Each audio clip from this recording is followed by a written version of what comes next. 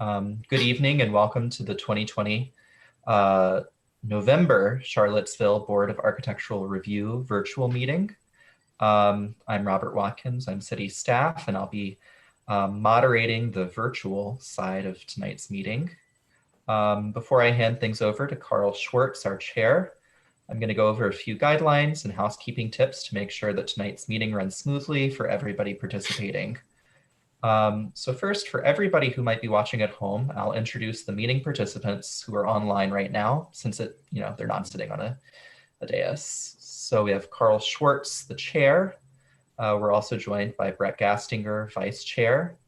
Other BAR members who have joined us include Sherry Lewis, James Zemer, Ron Bailey, Tim Moore, Sonia Lengel, and Jody Lehendro. Andy McClure, who's an additional BAR member, won't be able to join us this evening. We're also joined by Jeff Werner, who's city staff. Throughout the meeting, applicants and other participants of the meeting will join as needed. Just a reminder, typically we've had short breaks periodically through the meeting, and it'll be at the discretion of the chair to call them. For members of the public who are on the call right now, who'd like to provide comment, there are several places in the agenda where you can speak. At the beginning of the meeting, we allow time for comments from the public for items not on the agenda. Then, before the BAR deliberates on each individual application, we allow time for public comment. In order to provide comment, we ask that you register for the meeting if you haven't already, and then you'll become an attendee. And then when we get to the comment portion of the agenda, you can raise your hand using the raise hand feature and I'll unmute you. Or if you're calling in with your phone, you can press *9 and your hand will raise and I'll unmute you. Then our timer will begin and you'll have 3 minutes to speak. For applicants who are online already, you're currently in the meeting as an attendee, which means you'll have limited audio and video capabilities. When your project comes up on the agenda for review, I'll promote you to panelist, so you'll have mute and unmute capabilities and we can see you. When I promote you from attendee to panelist, you'll be booted out of the meeting temporarily, and then you'll automatically come back in as a panelist. So just hang tight. Also for applicants, during the staff and applicant presentations for each project, for the most part, I'll be sharing my own screen to scan through pages of your application you submitted for visual aid. While the BAR deliberates, I'm happy to share my screen again to reference specific pages or drawings. For applicants and BAR members, if you'd like me to go to a specific page, just please give me a verbal command to direct me to the page number. Finally, it's time for me to hand things over to our chair, Carl Schwartz. Throughout the meeting, please feel free to ask me any additional questions if you have any. Thanks. Well, good evening. Welcome to this regular monthly meeting of the Charlottesville Board of Architectural Review. Staff will introduce each item, followed by the applicant's presentation, which should not exceed 10 minutes. I will then ask for questions from the public, followed by questions from the BAR. After questions are closed, I'll ask for comments from the public. For each application, members of the public are allowed 3 minutes to ask questions and 3 minutes to offer comments. Speakers shall identify themselves and provide their address. Comments should be limited to the BAR's purview, that is, regarding only the exterior aspects of the project. Following the BAR's discussion and prior to taking action, the applicant will have up to 3 minutes to respond. Thank you for participating. The times noted below are rough estimates only. So, I guess, do we have any matters from the public? If so, use the raise hand feature or press *9 and I will unmute you.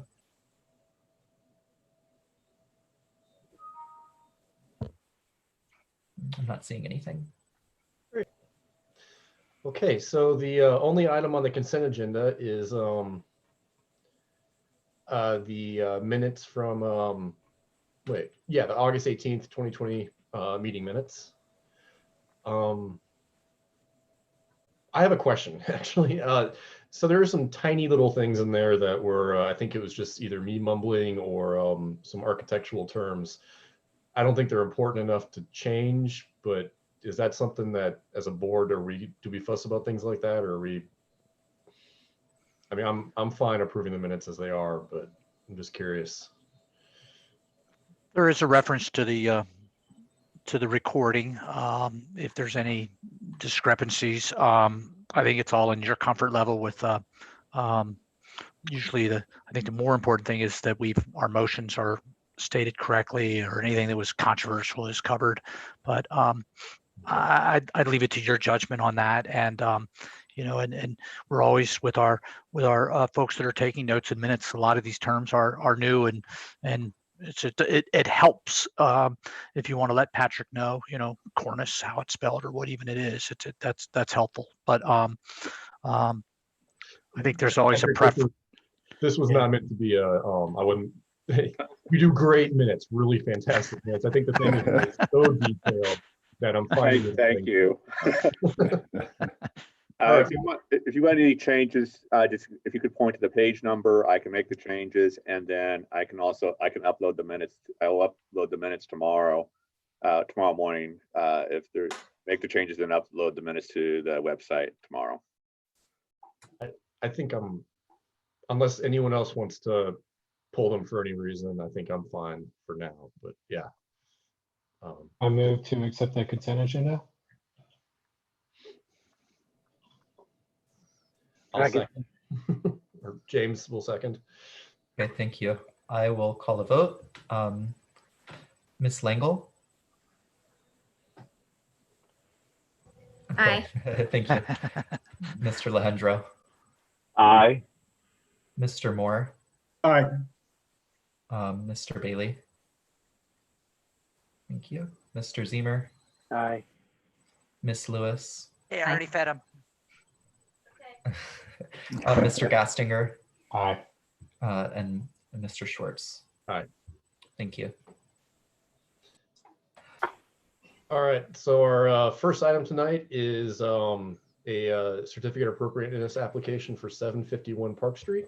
And as we get started, I'm going to go ahead and promote Jeff Dreyfus and Patrick Tennant so they can join the meeting. All right, I'll get started. This is a COA request for 751 Park Street. It was built in 1904. It's in the North Downtown ADC district. It is a contributing structure. It's the only frame colonial revival dwelling on Park Street. It's a 2-story, 3-bay house. It's oriented east towards Park Street and has a porch that spans that facade. The building has an impressive classical cornice and an asymmetrical slate roof.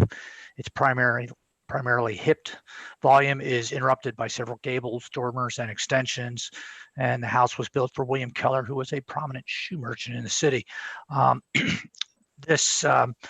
The BAR reviewed this particular request in February, and the applicant requested deferral. And the request is for to allow the removal of the porch, stair, and the entry at the north elevation. This is that small side elevation. Replacement of the entry door with a new vinyl clad window, and where indicated on the drawings, replacement of the aluminum siding with painted lap siding. And I think Jeff had clarified on the material they're going to use. And I can't recall if he said wood or cementitious, but I think it's wood. As I mentioned in 2009, the BAR unanimously approved the COA for alterations to the building's exterior that included the removal of the north porch and its replacement pretty much as presented.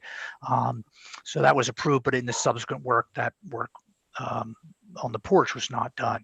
The design guidelines recommend that repair of deteriorated wood siding and to replace only when it is beyond repair. The applicant is proposing to use salvageable material to the extent possible. Regarding the demolition of the north porch, stairs, and the entry, we reviewed that and used the demolition criteria from the guidelines. Sorry, my dog is barking because he wants to eat again. The staff suggests that should demolition be approved, that we think that what's been submitted with drawings and photographs is more than adequate documentation for the BAR record as we typically request. And just two clarifications that I got from Jeff, make sure we note this. So the existing downspout at the porch roof will be extended down to grade. And there's a note on sheet 3 of the drawings about the extension of the cornice. That same note applies to the extension of the cornice on the corner. So what's different about this from the last time is we were talking about more extensive removal of the siding and work. This is all focused simply on that corner where this porch and entrance is located. And with that, I'll turn it over to Mr. Dreyfus if he has anything, and any questions for me? Okay. And Jeff Dreyfus requested to share his screen through the application, so feel free to go ahead and do that. All right, thank you all very much. Jeff Dreyfus, Bushman Dreyfus Architects here in Charlottesville. I'll, let me see here, get to share my screen. Here we go. Assuming everyone can see that. We'll run briefly through the proposal. As Jeff noted, our request differs from when we were in front of you last February, in that we are not looking to remove the siding on the rest of the house. We've decided to focus the request only on the demolition of the existing side porch. And as Jeff had noted previously, this area right here, it was approved in 2010. And at the time, the cost of it was just too great to do with the rest of the work that was being done on the house. And an interesting note to bring to everyone's attention is that at that time, one of the neighbors who wrote in support of this application noted at the time that the tenants bought the house, even then the porch had already fallen into disrepair and was not used. So this hasn't been something that's been new to Mr. Tenant's ownership of the house. So very briefly, the overall idea here is removal of that side porch. We'll talk about some of the reasons behind it in a moment. And here, with it being removed, replacing that is there's a stair landing just below, whoops, sorry, this window here. And so the smaller window underneath that landing, there is a powder room back there. So the idea would be to put that in a new vinyl clad window. I'm sorry. With the house is existing as exists has aluminum siding on it. And we understand that when we start to remove the porch, we're going to be exposing some material underneath there. And the question came about, how do we patch and repair that? And so our proposal is the entire area that is dashed red, which is between the large bay, protruding bay here, and the area here on the left. We would reside that with wood. Now, when we take the aluminum siding off, we don't know what the condition of the wood underneath it will be. We will salvage as much of that as we can. And what we can't, we will replace with wood of a similar the same dimension, so that we go back with lap siding. The same would be the case on this other side elevation. You can see here the porch and the stair. We remove it. We would propose not just a small patch, but the entire area on that side of the house to go back as wood. There is, I will say, a small area right here where, when we get to the photos, the roof intrudes upon the bow front slightly. We would hope to be able to salvage enough aluminum siding to be able to patch that area seamlessly. Also, there's a small area on this side of the house as well. That is the request. A couple of reasons that we have come to you again. Since that time, we have had a structural engineer review the condition of the structure, and the report was attached to some supplemental information we provided you all with. And his determination is that the porch is structurally unsound, not usable as it is, and would in fact require complete reconstruction. The other reason that we're here to talk with you is the belief that this porch wasn't necessarily, it's not a given that it was original to the house. We do understand that the Sanborn map from 1929 shows a porch in this location, or an appendage in this location, but it's not definitive on whether or not that existed when the house was constructed in 1904. The railings around on this particular structure, this is some of the supplemental information we've provided you all with. You can see the railings on the front of the house, the front porch here, classical detailing, and then the railing and balustrade on the side porch, which is much more Victorian, seemingly of a different era. Again, some of the details of those two. And then also, this is a very odd intersection with the bow front of the north side of the house intersecting with the cornice of the roof quite inelegantly, frankly, given all of the rest of the beautiful detailing on the structure. It just seems to have been an afterthought. And one other railing note is that the interior railing of the house, this is the stair railing, very clearly relates to the front of the house. The balustrade there, very different from what's here. So again, the railing on the porch seems very incongruous with the rest of the house. The structural engineer's report attached here, and at the very conclusion of it, recommending if any work's to be done on it, it needs to be a complete replacement.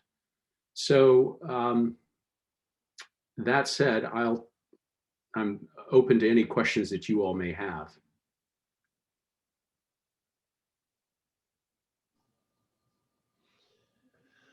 All right, well, first, let's see, are there any questions from the public? If you're a member of the public and you have questions, please raise your hand or press *9 if you're calling in. I don't see anything. Okay, questions from the board?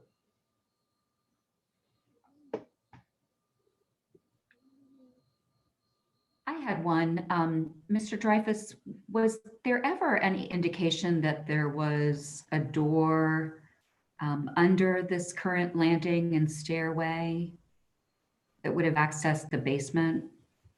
No, it clearly in this elevation drawing here, we do show an existing window that is there, and it certainly appears to always have been a window, not a doorway. There is a door into the basement right around the corner here on this side of the building, and also one further down that same west side of the building.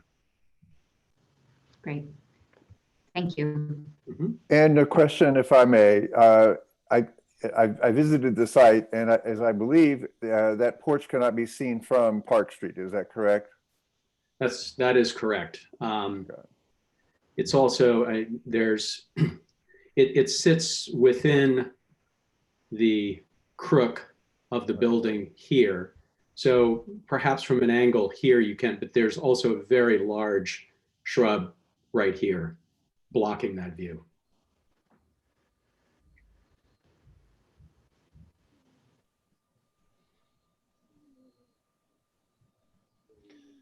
Well, if there are no more questions, are there any comments from the public? Again, please raise your hand. I don't see anything. Okay. All right. Well, comments from the board.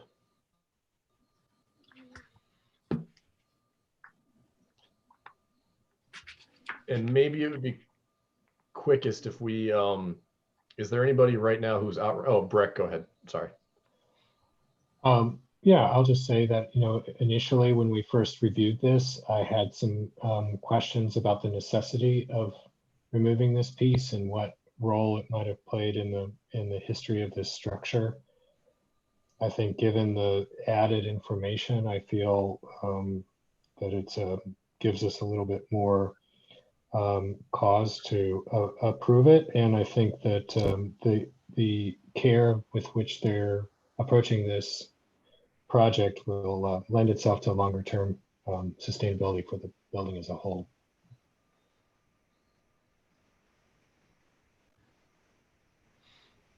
Is there anyone who disagrees with that? I have a question for Mr. Dreyfus.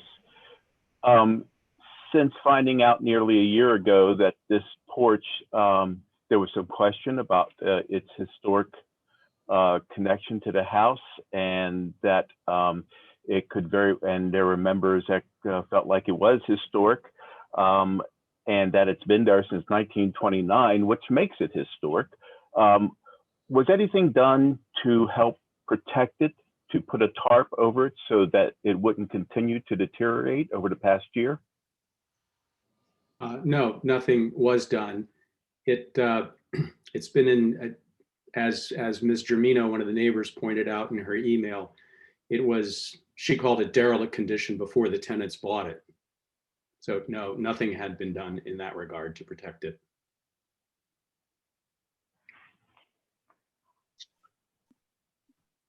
So I disagree completely with where this is going. This is an important porch. It's historic. The gentleman who built this house lived here until the 1950s. There was no major change to the building in the 1920s. And we know by the Sanborn maps that it's been here since the 20s. And it faced a road, the side road. It was an important elevation of the house, as the bowed window of the dining room on that elevation that indicates for that side. Not doing anything to protect it in the meantime is called demolition by neglect. This should not be torn off. It's a convenience, and it's important to the original layout of the house and to the entrance to the house. It violates our demolition guidelines, and it should not be taken off.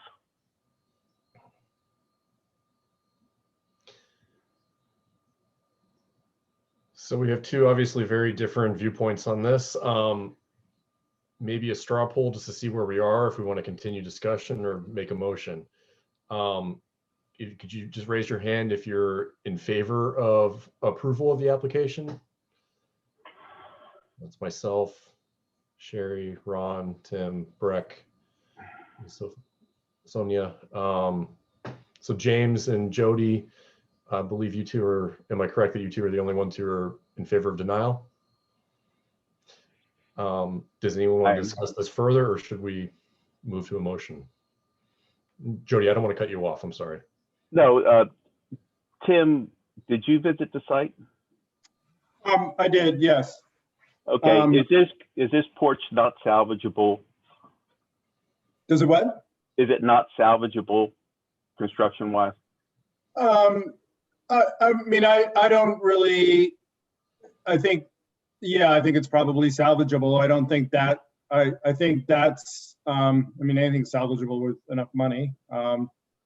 I think really it's more a question of, I mean, I think this is always the conundrum with the older house, with houses in general nowadays, is that, you know, it's like it starts out as a colonial, ends up as a Queen Anne. I know it wasn't the case with this particular house, but and I'm not trying to put you on the spot, Tim. No, I know. I'm just thinking about I'm questioning the engineer's assessment.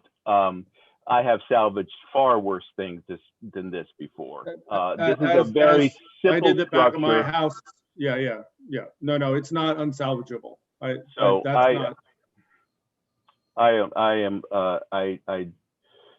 disagree completely with the engineer's report. Yeah, But so I don't want that to be, you know, and Tim, I wasn't putting you on the spot about what your feelings are about this. I was just wondering, as a professional builder, and an architect, what you thought about its salvageability. I think it's salvageable, but yeah, I mean, it's be a little bit like George Washington's axe. By the time you were done, I don't know how much of the axe would be left.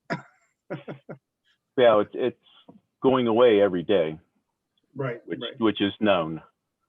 Right. I don't support demolition because of the poor shape that the structure may be in. Mr. Alejandro, I would say that I support it because I don't feel that this porch is an important, significant part of the district, nor do I think that the features are special or notable compared to all of the other significant and notable features on this property. I mean, this house is important. There's a lot of things that are unique about it. It's the only colonial revival that's made of wood, but I do not believe this porch is original. We do know that in 1929 there was some sort of structure there. From the Sanborn map, there are no stairs shown. So what kind of structure was there, and what kind of, we know it was a either slate or tin roof according to the Sanborn map. We know it was 1 story. This landing is actually 1.5 stories off of the ground. I did do a site visit as others did. But I would support demolition of this because I don't think that this landing and stairs show any significant features that relate either to the property that it's attached to, nor to the district. I do think that that cornice jutting into the bowed siding tells me that it was a later addition. I just can't believe any architect or builder who built this very attractive property and structure would do that at the get-go. So I don't think it's original. I do think that it's old. I don't think it's notable. And I do think that it's, I would support demolition of it under our guidelines. I'm ready to make a motion, but maybe there's further discussion. Well, I did want to just sort of chime in a little bit. I think part of it for me is that it's a little bit, it's vestigial. It's on a secondary street. I don't think it doesn't enhance the building in any way, but I think, duly recording it, certainly making clear that it was there, that I think it's important to the timeline of the house to acknowledge that it was there, but I don't feel that it is intrinsic to the historic integrity of the house, but I think having it recorded is.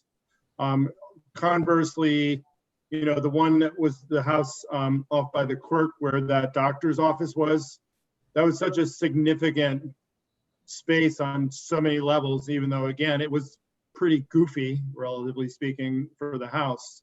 But I felt like that had more, this is almost like, I guess my equivalent would be, are we, once we work our way around handicap access with biometrics and all that in 20 years, is our handicap access points going to become, historic? I don't really think so. And I think this had that kind of, there's an overlay of just pure functionality to this that, I think it's interesting, but I don't think it's critical, and it clearly sticks in the owner's craw too. And we're not particularly, we want to encourage people to take good care of their houses, not feel like, we're going to make them jump through hoops at things that seem somewhat arbitrary, for lack of a better word. That's my perception. And I understand where Gachody's coming from 100%. I think this is a judgment call, and I don't think this is a sword worth dying on.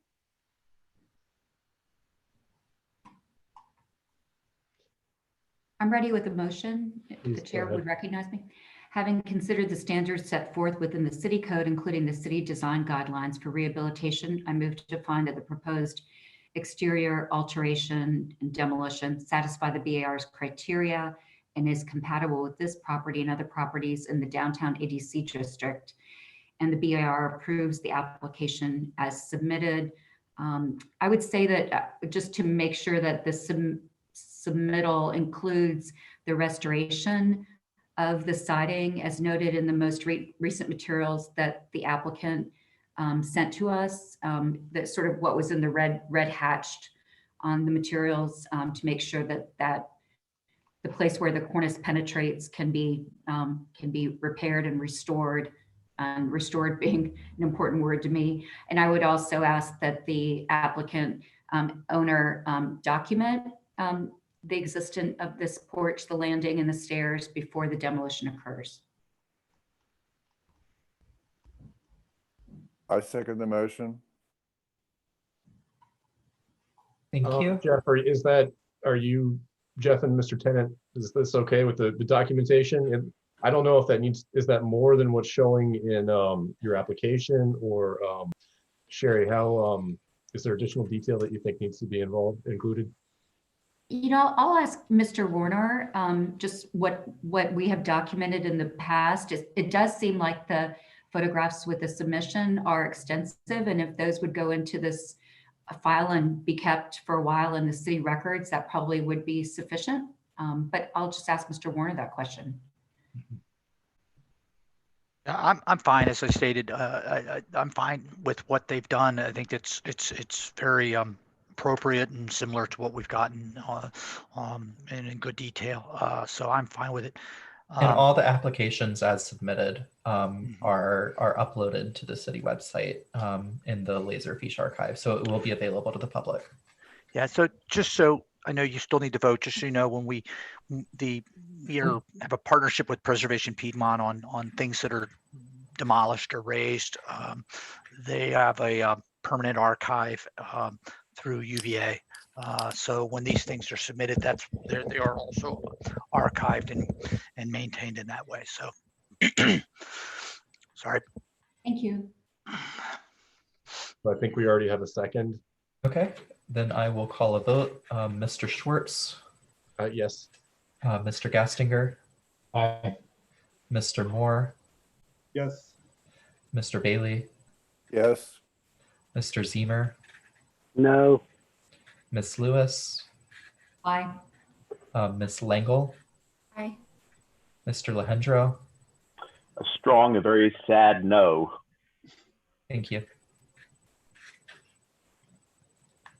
All right. And so that passes. Jeff, if you, Mr. Tennant, if you could pull down the sign, I appreciate that. Wherever Robert stuck it. Yeah, it's on a telephone pole on Park Street. Okay. So. And then, and I just want to add that, Jeff and Mr. Tennant, thank you.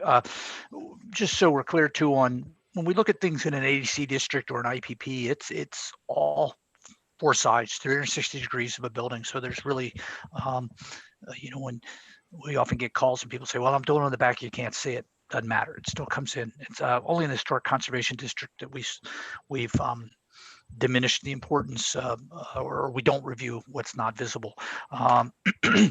Okay, the next project up. Oh, I'm sorry. No, I was just going to say, Jeff and Patrick, I'm going to remove you so you don't have to don't remove Jeff because I think he's here for the duration. Well, I'll re-add him later. So Thank you. All right, Jeff, thanks. All right, so we're on to 731 Locust Avenue. Okay. And I'm gonna. Sorry, Go I'm also gonna just add these applicants as well. So. This is a good example of one where I should have stuck this on the consent agenda, to be honest with you. So this is a COA request. It's within a historic conservation district. This is 731 Locust Avenue, constructed in 1917. It is in the Martha Jefferson Historic Conservation District, and it is a contributing structure. It's a two-story, two-bay hipped roof. It's stucco. It has central cross gables with boxed cornice and returns. The hip roof porch encompasses the entire facade and wraps around the north elevation. The porch is supported by simple Tuscan columns and balustrade. The main entrance is in the north bay of the front facade. And a two-story addition and attached screened-in porch are located at the rear. Been no prior requests for this address. The request is fairly simple. There is an existing standing seam copper roof on the house, on the main house, on the porch, and on the addition to the rear. And due to to its installation, they'll be replacing that in its entirety except for the front porch, and on the main house, or the main portion as is described, replace the standing seam copper with standing seam painted metal. On the back portion, which is the addition, replace the standing seam copper with asphalt shingles. And there's replacing the eave mounted gutter and downspouts as needed. There's I don't know, I highlighted the image in the staff report, but you can see, so nothing on the porch. The main portion of the house, the original house, would be put back in standing seam metal, and the rear in asphalt. And normally, within a historic conservation district, I wouldn't even, the back roof section wouldn't even be reviewed, but since this is all one submittal, we'll put it all together. The relative to the request, the BAR consider allowing asphalt shingles on the entire roof. The applicant did ask that I raise that. I think I expressed I can't support that, because one of the main features that the folks in when they established the district, the people in the Martha Jefferson neighborhood, they identified standing seam metal roofs as one of the architectural character defining features that they wanted to see preserved. So you all can discuss that option, but that's my suggestion on that. And then finally, the guidelines for projects within a historic conservation district are by design less rigid than an ADC or for an IPP. The overlay is intended to preserve the character defining elements of the neighborhoods and to assure that new construction is not inappropriate to that character, while minimally imposing on current residents who may want to upgrade their homes. So within a historic conservation district, there are buildings that may easily qualify for ADC district or as an IPP. In fact, there are some IPPs within the conservation districts, but regardless of that, in evaluating proposals within conservation districts, we'll remind the BAR that you only apply the design criteria for a conservation district.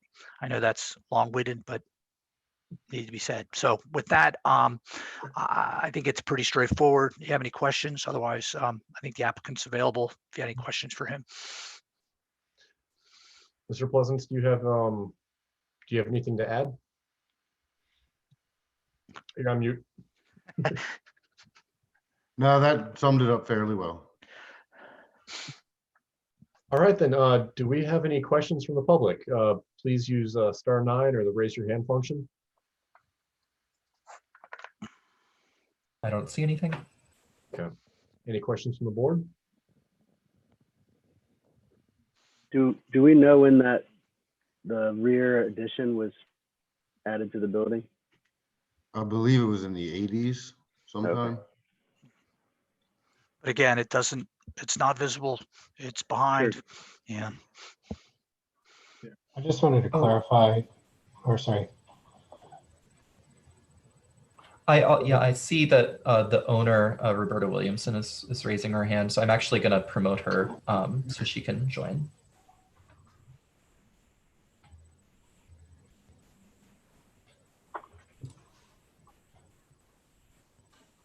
The house addition, the two-story addition in the back, was added in 1995. The porch off of that addition was added in 2002. Thanks. If that helps.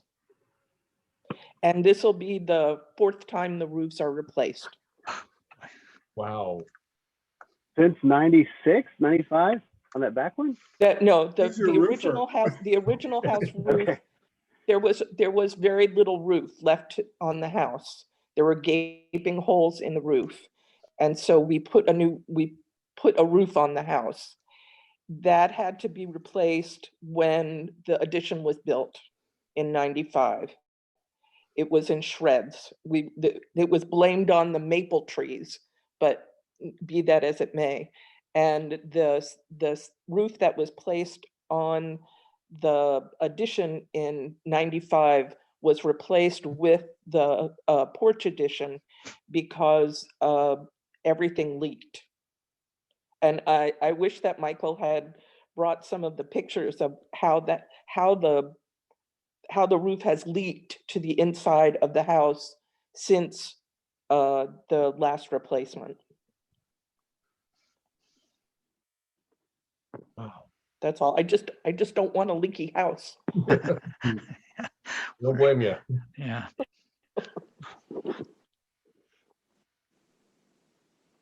All right. Well, are there, Breck? I'm sorry. I just wanted to clarify because there was something in the staff report. It said it says that the staff recommends approval of the asphalt shingles on the back roof of the house, but then it goes on to say, which includes the rear portion of the main roof.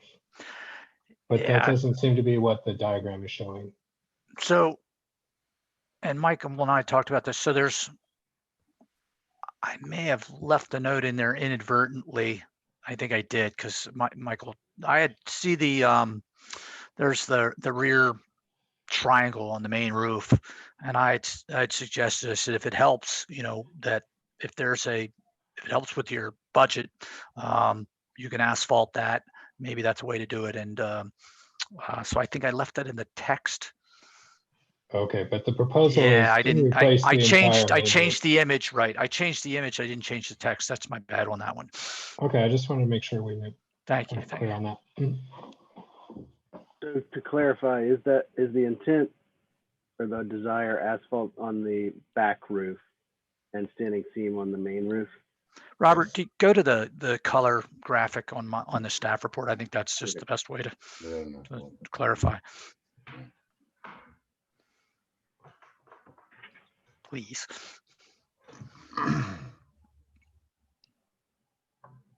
Yeah, right. So the application is for what's shown on the screen, but the applicant just wants to bring up the question in case we'd be okay with it to do the entire roof in asphalt. Right. Correct. Okay.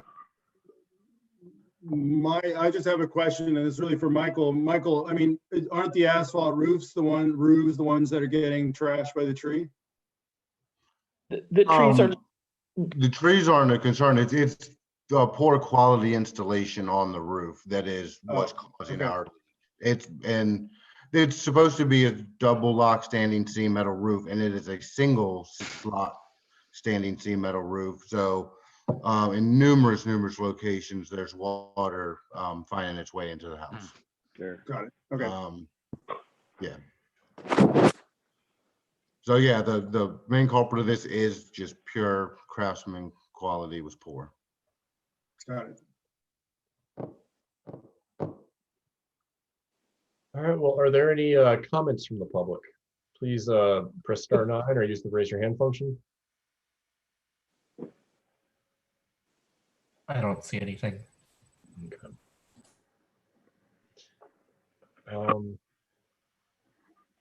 BAR. Is there anybody who would be amenable to the asphalt on the entire roof? Just get that out of the way. Okay. I'd rather not. Yeah. I think it's a little funny how the guidelines are in conservation districts allow you to rip all the trim off the house, change out windows. I think you could probably rip the siding off and redo it, but it is pretty clear that standing seam metal roofs are part of this. Even the so I checked the conservation district guidelines that are not just for Martha Jefferson, and it said let's see, I think under building materials, yeah, long-lasting, durable, and natural materials are preferred, including brick, wood, stucco, cementitious siding, and standing seam metal roofs. Of course, the language is all should, encourage, things like that. Things, I don't know, I say it all the time. We need to, I'm going to forget, but at some point, if we're ever updating guidelines, the language in these might be good to look at. All right. What about asphalt shingles on the rear roof? Who would be in support of that? I support that. No problem. Yeah, I think that's easy. Thank you. I'm sorry, Mrs. Williams. Sounds like you've got a you got yeah, that was some bad luck. I'm really sorry. Is there any further discussion we need to have, or I don't think the guidelines actually specify the hips and ridges. We do like them to be not large and chunky, but I don't think that's actually in the guidelines. Yeah, does anybody want to make a motion, or is there further discussion that needs to happen? I was just going to say the other thing is that, technically copper wasn't really, copper is a late 20th century fixation on the part of Charlottesville and Albemarle County. I mean, everything used to be painted standing seam, not copper. That's what the roof was originally. Yeah. That makes total sense.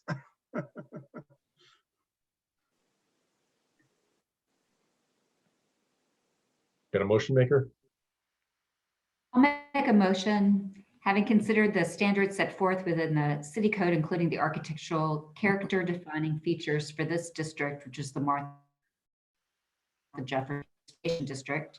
I move to find that the proposed roof replacement, and that would be standing seam metal on the main roof and asphalt shingles on the back roof, are compatible with this property and other properties within this district, and that the BAR approves the application as submitted, with a mere suggestion that there be no chunkiness on the eaves and ridges per Mr. Moore. He likes his peanut butter smooth, not chunky. Yes. I'll second. Thank you. I'll call a vote. Mr. Schwartz, Yes. Mr. Gastinger, Yes. Mr. Moore, Aye. Mr. Bailey, Yes. Mr. Zemer, Aye. Miss Lewis, Aye. Miss Langle, Aye. and Mr. Lehendro. Aye. Thank you. Thank you. Okay, passes. Everything's good. Michael, hope that helps. And Yeah, thank you very much. pull that sign down wherever Robert put it out front of the house. Miss Yeah. Williamson. It's anything on a we can do? telephone pole across Yeah, the I'll street. grab So All right, Thank thanks. you. I have a leaky roof too, so I'm just groaning sitting here what I'm going to have to do very soon. You have a Frank Lloyd Wright house, do you? No, I have a 1880, God knows what it is house. Are you allowed to submit an application to us? Yeah, I would have to just skip the meeting, I guess. I would present on it. That's the way the city does everything. Why shouldn't you? I would just approve it myself and not tell you maybe. I don't know. Jeff, Okay. Jeff is All the right. winemaker's house. That's right. The maker was more intoxicated with other aspects of the house rather than the roof. Yeah, I don't know what they did. If someday I'm going to have you all over here, and if you can explain to me how the pieces and parts fit together, I'll buy you all the wine you want. It is a confusing place, but yes, my roof leaks. I have to replace it, but that's like $35,000, and I mean, I guess now that our little one is done with college, we can start putting money into the house. But all right, next up I've is added Fred Wolfe, so he can. He's here now. Okay. So. Thank you. We have Fred. and this is a BAR, of course it is. This is a certificate of appropriateness request for I believe it's now has an address of what is it now? I think, yeah, 230 West Main Street. This is otherwise known as the Code Building. Also, what you'll notice is in lieu of kind of continuing of original BAR numbers, this is a new request. This is a separate request for this project. And Code Building was initially encompassed multiple structures at 215 West Water Street, 218, 220 West Main, and 230 West Main. Site is now a single parcel, 230 West Main. except for the preserved facade at 218 220 West Main, which was constructed in 1901. The entire project is new construction. This request was the reason it has a BAR number of October. That's what the 10 is in the middle. But Mr. Wolfe asked me to pull it from the agenda prior to the meeting. So this is the first time you're seeing it. There's a request to install a street level metal gate at or near the Water Street entrance to the code buildings in their courtyard. And I looked at, and I included in the staff report some of the more recent similar requests for the installation of security type gates. Was one at 500 Court Square with the Monticello Hotel, and which you all approved a year and a half ago. In 2004, the BAR approved security gates in the Brick Arcade along North First Street for the First Methodist Church. And for both projects, staff presented the design guidelines for walls and fences, which is applicable, so we think it's applicable for this request. Additionally, staff suggests the BAR refer to the design guidelines for street level design, materials and textures. That may be helpful. Mr. Wolfe, I think, has provided some additional information about color and detail. Excuse me. And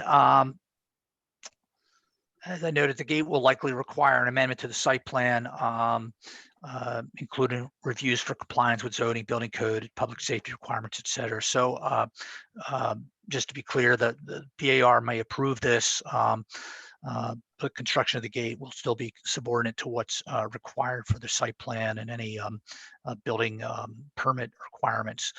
And in the event that those reviews result in anything that significantly alters this design, we may require that this come back to the BAR to review those changes. So just laying out that possibility for you all.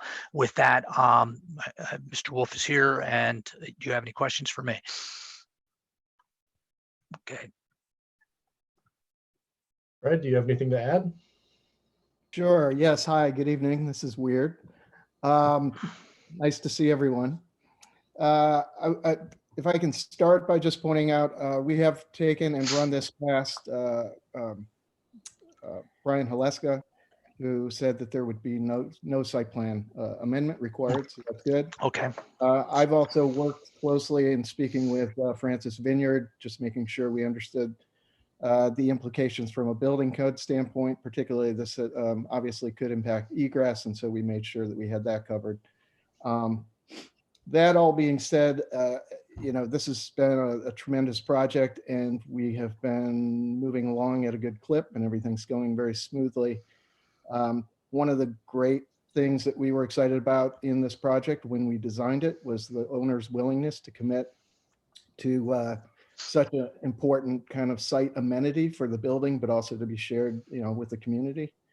And as such, I would start by saying we did not design this space to close it off. We want it to be used. We want it to function the way we had hoped. We love the fact that it could improve connectivity between the mall and Water Street. So it has all types of great benefits to the project. That being said, as I wrote in our intro, security has always been some concern on this, particularly when you open up and expose the, private site internally, the courtyard, to public traffic, and particularly traffic, I think late hours, after hours, overnight. And so we've been thinking about different ways to tackle this. And of course, as we got further into design and construction documents, we've had consultants that have been working with us on a whole number of things, not the least of which are security consultants, just talking about how we manage traffic in and out of the building, how we manage and monitor traffic on the site. And at their suggestion, the owners became quite convinced that it was important to be able to have, at least as a preemptive measure, the possibility of being able to limit passage through the site overnight and after hours, late at night. So I'd like to begin by just saying it's our goal that this would be built and installed and never closed. But we won't know until this is open. It's going to be a new kind of space. It's a new kind of building. And I think that the ability to monitor how that goes, and then from time to time, if it's needed, for the owner to have the flexibility to limit passage through their site was important to them.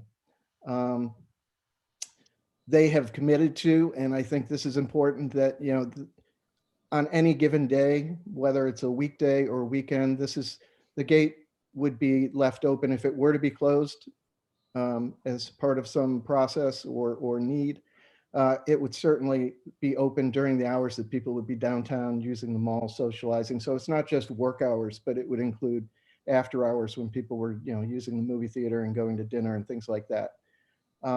The other thing that I think is important to note is just that the character and the tenants in this building are not going to be, it's not going to be a typical 9-to-5 office building in and of itself. It's got a variety of tenants doing a number of different types of businesses, many of which will work late into the evening and early in the morning. And so just as a matter of the building functioning and functioning for its own users, that can't be closed. But we took this approach realizing that that the mall is a very special streetscape and we did not want to put anything physical there.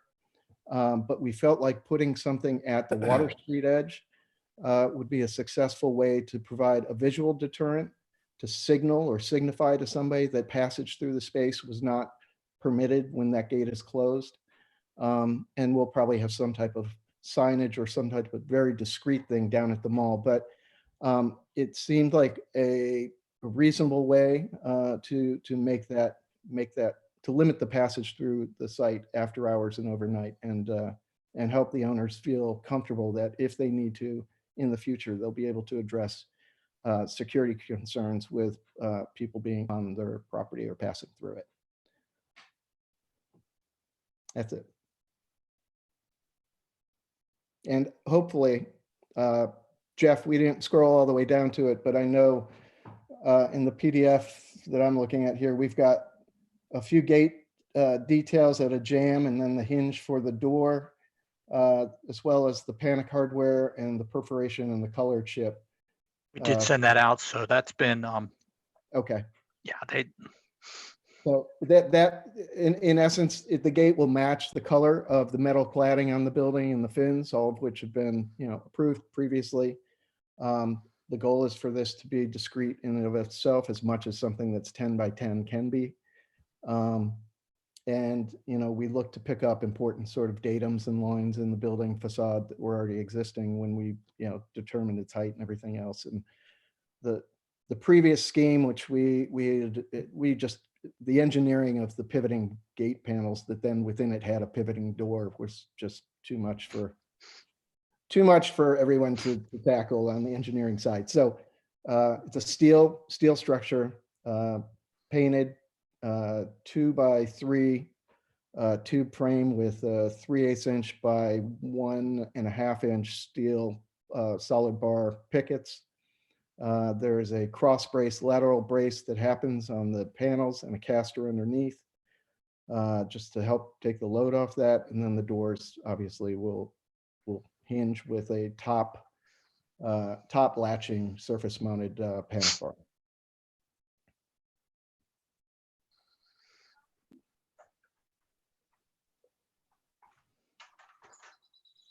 All right, well, are there any questions from the public? Please use the raise your hand function or press *9. Can I say one other thing, just in case anybody has any? Andrew Benenti, who is owner's rep and in charge of the project from the development team, CSH, is also attending the meeting, so he's available if you guys have any questions. Great, thank you, Fred.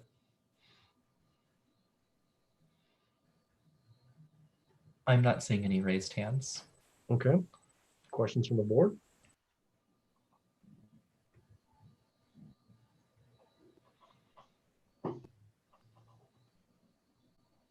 I am a little curious. It sounds like you haven't actually figured it out yet, but the signage you would put at the mall, you said discreet. I'm just kind of curious. Do you have any thoughts on what that might be? I don't. I think that we're working with oh God, Iconograph and Gropin, and they are doing a signage package.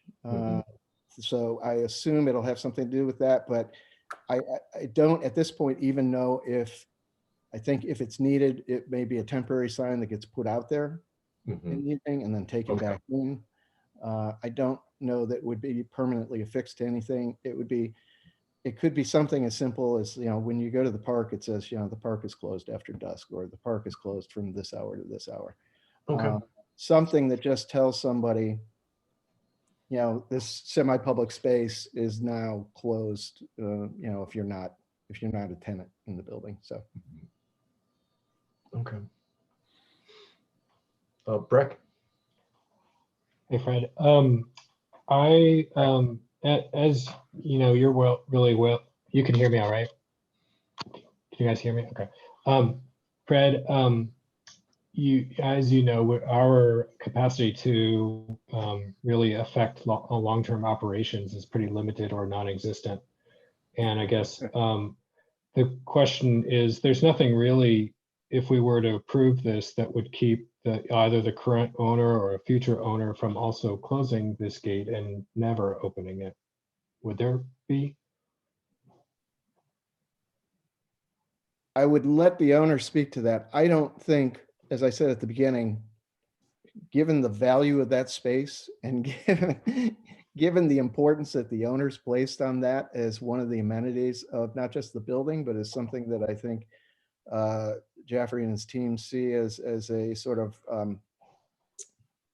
as an amenity that they're creating that's an urban gesture back to the city. I can't imagine that there would ever be a desire for that. It's just not in the spirit of what we've done. I mean, the fact that could be a need for it, I think, is probably highly limited and questionable, but it would be virtually impossible, not impossible, to go back later and try to retrofit this in versus build it in and engage with the structure now that we have at the time that we're doing it. And so it actually makes more sense to put it up now and just simply never use it than to try and come back and retrofit it in. But I can't, all I can do is say what I've been told by those guys, which is, in an ideal world, this thing won't ever be shut. But if we find that we have an issue at 2 a.m. with people feeling safe or unsafe coming out of their workspace because people are flying through there and, it's turned into, something that it's not intended to be, which is a communal space for the enjoyment of the community, the citizens of Charlottesville and the tenants of the building. They need ways to be able to manage that, I think, as part of their private property. And I think what we're trying to do and try very hard to do with that design was to make something that's as transparent as it could be, while achieving what they needed to achieve, so that we did not disrupt or lose the visual connection through and the transparency that we have through that space between Water Street and the mall. And I think that actually we had a long discussion about why you want to do it at both ends. And I knew full well that doing something like this on, I think, the mall side, which I tend to consider more of the front of our site, was certainly not in the spirit of what we were doing, but doing it on the Water Street side next to our service elevator and our loading dock and our garage entrance seemed like, if there's a back or a more service-oriented side to the building, that this was the side that it made sense to try and tackle the problem and then achieve what we could by, again, as I said, sending that sort of visual signifier or clue to somebody who's a pedestrian using the mall, who might just say, oh, we can't go up there tonight, the gate's closed, which, is it's a more subtle way of telling somebody, no, you can't come in here. But I think it kind of walks the line between just closing the space off and trying to have some option to mitigate passage through there if they don't want people going through there overnight. You said it would be difficult to install later. Is it possible to install the attachment points now and the gate later if there were a need?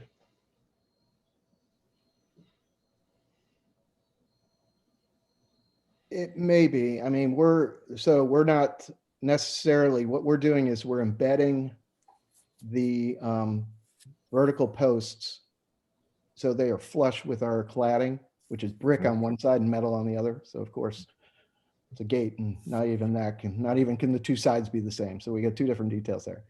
But that post goes down and it'll have a plate that goes into the structural deck that's below the pavers. And that is, that portion of the design won't be visible, but it's going to have a serious base plate and some gusseting and some other stuff. It may be possible to do something like that. I think that from the owner's perspective, if they determine somewhere down the line in the first 6 or 12 months of being open that they do need to close it overnight, I'm guessing they probably won't.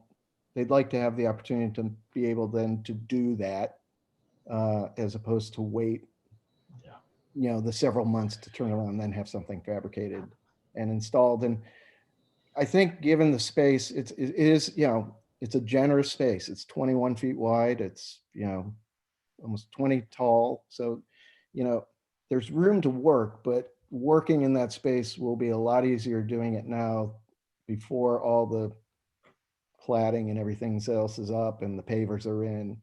And then you're trying to put weight on the paver system with, some type of genie lift and other stuff. And so I think our goal and the hope is to be able to just do it now and say that it's there if it's needed.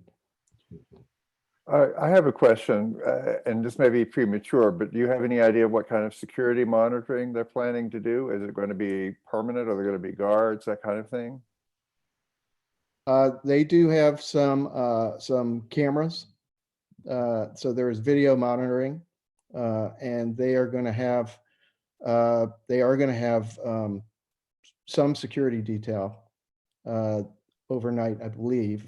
Andrew can correct me, but from a management standpoint, I don't know if it's 24 hours a day, but certainly they'll have somebody there who gives them the potential if they need to ask somebody not to loiter or whatever.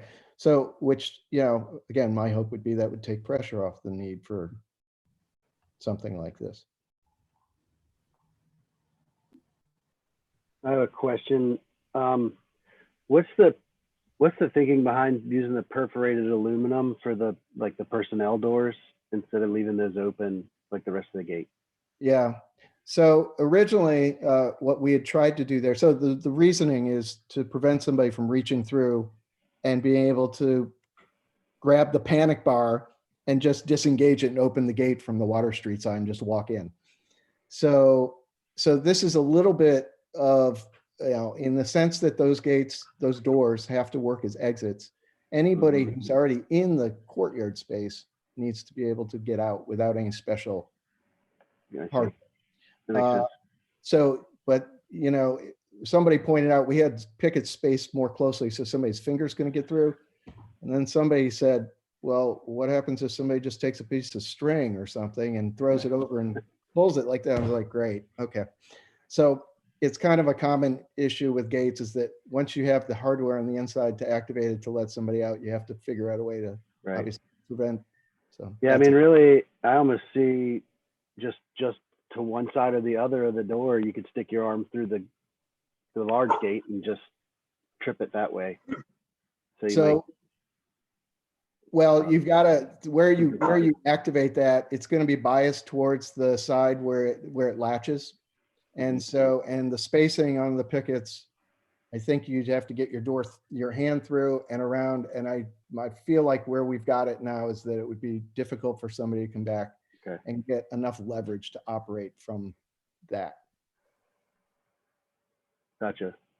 And then the only other question I had was, do you have a sense of what the caster is going to be made out of? Just, and really it's more a maintenance type of thing. I can see this thing potentially over time leaving a mark or cutting a groove in the paving itself. Interesting you should say that, because our structural engineer has said, I think that the diagonal bracing, the rod that you see diagonally there, is going to do enough work that he felt comfortable it could hold up that corner without the caster. And so we debated, it may be something that would go away. And I agree with you. You know, there are casters that have a spring mechanism, so that they are able to adjust a little bit with slight variations in elevation, or and certainly that would also help. I was just worried about, you know, I was trying to give the structural engineer some help by putting that out there. And I figured it's probably going to have some type of high density rubber on the wheel, so that it's not doing what you just described, because anything else would probably start to make a mess of our granite. And we don't want that.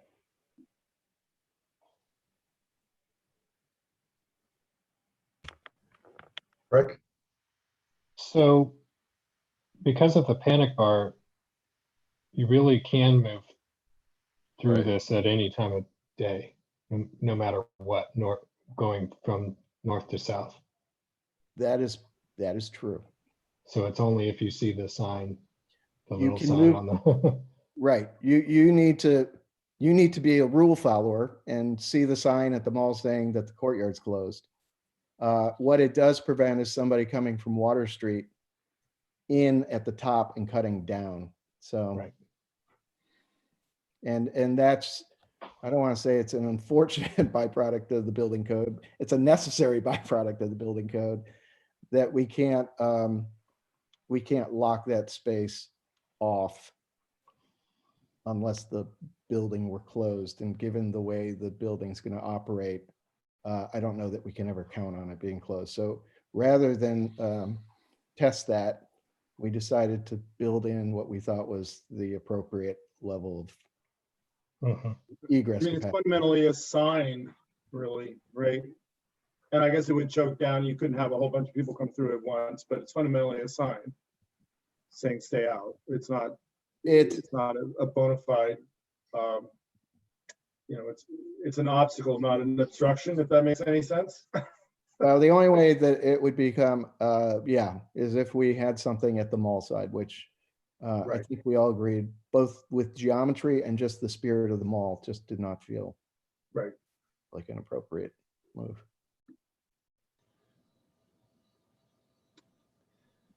Should we move on to comments? Oh, Sherry?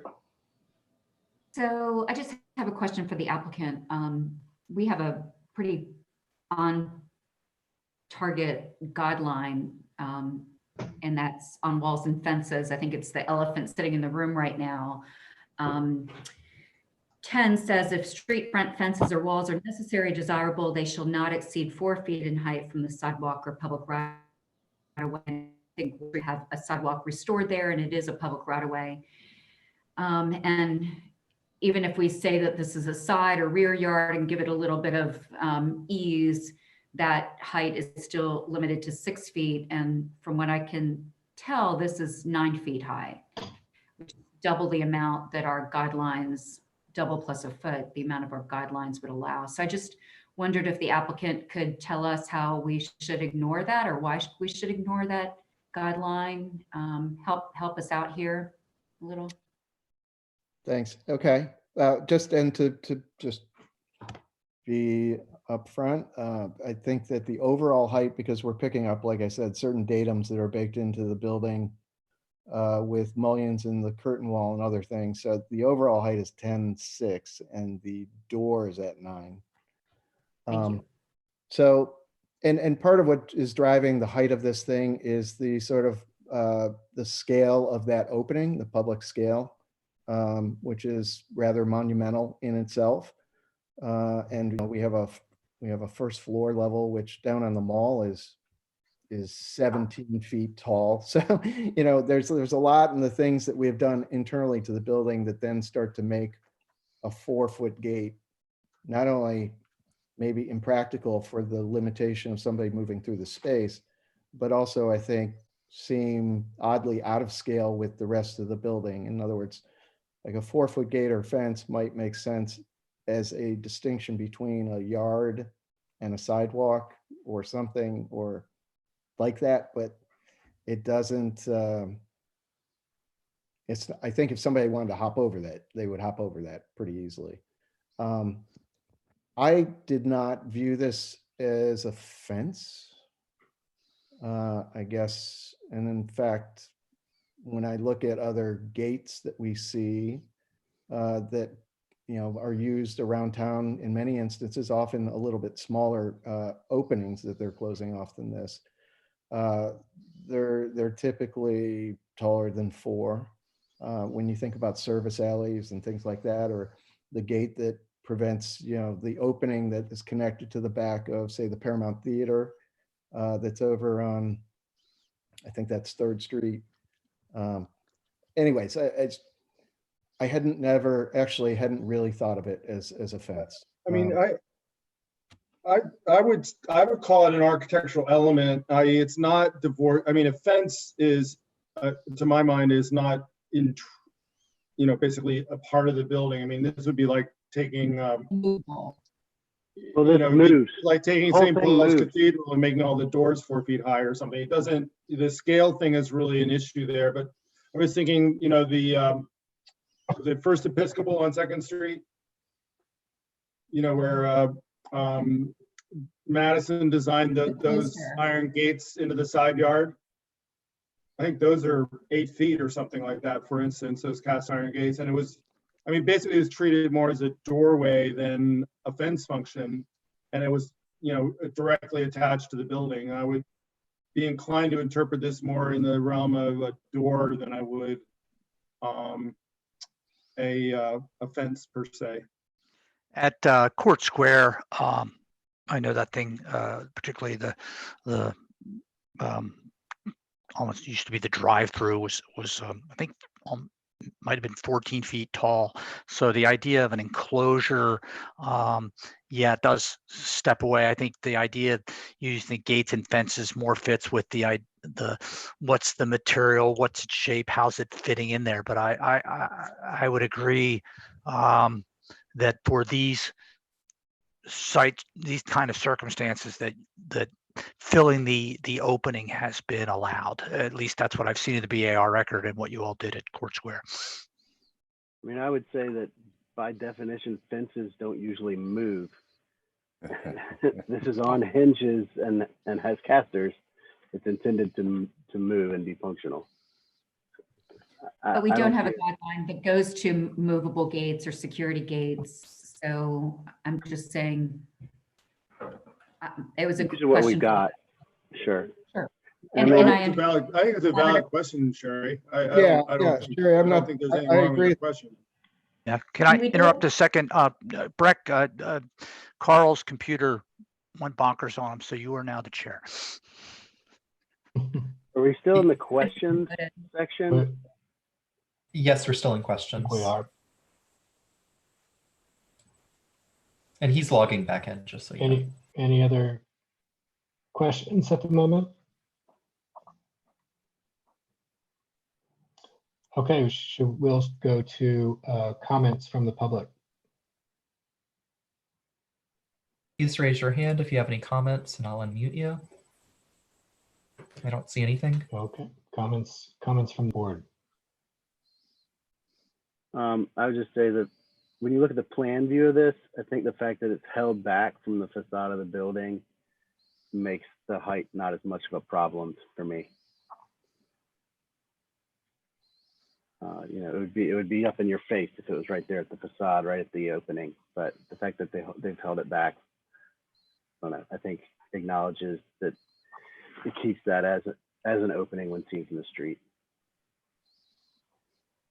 I guess one thing, and Fred, I'm sure you guys considered this. I suppose one option would be, if you wanted something that just didn't appear, you could also do and I'm not saying it's aesthetically a great idea, but I mean, you could technically put in a roll down door with doors in it, but I don't know how you do you wouldn't be able to get the height in it. I don't know. Yeah, we considered, I think that might have been the owner's presumption that that's where this would have gone at first. And I felt like because this opening is directly adjacent to the garage opening, yeah, I felt this wanted to be treated differently, more like pedestrian. Yeah, yeah. I agree with the decision. I just was curious. So I didn't want those two things to come off too similar. And I think that the ones that typically then have a man door in them are not usually aesthetically very. No. No. And the door height's usually compromised by the panel breakdown also. Carl, welcome back. We're now in Sorry about comment. We're on comments from the board. Okay. All right, good. So we skipped ahead. Thank you. Yeah, sorry, my computer just decided to shut itself off. I'd just like to say, considering that the sole purpose for this gate is security, that it could have been a whole lot worse to provide just a solid door for security, period. And I'm very grateful that the architect and the owner has decided to do something that's attractive and expensive, and compatible with the design. So I'm very pleased with what they're suggesting. Rick? I agree with Jody. I'm going to disagree. I don't support this as is. I think that and when we were reviewing this building at the beginning, we too were very appreciative and recognized the immense contribution that the passage through this building was going to make to the city, that the public accessibility of that courtyard and passing through to Water Street was something that was always applauded, I think, at every presentation. And if there was some way to know that this was something that was only going to be used after 2 a.m. to 6 a.m., I think we all might have a different feeling about it, but we really have no way of knowing how this could be used by future owners, or even with the assurances of the current owners. And it would really dramatically impact the visual character of Water Street. There's the Water Street facade already is pretty, I think throughout the review of this building, we were concerned about its scale and its severity. And we weighed that against some of the elements of the building, like the passage through, and like the way that it stepped down to the mall and the courtyard. And I just feel like, in lieu of really good guidelines that give us something to go on related to security fencing, I think this is really something quite different. We look at some of the guidelines that we do have about the impacts of proposed changes on the site, adjacent buildings, structures, public space, and I think this says something that's quite cold and off-putting to our public spaces, potentially, especially when closed. I do think it's designed well to be very minimally impactful when open. We just don't know when that will be. So I have concerns about it.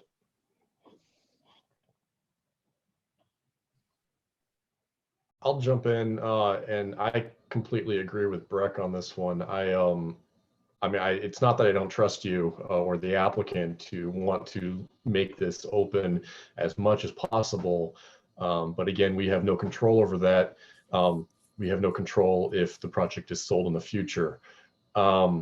And I think, to add to Breck's point about Water Street, during a time of night when the street is probably its at its scariest, this fence could potentially be closed, or the gate would potentially be closed, making that street even more foreboding.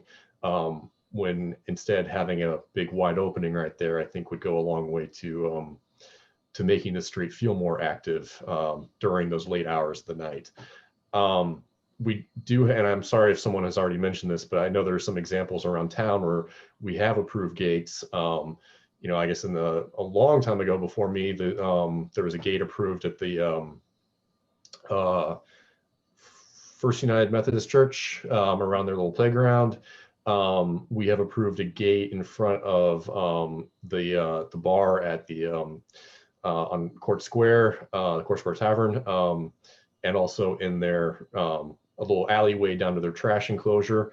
I think the difference there is, and we've brought this up before, when the Paramount asked if they could gate off their front entrance. And the difference is that those other spaces where these have been approved are clearly private spaces, or they're clearly utilitarian and service spaces, or in the case of the bar, it's a door. I think there's another gate over in front of a hair salon on the mall. But again, it's a doorway. You've only got a couple feet until you hit an actual door. This is clearly a public space, or intended to appear as a public space. It's not a place you would expect to find a large gate like this. So that's where I don't think it qualifies for an exception to our guidelines. And Sherry made a good point about the guidelines that she read off. I mean, those are, maybe it's not exactly a fence, but it violates those guidelines, the spirit of those guidelines quite significantly. So yeah, I'll stop babbling, but that's kind of where I'm at. Sure, Fred. Yeah, sorry. Let's let Sherry speak, and then we'll let you. Yeah. I'm sorry. Go ahead, So Sherry. when they are considered 500 Court Square, they apply the offenses to security gates. I think my internet is a little weird. Maybe I'm a problem. Yeah. Can you guys hear me? Okay, good. I know when I was last on the BAR, we also approved the Sally Port that's next to the Levy Opera House. It was being used as the J&DR court there, the court. And then we approved the gate at the back of the Albemarle County County Office Building, actually on High Street. They created a Sally Port there to transport detainees. So we've looked at these before, and we have applied, from what I can tell, the fence criteria. I'm not saying it's perfect, but I think the fence criteria here is applicable, because it is private space. This owner could close this forever, and it will be a fence. There are no guarantees about hours that it will or won't be open. I tend to agree with my colleagues. It's really not so much about the materials and what it does. It's really about the lack of pedestrian flow and the promise of this application. And I'm looking at minutes from the August 15th, 2017 meeting. That was just a preliminary discussion. I know that's not binding on the applicant, but I think there was a sense from the beginning saying they wanted the space to pedestrians, not just building users, open it up to the sky, celebrate it more on Water Street. And I mean, you've got a street wall on Water Street that's pretty near right now, and laid it down water. And I this trying to get back to the mall. Maybe I'm from West Main somewhere, and I find this closed. I've got to go around the block. So I concur. I do think our guidelines go to flow, pedestrian use, connectivity, and I think this gate flies in the face of that. And I'm sorry. Fred, did you want to respond? Well, I simply, and this is, I'm not trying to argue one way or the other here, but I was just going to point out that one of the precedents we looked at when we were talking about this, which is another public space in New York. If you know Paley Park has a large gate that is at its entry, and it's a pocket park with a beautiful LA trees and a wonderful water feature at the end at the back wall. But there's an example of a public space that is controlled to some degree by the ability to close it at certain times. So, and that was a precedent. And in fact, at one point was very literally the details we were looking at for how the gate could function. So I hear what everyone's saying. I'm not trying to argue or push back on that. I genuinely feel, as you have said, that this is an important amenity and one of the great aspects of the project, and that we're very proud of the connectivity and openness. And all I can say is that I believe that it is our client's intentions that not to then subvert what was a considerable move to leave that much space unbuilt and create that semi-public space. At the same time, I fully understand their desire to try and control, if need be, movement and passage through what is still private property for them. So, it's kind of, I think at one point we thought that could be done more with manpower and staffing, but I think that the realities, if we've,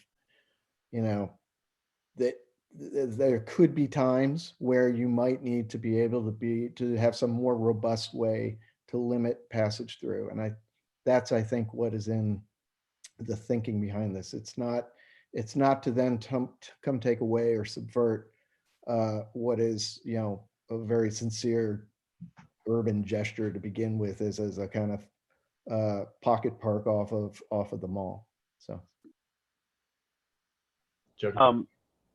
just to explain something of how I'm seeing the application, what I could tell when this building first came to the BAR, since that time, our culture's view of security has changed. We are now putting up planters around the university to keep cars from running into statues. There's a different attitude, and I'm assessing and evaluating this application in light of that kind of attitude and the kind of caution that is now going into how we think about our public spaces. It's unfortunate, but it's a reality. And Jody, is there a guideline that addresses security issues that gives us a little bit of, that would give us a little boost on that? Is there a historic guideline that you can point to that allows us to to approve a feature like this based on security or not that I'm aware of, Sherry. It's just also new. Okay. I think our ordinance does have language about public necessity. So if you want to take that somewhere to apply it to this, I think you could. It seems like a private necessity to me. Yeah, I mean, I can look in the, and while you guys keep talking, I'm going to look in the Secretary standards, see if there's anything that addresses this type of thing. But I think Jody's spot on. This is, we've got things that have changed, but I think our guidelines are written to the extent of the design, the aesthetic, the visual aspects of a private space. We do have guidelines for parks and things with the public facilities that we can control, but this is a private space, so that's where I threw in also the street level design, and hopefully that maybe provided some guidance. But no, this is one of those. The same thing with Court Square. This is one of these where there's just not something clear. So the easiest way I've just defaulted is to say, what does it do visually? What does it achieve, not achieve, as far as an aesthetic related to this building and to this design? If that helps. And I'm going to look and see if there's anything in the Secretary standards about So I personally would rather you stuck in a string of bollards or something, but I don't know, maybe you've got enough support. I haven't, because my computer blipped out. I'm not sure who all spoke. Right now, has everybody kind of made up their minds? Who would be in favor of this application as it stands? 1, 2, 3, 4, 5. Well, would you like to make a motion?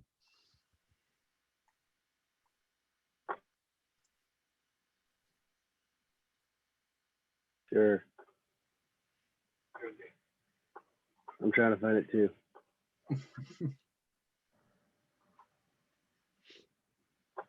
Do not complain about the guidelines being in our packet. All right. Thank you. Having considered the standards set forth within the city code, including city design guidelines for site design and elements and new construction, I move to find that the proposed gate satisfies DAR's criteria and is compatible with this property and other properties in the downtown ADC district, and that the DAR approves the application as submitted. Second. Thank you. Mr. Gastinger, No. Miss Lewis, Nay. Miss Lingle, Aye. Mr. Moore, Aye. Mr. Bailey, Aye.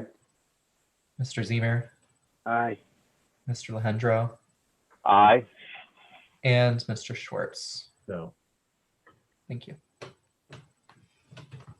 I would just like to make just a comment. I was involved when we were talking about that gate at First Episcopal, and one of the things that they were claiming at the time was somewhat security derived because they have Tiffany windows on that side of the building that aren't visible from the street. But they also were being a little coy about some of their logic anyhow. But I think Jody's comment about, having the ability to control bigger spaces right now does seem to be a bit problematic. I mean, look at the whole thing that happened at Lee Park, a couple of years ago. I mean, that was a mess. So, I mean, some of that may make sense from crowd control, but I share everybody's fear that somewhere down the line, somebody post Jaffrey is going to decide, oh, this is our private space. I mean, that seems problematic. I don't know how you address it. Just offering from the Secretary Standards is really written in the context of historic sites, historic structures, and it does not recommend against installing protective fencing, bollards, stanchions, etc. Only that they be as unobtrusive as possible, and that they not negatively impact the historic character of the site. So probably Secretary of Standards needs to be looked at as well. But all right, hey Fred, if you could make sure they, I don't know, Robert, where'd you stick up the sign? It's on the construction fence. There's a notice sign, so if you remove it. All right. Yeah, That's good. and I'll go ahead and remove Fred and Andrew from the meeting and add Robert Nichols for the next project. All right, Fred. Good night. Thank you, everyone. Thank you. See you, Fred. Hey, we're going to take a break at some point. We lost Carl again. Yep, he just texted me that he said his house is moving, and oh no, he said I'm going to murder my He's cats. going to murder his cats. Oh, there you go. So no sympathy from me. So given that our chair is shall we take a 5-minute bio break? Yeah. Sure. Or we can reconvene at 7:15. Okay. Cue up the music. We're taking a 5-minute break.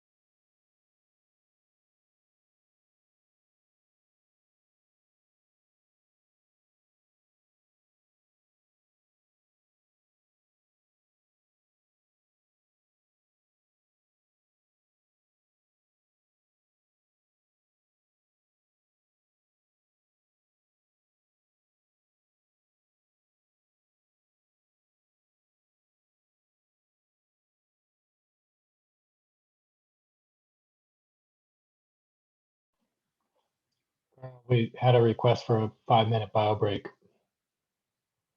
So, and since he had gotten booted, took that as a moment.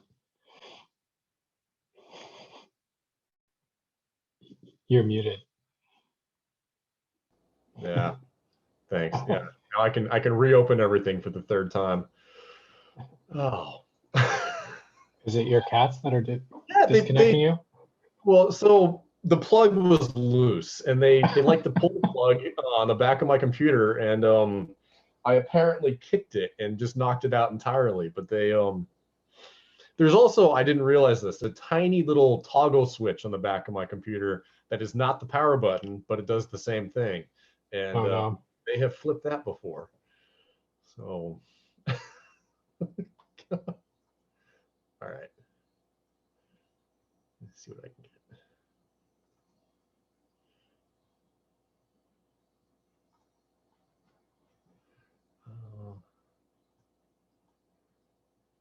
Packet, agenda.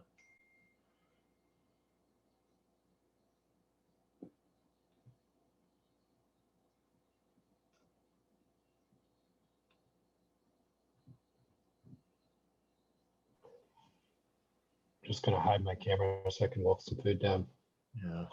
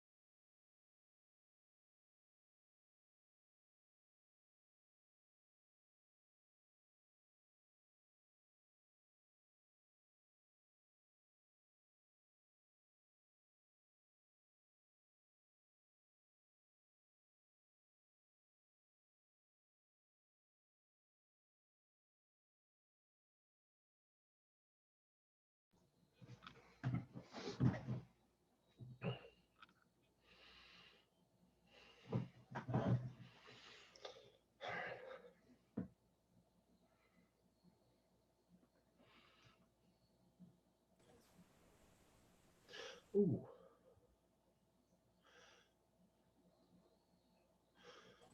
Are you just now seeing the attendees list, Carl? Yeah. It's always been there.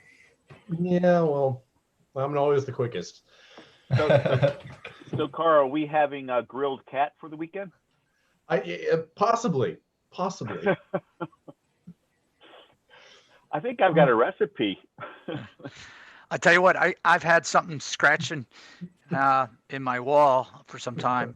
Oh no. Yeah, did you guys read my, I was one of the winners in that 2-sentence story contest, a scary story contest, and wrote about the scratching in my walls. So, but yeah, if you got a cat to loan, my dog won't like them, but yeah, stick them in the walls and. Isn't there a Chinese dish with cat? Okay, we're verging on the edge of not politically correct right now. Yeah. That's.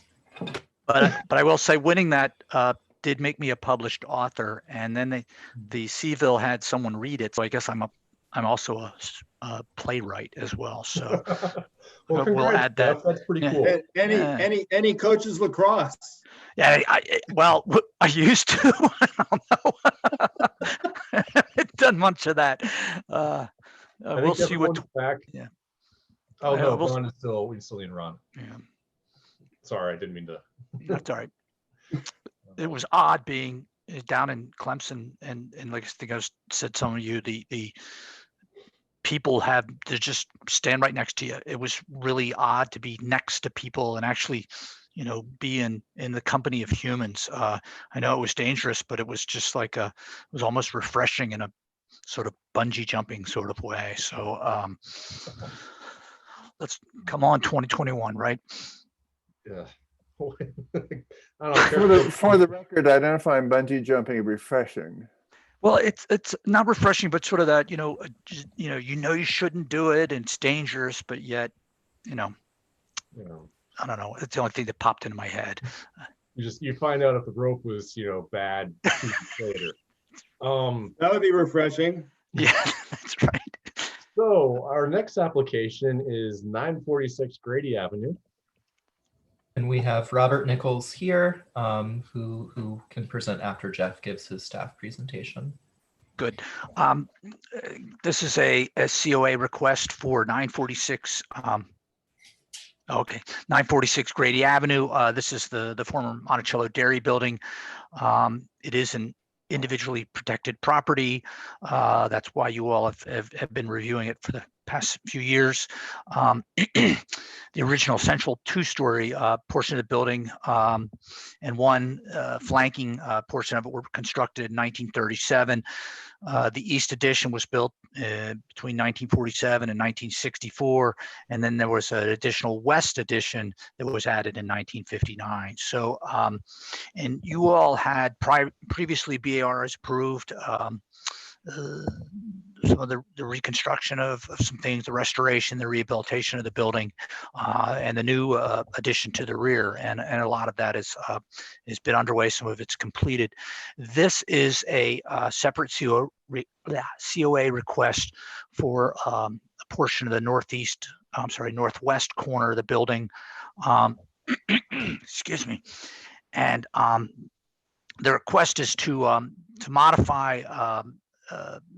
Reconfigure some openings on this north elevation, which is the top here, the existing Grady Avenue facade, to flip a door and a window from one opening to the other, not change the design of what's there.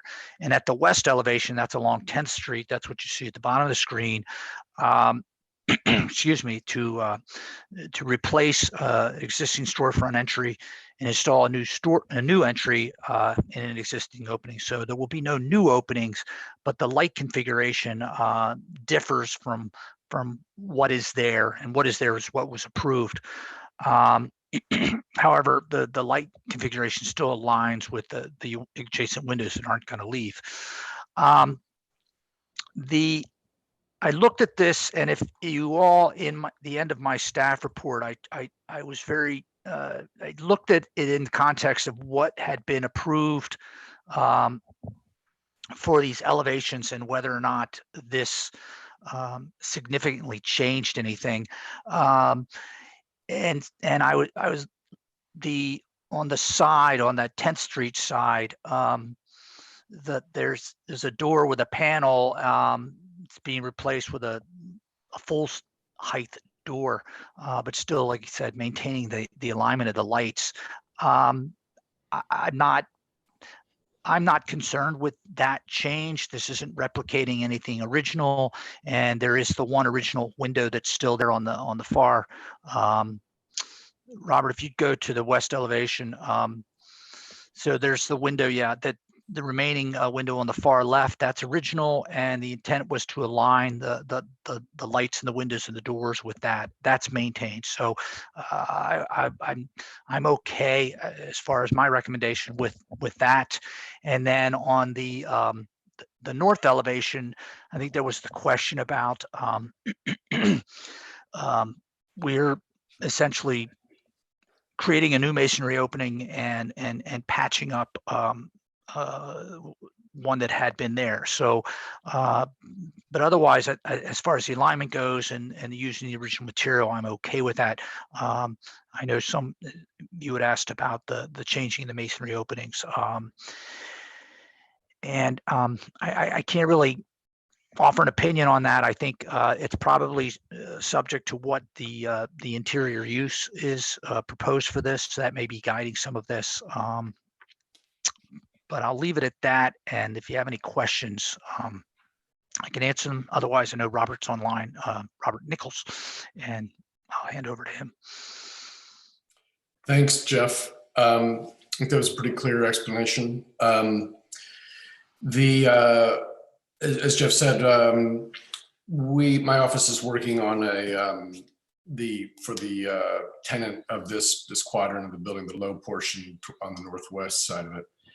And so this request and this idea to make this adjustment is born of the interior program that we're working on. Of course, that was all absent when the kind of general design development of the building took place, and all the work went into that design, and then also getting approval from you all for where the building is, well, for the current state of the approval. And so our desire is to really just change where we have passage, and this is in such a way that it reinforces some of the programmatic layout that's happening on the interior of the building. We are, and to the extent that you've reviewed and profiles and materials and colors, all that, those parameters would of course be maintained and duplicated. The door system that's in place that would be relocated, that you're seeing in the bottom of the screen now, that's all new construction, new material. The windows themselves are original, and those would be, I think they've already been given a good look from a window contractor, the door and window contractor, and they're good candidates for relocating. Those windows, those openings all have good quality storms on the interior. And so all that stuff would just be switched over. Let's see. So my kind of institutional knowledge of the development of the design and of course the process, the last time the building was before you for approval is a little bit outside of my scope of recollection or even involvement. Joshua Batman, who is the project manager of this, he's with Stony Point Development, who they're developing the project. He's online now, and if you have any questions that reach back outside the little boundary of what I'm working on, my experience, he'd be happy to chime in.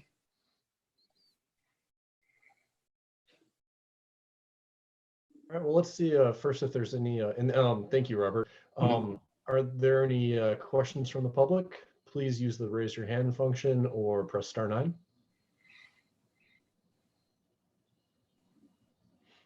I'm not seeing any raised hands. Okay. Are there any questions from the board?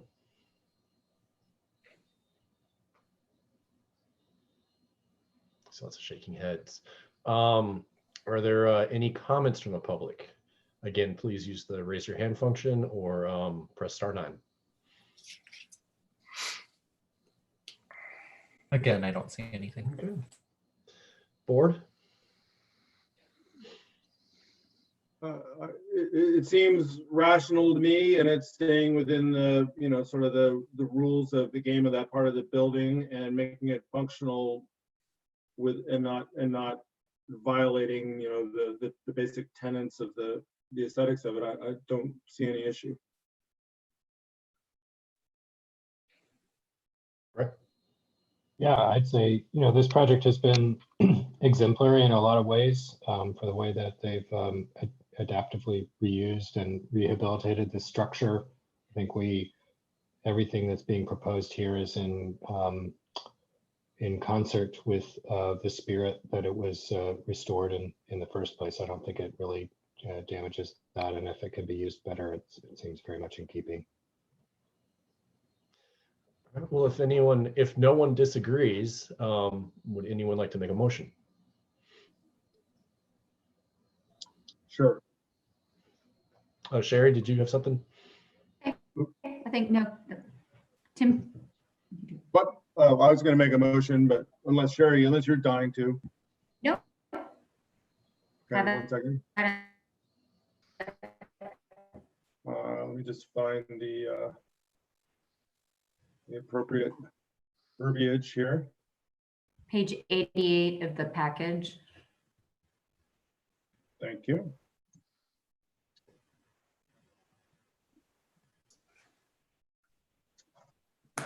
Okay, let's see here. Suggested motion. Okay. Having considered the standards, Robert, you'd think I've memorized this by now, but I dump it every time. Having considered the standards set forth within the city code, including city design guidelines for rehabilitation, I move to find the proposed door and window changes satisfy the BAR's criteria and are compatible with this individually protected property, and that the BAR approves the request as submitted. Second. Thank you. Mr. Bailey? Mr. Schwartz? Yes. Mr. Zemer? Aye. Mr. Moore? Aye. Mr. Lehendro? Aye. Mr. Gastinger? Aye. Ms. Langle? Aye. And Ms. Lewis? Aye. Thank you. All right, Robert Nichols, if you find that the sign that Robert Watkins put up, if you could pull that down or ask the guys at the site to do that, I very much It's on a appreciate telephone post. All right. Yeah. Okay. And before we move to the next one, I just want to comment that Breck, you said it well. I've characterized to people when we talked about this current BAR and the prior is that we've had a lot of decisions where we're allowing the extended use of a building. We're allowing adaptation that facilitates its life, and so I think this is a good example of that. And so it does sometimes take us a little bit out of that purist preservation side of things, but it is. I think it shows the flexibility and how we value that the importance of these buildings and finding a way to keep them around. So Breck, you summed it up well. So thank you. All right, next up is. Oh, oops, I kicked him out. So Nope. I'm sorry, Robert. That's right. Yeah. Well, but we got Jeff Dreyfus back. Did you miss us? Oh boy. I knew I meant Always. something. Guys, have to excuse me. I don't know. I guess I was screaming too much at graduation. You were too close to too many other people.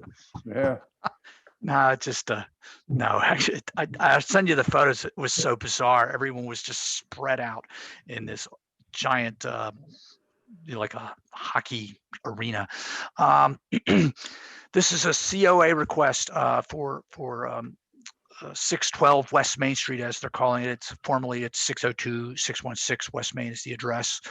And I want to make sure we're clear on that this is a COA request. They have formally submitted an application. And so this is, I'm not calling it a preliminary discussion because that's not what it is. Although we will get into what we can, how we can characterize the discussion. The existing structure there was constructed between 1959 with additions up through 1973. It's a concrete block automotive service building. It is within the West Main Street historic or West Main Street ADC district. It is a non-contributing structure. Important to emphasize that because the demolition of the existing does not require BAR review. We have, the BAR reviewed this back in April 2016 or 2019. There was a preliminary discussion, if you will. In June of 2019, the BAR reviewed the special use permit request, which was a function of additional residential density. And the BAR recommended approval of that SUP, and City Council ultimately did. And the motion, and I refer to that, is that this redevelopment will not have an adverse impact on West Main Street ADC district relative to the special use permit request, with the understanding that the massing is not final and that must be further discussed, and it will require complete full design review at a future BAR meeting, which process we're beginning now. And then there were a series of conditions for that special use permit that you recommended and were included in the language that City Council adopted. That the garage entry shall not be accessed directly from the building's street wall along West Main Street. The building's mass shall be broken down to reflect the multi-parcel massing historically on the site, as well as the West Main Street context using building modulation. The building and massing, this is a condition that the building and massing refer to the historic structures that existed there around it in this area. That the Holsinger building be seismically monitored during construction, and there is a detailed criteria that's included in the SUP that I included in the staff report. And finally, that there shall be pedestrian engagement with the street with an active, transparent, and permeable facade at the street level. As I said, in October 2019, Council did approve that special use permit. Then in January of this year, we did have an additional discussion with the applicant, primarily looking at the massing scale and some design elements. And now it is back to you for further discussion. So this is a COA request for construction of a new 4-story mixed-use building. The existing service station is not contributing, as I said, and demolition does not require COA. I also noted that 3 prior meetings, the BAR has discussed this project with the applicants, which satisfies the statutory requirements for a pre-application conference. This application is a formal request for a COA. And per the code, the BAR must take action within 60 days of the submittal deadline, which was 3 weeks prior to this. And at this meeting, the BAR may defer the item to the next meeting. However, at that next meeting, only the applicant may request a deferral. And absent that request at that next meeting, the BAR must then take action. And those would either be to approve, to deny, or to approve with conditions the requested COA. And I've got a lot in here about the discussion. It follows the language that we've used, for example, with 125 or 128 Chancellor, and similarly, we'll apply it when we get to later discussion about 125. I've added a list of recommendations just for criteria that you might want to refer to.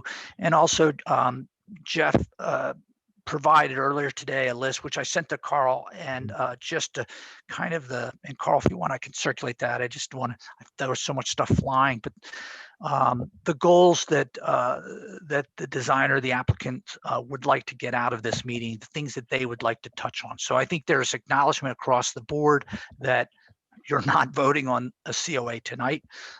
It's certainly within your right to do so. But how, maybe the only thing that at some point discuss how you would like to who would like to defer this. If the applicant requested that deferral, then it can come back when they're ready. If the BAR defers this to the December meeting, then it would have to come back next month. So just so we're clear on that. But again, we can review all that with discussion. I'm going to hand it over to Carl and Jeff right now, and it's all yours. Mr. Chair, before we get started, in the interest of full disclosure, I need to state that I provide pro bono preservation advice, guidance to the adjacent landowner, First Baptist Church, but I do not believe that I am receiving no financial payment for it and have no financial interest in that relationship. So I believe I can be a part of this discussion. Thank you, Jody. Mr. Dreyfus, do you have anything to add?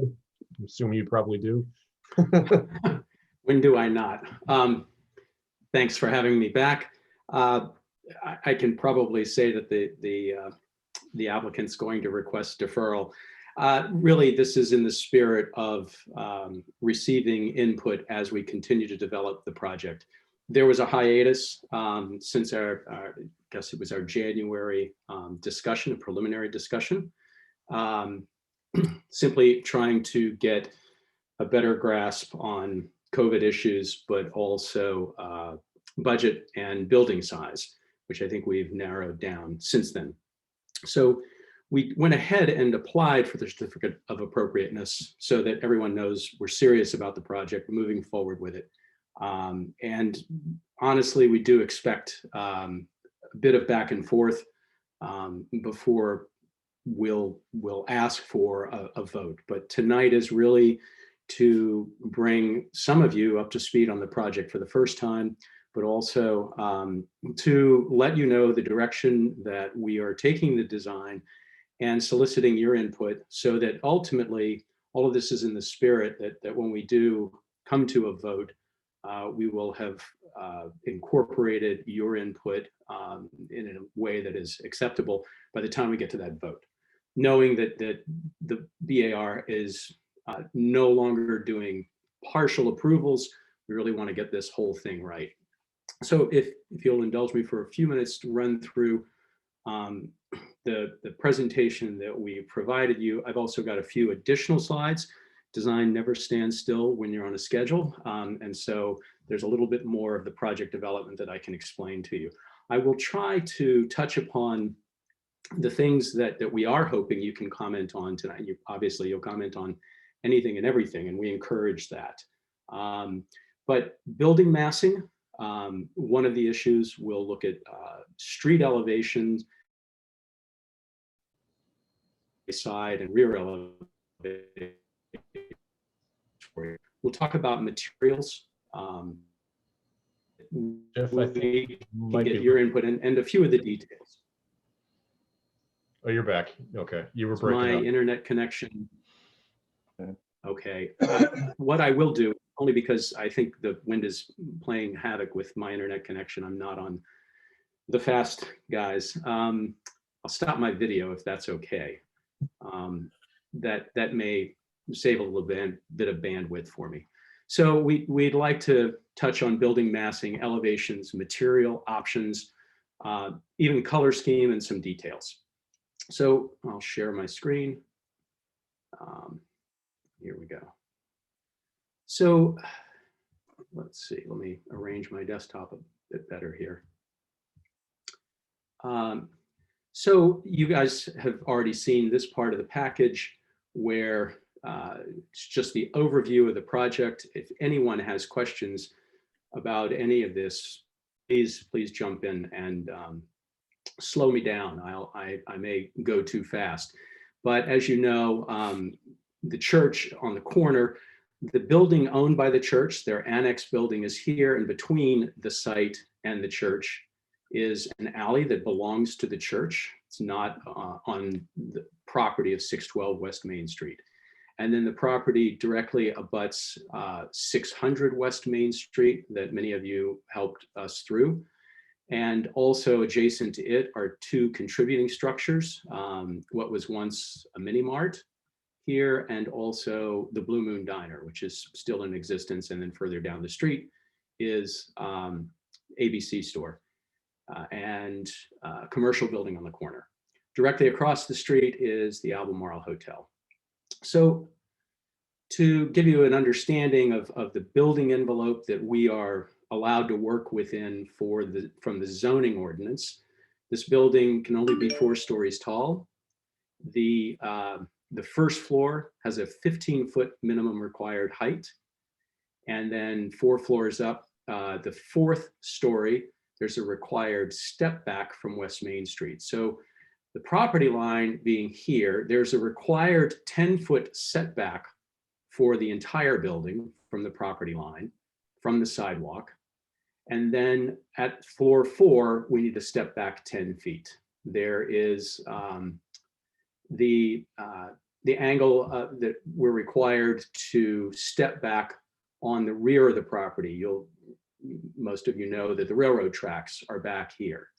And so this is simply the envelope that we're allowed to work within. In plan, you can see it here. It also abuts to the east an internal courtyard for 600 West Main Street. Along here, you're probably also aware that this side of the former Mini Mart is painted by a well-known artist, Faith 47. And so we'll talk about that in just a few minutes. That was approved by the VAR some time ago. As we go up, so you can see here in plan, the 10-foot setback from the property line on the ground floor through the 3rd floor. And then here we're showing the 10-foot step back required on the 4th floor. Just as a point of note, there are going to be 41 units in the building, before I forget to mention that. So here's one of the Sanborn maps, 1920, showing some of the properties that were here. You can see that the Baptist church here. You can also see what is currently a Blue Moon Diner over here and Mini Mart here. So the red is simply the footprint of what's being proposed now. Just a little bit of background for you all. Our clients, as they think about the image of the building, the feel of the building, it's very different from 600 West Main Street. The idea is quiet, calming. On the interior, I know that that's not a part of the discussion, but really very serene interiors, even a bit of minimalism to it as we go forward. Then as this also begins to suggest at the type of color scheme that we're thinking of. As we prepare a preliminary site plan, a little bit more of the specifics that we're thinking of here now. So you can see that the Mini Mart building here, the inner courtyard for 600 West Main Street. We do hope to connect to that internal to the building. We'll talk about that in a second. But honoring the 10-foot setback along the property line here, we start to see the building facade right here, and then we step back at about, 28 plus feet from the property line here, plus another 3 feet or so from the Mini Mart building. So we have about a 30-foot wide plaza. And this is intended to be the entry for the residences. So the intention here is that the retail, the whole front of the building, first floor, front of the building is going to be retail, except for this portion that is the step back here will be the entrance for the residences. Currently, just FYI, these are intended to be apartments, rental apartments, not condominiums. And as part of that entry sequence, we are still retaining the building is not abutting the Mini Mart, the property, we're not crossing the property line, but we are exposing this portion of the mural, which is the majority of the mural. That portion, which is on the step back of the Mini Mart, is much less important to the composition as a whole. It's really mostly flora and fauna. So the thought here is that we will have a landscaped area here for the residents to come through, not walled, not gated, but set back from the street. We're thinking there'll be a water feature in there. I will say we've got a long way to go with the landscape design, but this is the intention at the moment. And also thinking of a planter along the street that can allow for sitting, leaning against as people walk along, having entries, we'll get to the landscape in just a moment, but having limited entry areas through that planter to try to help focus on certain areas of the building. Currently, as I said, the whole lower first floor is intended to be, front part is intended to be retail. So there'll be a complete retail presence there. There will be a small service entrance over on this side for deliveries and for move-in. And the lower portion, I'm sorry, the south portion of the ground floor, if I can figure out how to draw here, is going to be studio apartments. You'll see that as we get further into it. But other than that, it's retail with this corner for the lobby entry for the residents. And with the lobby entry for the residents being here, the hope is that we will also connect with the interior courtyard to 600 West Main Street, so that the two facilities can share amenities, and residents can come and go from within the courtyard back here. We keep going. Very preliminary thoughts on landscape, and I'll show some precedent images regarding these planters, but ways to allow permeating the planters here. These are just very preliminary ideas, but with retailers in here, not knowing how many retailers will be in here, the intention is not to provide an open front on the entire thing. I think that would feel like a very large gap in the urban fabric, but trying to hold the edge with landscaping along the property line and then setting the building back. We're in conversations right now about perhaps making the planter less deep in certain areas so that we might be able to accommodate some outdoor dining along there. It really is not the intention at the moment. This is outdoor dining. It's more just landscape area. And then you can see here some of the images, just some of the precedents we're thinking about for the water, for the plantings. You'll see some columnar trees that we're beginning to think about as part of the design. Even a large stone bench kind of at the center as a place for people to hang out. And then some of the materials that we're thinking of for the planters. A section through the building describes a little bit of what I was talking about regarding retail on the ground floor, stretching back probably 2/3 of the distance. And then we are tucking, because of the height of the ground floor that's required, the 15-foot minimum floor to, well, 15-foot minimum there. We're working on actually putting studio apartments, lofts, I should call them, not studio apartments per se, but lofts, double height lofts in the back with some really nice views. You'll see that as we go back. The rest of the building on the south side steps back considerably. These units would get incredibly deep and too deep to bring light into the spaces if we tried to fill this whole volume. What you see here in terms of the buildable area, let's see, this box here, if I can do it, this box here is really what's allowed. The gray zone up above is what is allowed for an appurtenance, stairwell, elevator, which we are going to have, but that's not really a part of the building massing. So you can see how we begin to fill this up. One thing to note is we are not building to the property line on the south. We have a 5'6" setback. It has a lot to do with the fact that the railroad tracks complicate construction considerably. So by staying back 5.5 feet, we are not having to cross the property line and deal with the bureaucracy of building within the railroad's right of way. That's just something to note. Something I failed to mention also, we do have a parking garage here. There is no entrance to the parking garage from this property. If we go back to this site plan, most of you know that there is a parking garage at 600 West Main Street. It's entered over here, and then the parking aisle is right down the center of that basement.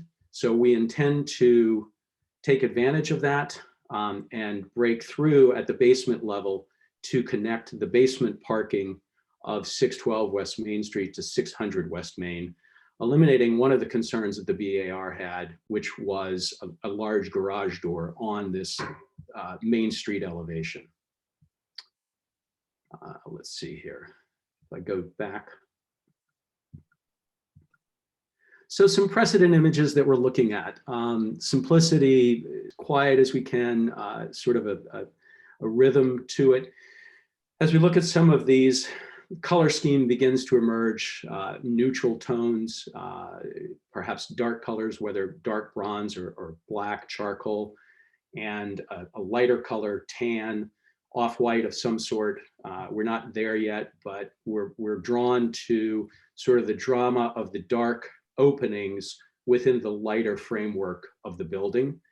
You can see here as one example of the precedent, the idea of the planter in front of the building as a kind of intermediate zone, so that we're creating multiple spaces along the sidewalk for the experience, not just of passersby, but for perhaps people in the retail space. These stone, well out of our budget, but stucco is an option we'll talk about in a few minutes, and perhaps some precast surrounds. This is also probably stone, but we also start to see some examples that are done in brick, lighter colored brick.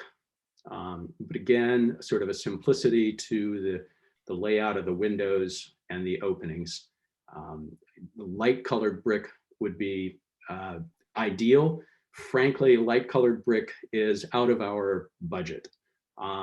Within our budget is brick and stucco for the main materials, both of which we like. If we were to do it in brick, we would like to do it we would like to paint the brick. And that's a point of discussion we'd like to bring to the BAR. Red brick, which is obviously the cheapest thing you can find in Virginia, because there's so much of it, isn't really what we're going for here, but we would like to paint the brick, which we know is not part of the guidelines. I'd like to hear thoughts on that. We'd prefer it over stucco, frankly, because of the texture that the brick can provide to the wall, exterior walls. But this is something that we'd like to hear your thoughts on. As we go further, entry doors for the residents, perhaps even for some of the, service area right on the street, so that we get a sense of solidity to these. And then also this on the right is really just the idea of a simple courtyard or space that is nicely landscaped that leads to the door for the residents. We're not, I said before, and I do mean we are not intending a gate in this instance prior to getting to the residents back there. This was really more for the idea of the courtyard right off of the sidewalk. A number of months ago, you all saw some studies from us about the front elevation and how to break it down, ways we were beginning to think about the massing. We asked for your input, and of those, this sketch seemed to rise to the top for some of the members, simply because of the modulation of the building in ways, breaking it into bay. That's a 4-bay, 3-bay, 4-bay modules along the street with the step back at the 4th floor. And then also, we were thinking at the time of setting back that area that would be the residence entrance. Well, actually, at the time, we weren't sure. At that time, we weren't sure if the residence entry would be right on the street or not. We prefer to have it slightly set back in the landscaped area. So where are we now with the development and the thinking of the building? I think this probably describes much of what we're looking at, trying to break the building massing down into components here, and then a center portion that is set back by, at the moment, it's about 1.4 feet there. And then you see the 4th floor terrace, which is 10 feet back from all of that. And then even further back, you can see that entrance portion to the residences. We are looking at a very open, glassy retail area. Again, this isn't intended to be for one retailer, and it's not intended necessarily for 5 retailers. That is yet to be seen, but it could be broken up into as many as 5, perhaps more if we needed to to put demising walls down the center of some of these, which I don't think is the idea here. Calling some attention to the door for the residents, set back a bit. This is the part of the building with the mural that you'll recall.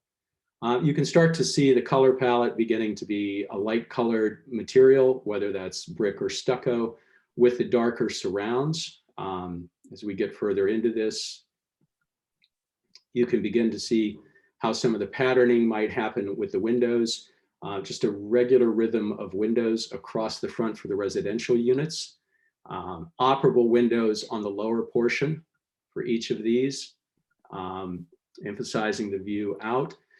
We're also thinking we would like awnings over the retail openings, whether or not those are canvas, painted steel, yet to be determined.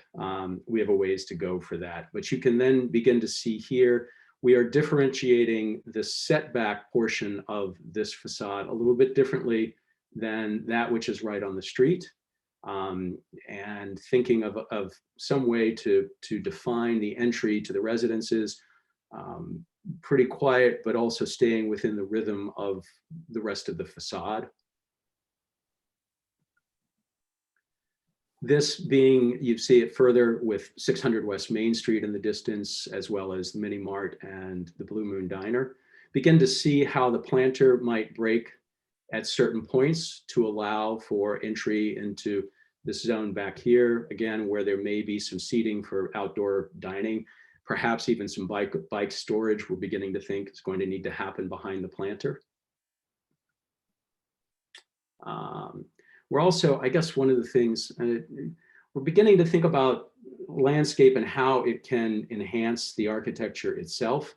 Vertical columnar trees along this facade, which I hadn't really spoken about here, but so that we begin to help define some more of that rhythm of the smaller units along the facade itself, emphasizing that, not just with building form, but with landscape. And let's see here.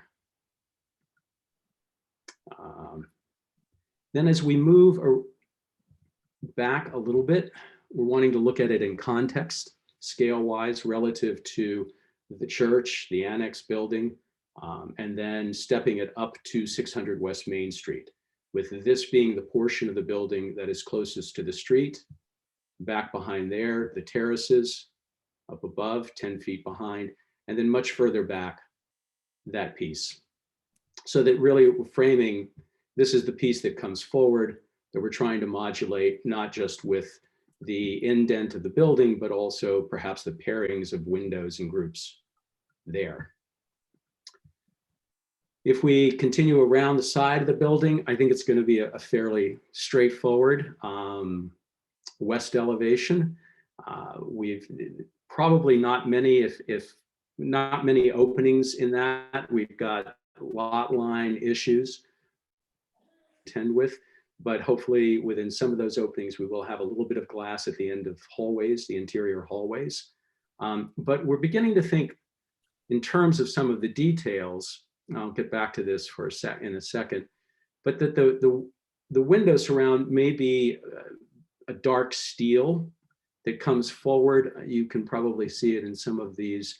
It comes forward of the brick or stucco surface by about 2 inches to help frame the opening itself and to give some relief to the facade. You can again see how the shadows might be played on here.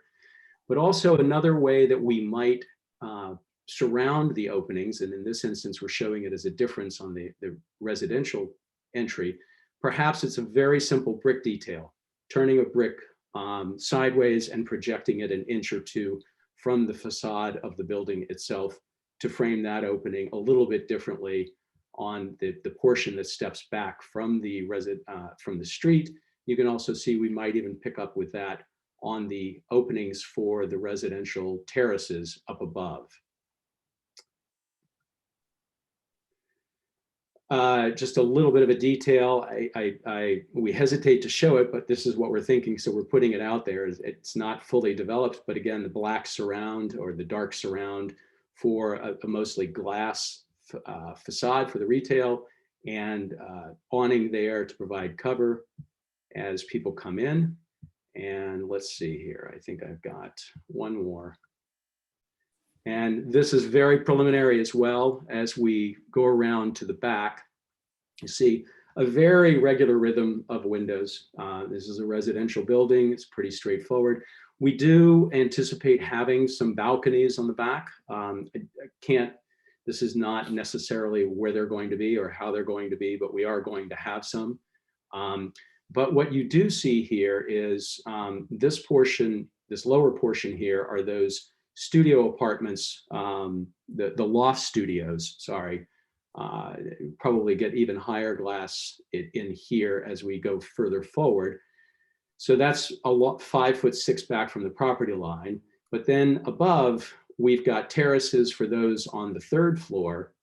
But one of the things that we are going to incorporate into the building is a green roof on this portion of the, you can see this slot of green right along here in front of this planter. It's going to allow us to not have to put in the large stormwater pipes along the street that we would have to otherwise.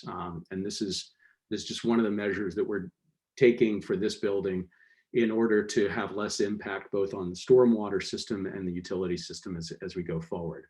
But a very simple regular back to this. You can also start to see how we might begin to modulate the side of the building along the alley. So I've run through a lot. I'd be happy to entertain questions or just hear what you all think. All right, well, thank you, Jeff. I think, are there any questions from the public? Please use the raise your hand feature or press *9.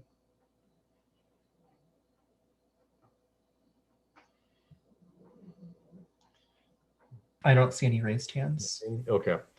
All right, and questions from the board?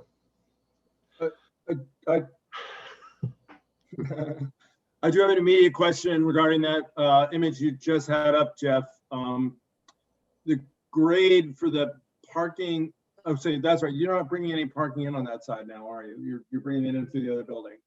Correct. What you so the basement is pretty much hidden from sectional view at this point. Yes. Is this the image you were talking about, Tim? Yeah. Okay. And then those windows look like, as I think you noted, they seem awfully short given the. They are given the double height space. Yeah. This was something we quite honestly put together this afternoon quickly to try to explain at least the massing as it's going to work. But to your point, the parking garage is below those lowest windows. It's maybe the top 4 feet of the parking garage is above the grade at that location. But no, we don't intend to expose any of that. Right, understood.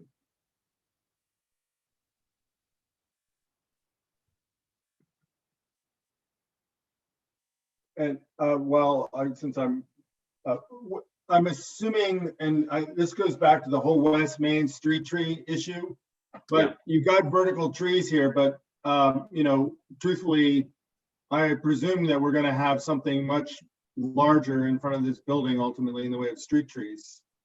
I presume you are correct, but because we don't know the future of that, we felt that we ought to take that first off, we're not building, we're not planting where the trees would ultimately go themselves. So if the planting in these planters changes in the future, that's fine. We can react to whatever the city does when the city does it. But that plan's not been finalized. It's hard to even know what might be planted here or where.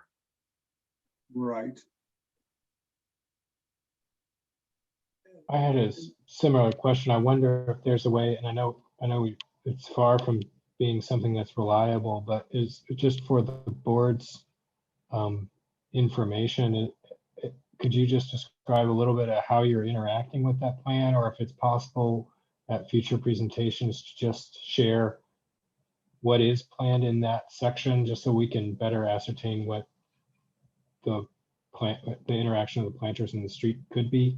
Absolutely. I'd be happy to bring it to you all at the next iteration. It's, I will say, since we worked on it, it's very fuzzy. And there'd be a great deal of conjecture, but happy to bring the last version of that street planting plan when we come back. And then I have another question. Right now, if I'm not mistaken, aren't there 4 stories at the forward section of 601? 601. When was 601? I know your building immediately to the left, the forward parking garage. Is that Okay. not 4 stories? It's 3 stories there and steps up to 5 stories. I'm sorry, it's 6 stories in the back, 5 stories here, 4 stories here, and 3 stories here. So the building steps up away Right, from. but it has a 4-story, it does have a 4-story element on the street, correct? Yes, it does. Yeah. Let me see, there may be a view here that gets us more. Yeah, I of can see it on page 15. Yeah, here you go. So that portion of the building is 4 stories. Right, right.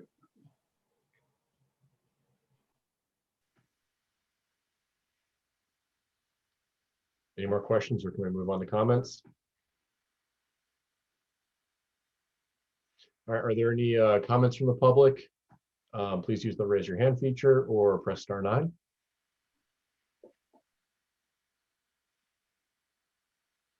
I don't see any raised hands. Okay. Well, rather than, we could do this 2 ways. We could jump right in, let everyone say their piece, or Jeff Dreyfus has provided a list for us to kind of an outline that we could go off of. My preference is to at least start with the outline, and then if we get to add anything at the end. Is that all right? Sounds good. Okay.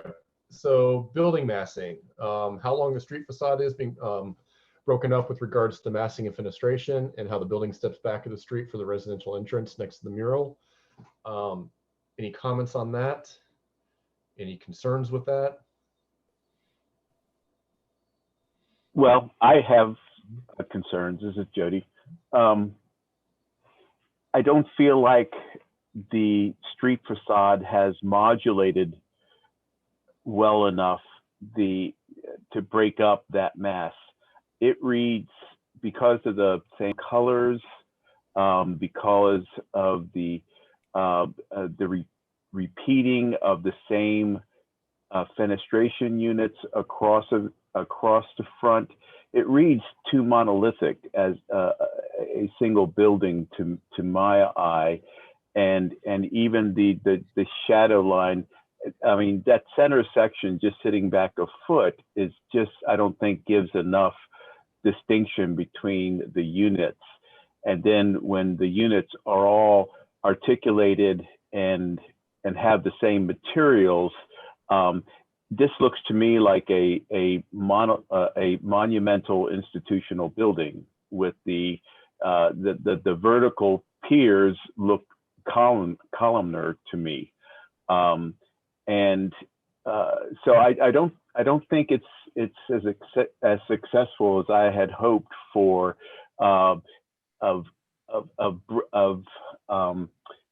bringing a memory of row buildings on this part of Main Street. So I do have issues or I have concerns about that. Yeah, I find it altogether too horizontal in its ultimate expression, and it which is part of the reason I was asking about height, but also just simply proportion. It seems fundamentally to read as a long horizontal building, and I don't, and I think what was successful about the building next door is that it basically brings a thin facade forward that at least plays in the same scale of footprint as the rest of the buildings on the street.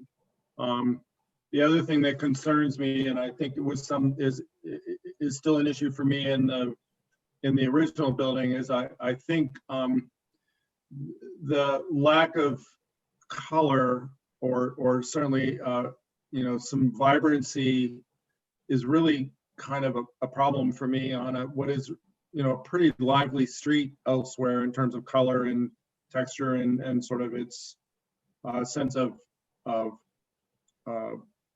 vibrancy. I mean, the color palette of even the blue moon and all that has been toned down quite a bit. So I just think everything is feeling a little dull to me. I think it needs some more life. But I also think that there needs to be more verticality and a greater attempt to push and pull the facade just to give it some sense of a smaller rhythm than what we currently are looking at, just like Jody said.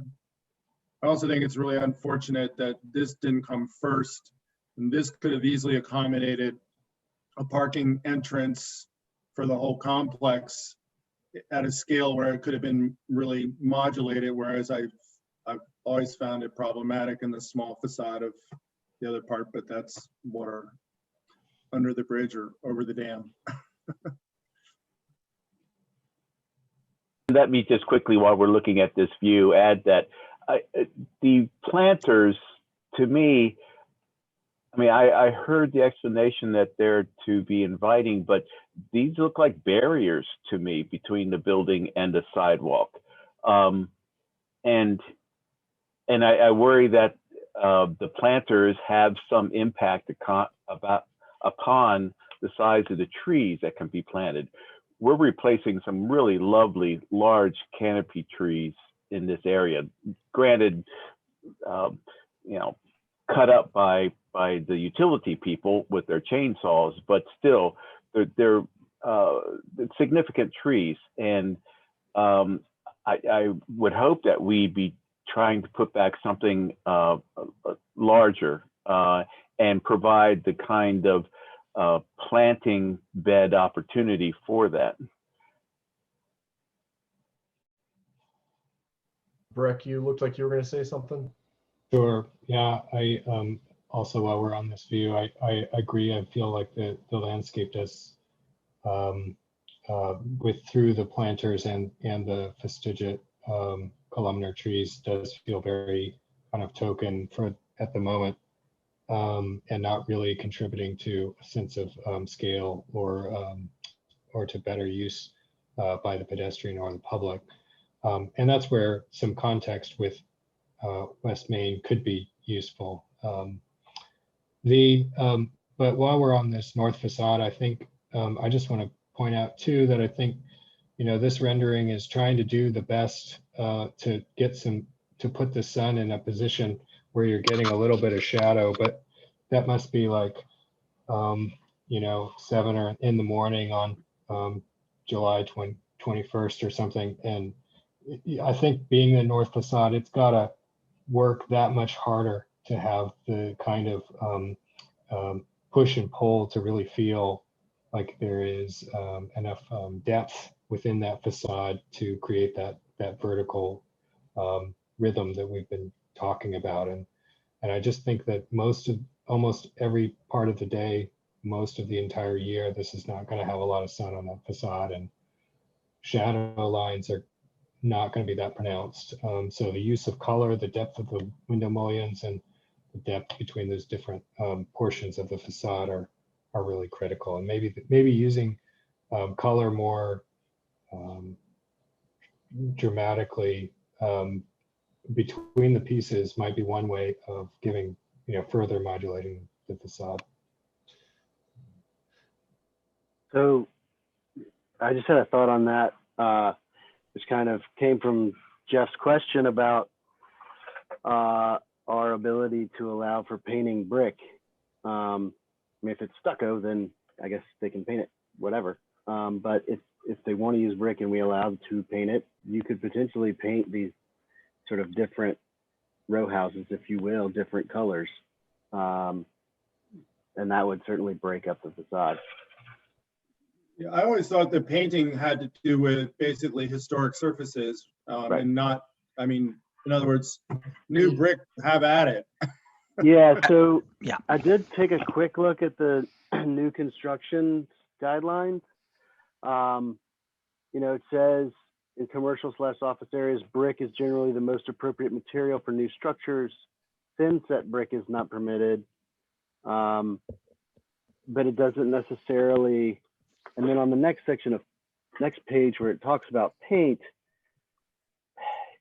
you know, it says do not paint unpainted masonry surfaces. To some degree, I feel like that's in reference to an existing masonry surface. Something that we Again, the guidelines, yeah, the guidelines are recommendations and not ordinances, and and so I've always made that distinction that that you know, sort of what's the age, even if it's an existing brick, what's the age of it, and I would be very comfortable recommending that to the BAR that under the circumstances to approve the painting of new masonry structure.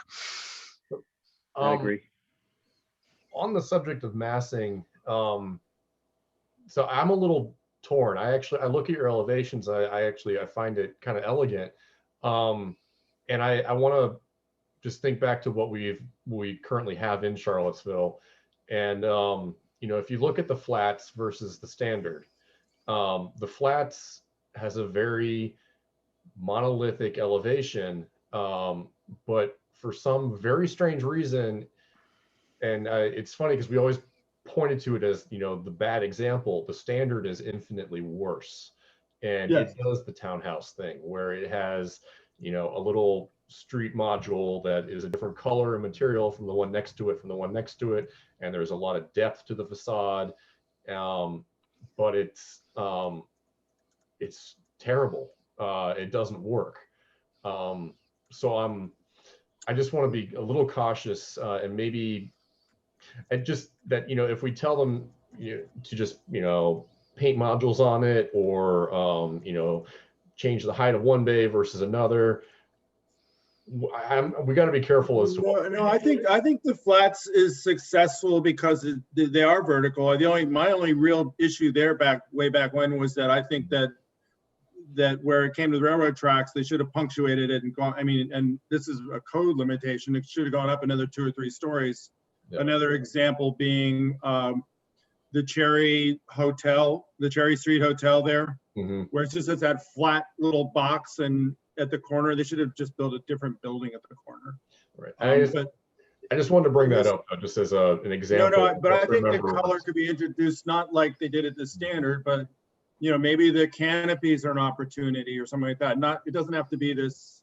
It could be all done in a, you know, a quiet way. But I think that the other building is kind of grim. I think the color, and because I just think it was fine for the back part, but I think the front part needed to play better with the street, with, you know, Gabe and Allie's cacophony of colors.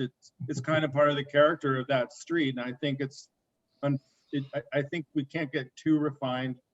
I don't have but I think they could still keep it quiet the way Jeff is headed. But I think it needs to have some color to bring it to life, particularly down at the retail level.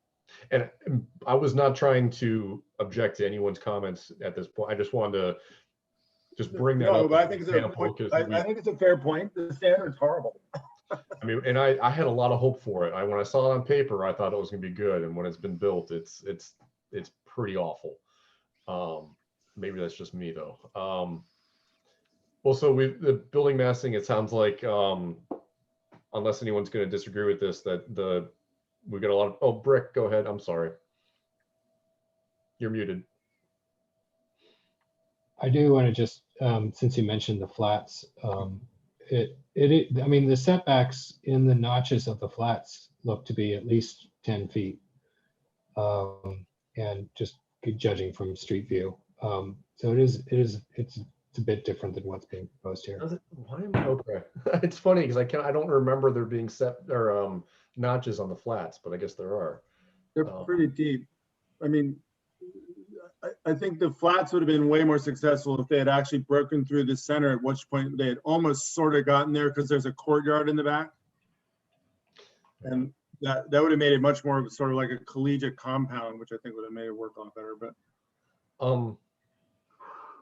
all right. So, but in my understanding, unless someone else wants to chime in, that for the building massing, there seems to be a want for more modulation, both vertical and horizontal. Is that what I'm hearing? Yeah, and can I say something, Carl, about the difference between the west side of West Main Street, west of the bridge, and the east side? The Planning Commission a few years ago changed the zoning to recognize the fact that buildings on the west side of West Main Street are like the Standard and the Flats and the hospitals, and they're larger, and the hotels, larger buildings generally. And the east side of West Main Street have more of the historic row buildings, and that was the character that that we're trying to preserve on the east side. So that's why the particular design here might be perfectly appropriate for the west side of West Main Street, but I don't think it is on this east side. And thank you, Jody. I guess, and just so my comment wasn't misunderstood, I'm not saying we shouldn't modulate it like separate buildings. I just want us to be careful when we do it, that I don't know what lessons we can learn from the Standard, but I think we need to learn some lessons from it because it didn't work. Well, the last thing the canopy is pretty overbearing. Canopy's pretty bad. Well, I just think the huge difference for me between the Flats and the Standard is just the wonderful setback with the Flats and the trees, the large trees. It's the storefront is completely open. There's more engagement with the sidewalk. That's what I'm hoping for this building also. It's an altogether better urban building, the Flats. The other thing, Jeff, page 8, for instance, I find that center fenestration, the center fenestration to be more, there you're playing with, you still have large openings, but there's a sort of a scale there that makes sense. Whereas like the Tom Ford elevation, which seems kind of more in the direction you're headed, feels more like Fifth Avenue, New York to me, So let's skip to that. Let's do window surrounds, because that's one of Jeff's topics that you want to talk about. Other comments on the idea for the window surrounds? The devil's in the details. I like I think conceptually there's some nice ideas there. I think for me it's more about the massing than how the windows are specifically treated. Agreed. I mean, I think that could be very nicely handled, and they're kind of headed in a nice direction with that. But for me, it's really the mass of the building feels too horizontal. Some of like Jimmy Griggs' better experiments with that building on West Main, it kind of reminds me of that a little bit right now, because it's just a little bit too horizontal. No, Jimmy had some, he had some good variants, actually. No, he tried. No, he did. Tim, that was a weird project. He just wasn't allowed to pursue them. So Tim, can we talk about, because I'm having a little trouble understanding, you're saying that it's too horizontal when I'm seeing it as being too vertical.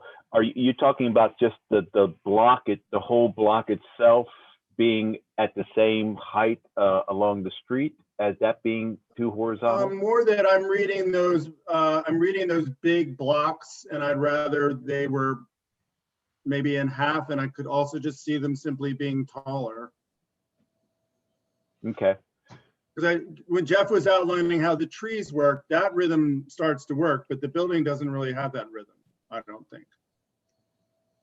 The one thing I would want to interject is it can't be taller. We have our limitations on street facade height. And what about if you, and I'm just asking this, I mean, if you had sort of like a frame up there that carried it but was open, is that that's something that zoning is loath to weigh in on at the moment. We've been asking this question. Because it has that little bit of that, you know, what Casa Fascisti, you know, a little bit of that kind of frame-like language going, at least, anyway, just wondered. Yeah, we're trying to push that. If you look at that elevation, Tim, it looks like they're, and Jeff, correct me if I'm wrong, the top of your third floor is about midway or close to the fourth floor of 600 West Main. Is that correct? Because of your tall first floor? Yes, okay.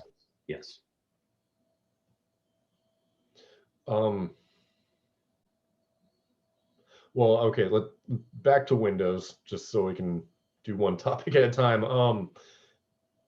Any other comments on the idea of using a dark metal surround or a simple brick detail or stucco detail?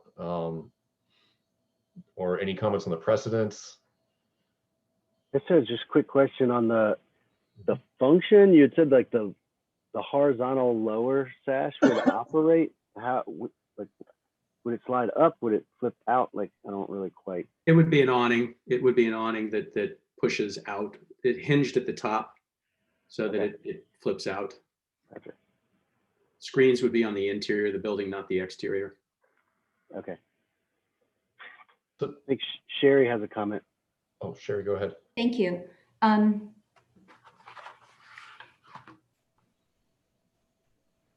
So I feel like the surround is detailed, is too much detail at this point. I don't think I think the massing meets our guidelines. I know that there are constraints under the SUP. And I like the programming. I like the fact that it is stepped back from the mural next door, the residential entrance. My issue is I really feel like I'm looking at a Neiman Marcus building at Lenox Place in Atlanta or Highland Park in Dallas. It looks like it's a retail building that should have a lot of asphalt around it. And instead it was plopped down on West Main Street. And I'm not being disrespectful to the applicant or the representative at all. I actually do like the palette of the building, the direction of a very clean looking palette. I agree that because of Gabe and Alley, West Main has gotten some color, but the color doesn't so much bother me. But I feel like the retail, the huge scale of the retail storefront windows is really different than much of what we see. I think they're the largest, they would be the largest building, windows rather, on a ground floor, I think anywhere around here. Maybe the flats might have windows this size. I'm looking at our guidelines for new construction, and there are a lot of actually guidelines that say for new construction on West Main. And one of the guidelines that I'm kind of looking at this with is human scale. Recommends balconies, porches, entrances, storefronts, decorative elements. If the floors above the ground floor are residential, how about some balconies? I mean, this is a street. How about some street engagement? I feel like I don't feel like, except for a bunch of plate glass windows, this building has any street engagement. And this is a significant corridor for us, a pedestrian corridor that's the most important corridor in the city because it connects the university and really the downtown business district. There are lots of other guidelines, of course, but to use some of these elements at the street level to reinforce elements seen elsewhere in the district, such as cornices, entrances, display windows. Again, human scale, that's in two different guidelines that are under E, height and width, and it specifically apply to new construction. The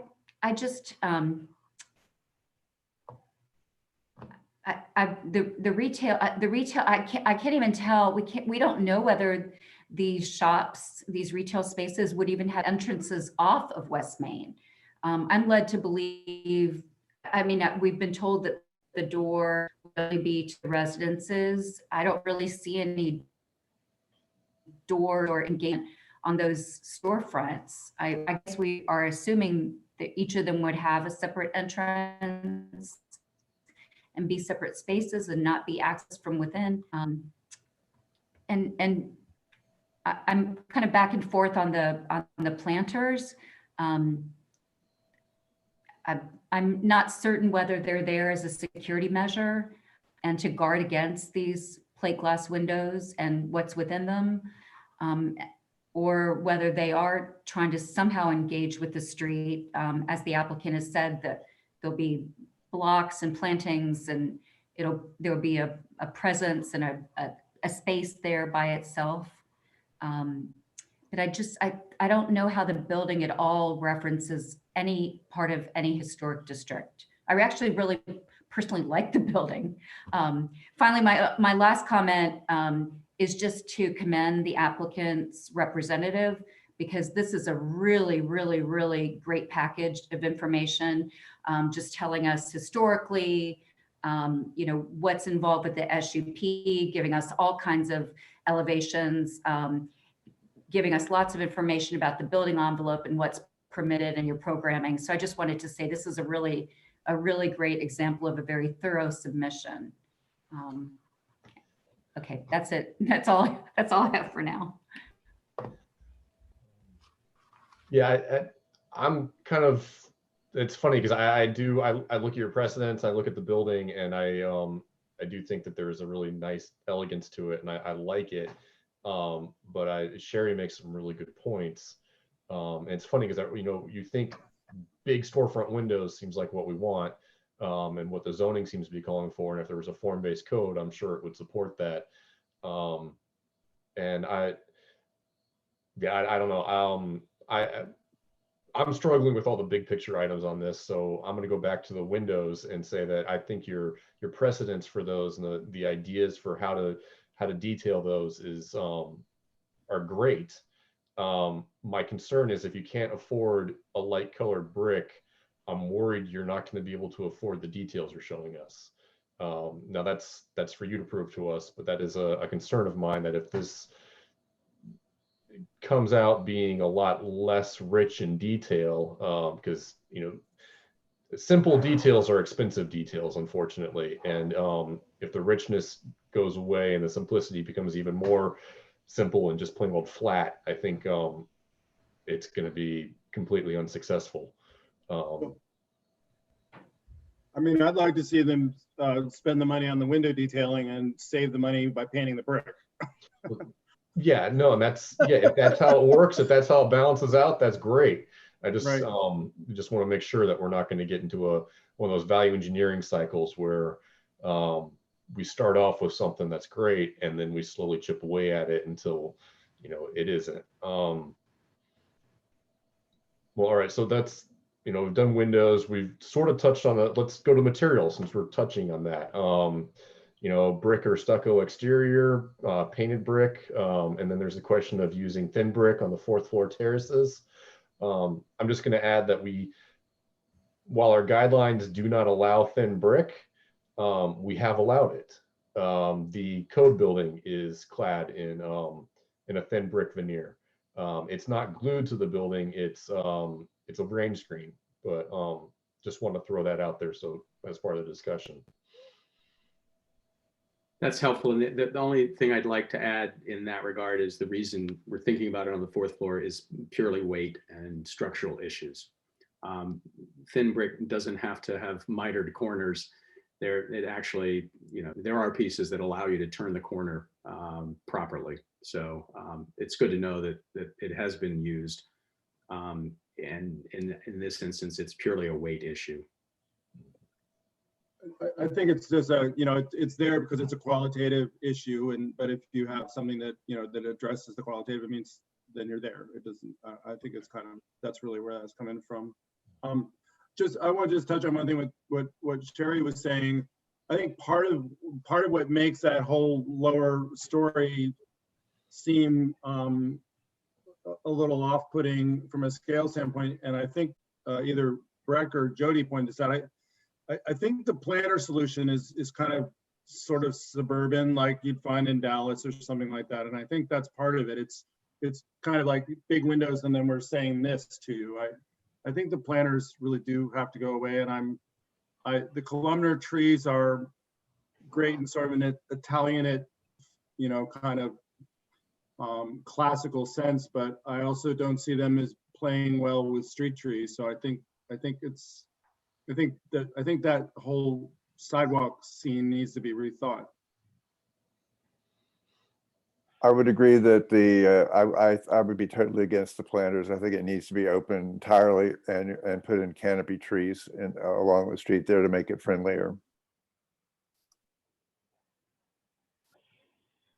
And thinking about the flats and the standard, also I would hope that the materials used on the front of the building would also carry around to the back of the building. It's a little discouraging at the flats to see a bunch of cheap clapboard on the backside, and the standard also. Yeah, and then the flats also then did it on the higher levels as well. So just kind of, you know, it was sort of like a false facade. The standard is definitely that. Consists with other maybe if people that would agree that middle bay should be stepped back further than a foot, would that be, are others with me on that? I think I heard one person.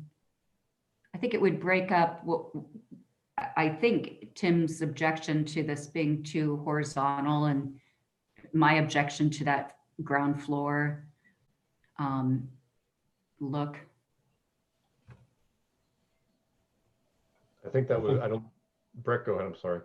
I think that could help. I think there are probably several different ways that it could be done and still maintain the elegance that you're going for. And certainly the last thing we want it to feel like is a really cheap kind of suburban faux row house building. I don't think that'll happen in your hands, Jeff. So while I'm speaking, I just wanted to note that it's helpful to see the context of the adjacent buildings. Driving around in street view while we're speaking reminds me of the pretty sizable historic structure to the north side of the street that is actually going to have a kind of the same plane. It's also a painted brick building, yellow at the moment, and it's a building that you don't always see because the trees often obscure it, but has some interesting lessons that might speak to a public and more of an inviting public approach to the storefronts along the street edge. And actually, that step into the volume of the building and might be possible.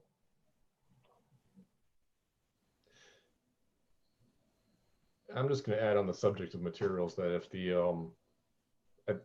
while I'd love to see a unpainted light color brick, I think painted brick would be far superior to stucco just because of stucco means ephes, and ephes at the ground level, I'd want to see something hard and durable on the ground floor. So yeah, and I mean, I don't know if there's other cementitious masonry products that you could look at. Yeah, just not get we're in agreement. We're in agreement on that. Okay. Absolutely, Carl. Well, you guys don't seem to want to follow the outline that Jeff gave us. So if the other items on here, if anyone wants to just make sure we're not missing anything, we've got, so building massing, we've talked about elevations. There's the rhythm and scale of the openings on West Main, rhythm and scale of the openings on the south facade facing the railroad, and then the west facade. We talked about materials, the window surrounds, and then the neutral color scheme. So I guess we've talked about all of these in some way or fashion, but yeah. Sonia, please go ahead.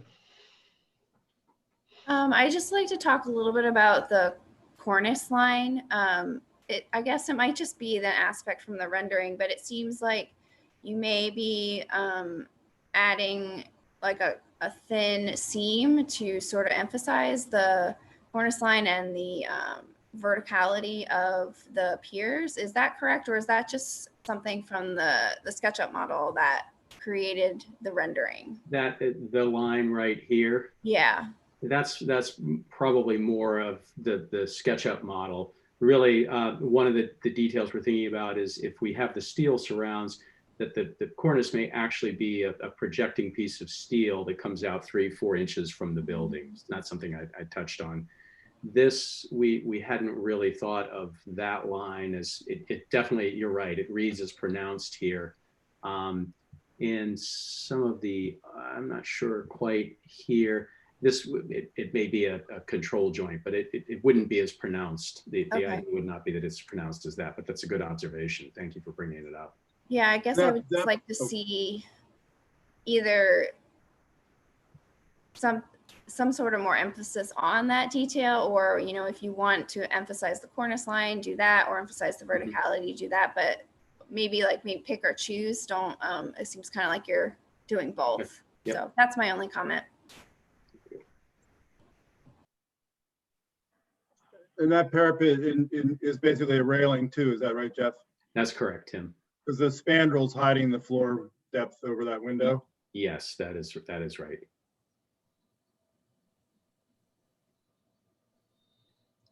Well, I don't want to, you know, belabor any points. I'm happy to hear anything else, but this has been very helpful.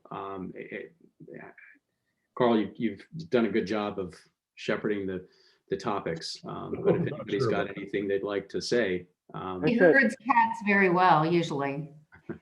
I had one quick little question that honestly Jody might be able to chime in on. You mentioned that there's potentially a service entrance for the commercial shops on the, I guess that's the west end there off that. Okay, so it'd be facing Main Street? Yes, it would need to be facing, it'll be set back as within the facade. We don't intend to just have a service door right there on a so that leads, I mean, I know we don't deal with interiors, but I assume that leads to like a hallway that then connects them all. Correct. So the reason I bring that up, and maybe wanted Jody to chime in, I'm curious if we'll end up having a lot of like delivery trucks parking in that little alley there trying to unload, which I guess that won't be allowed. Church.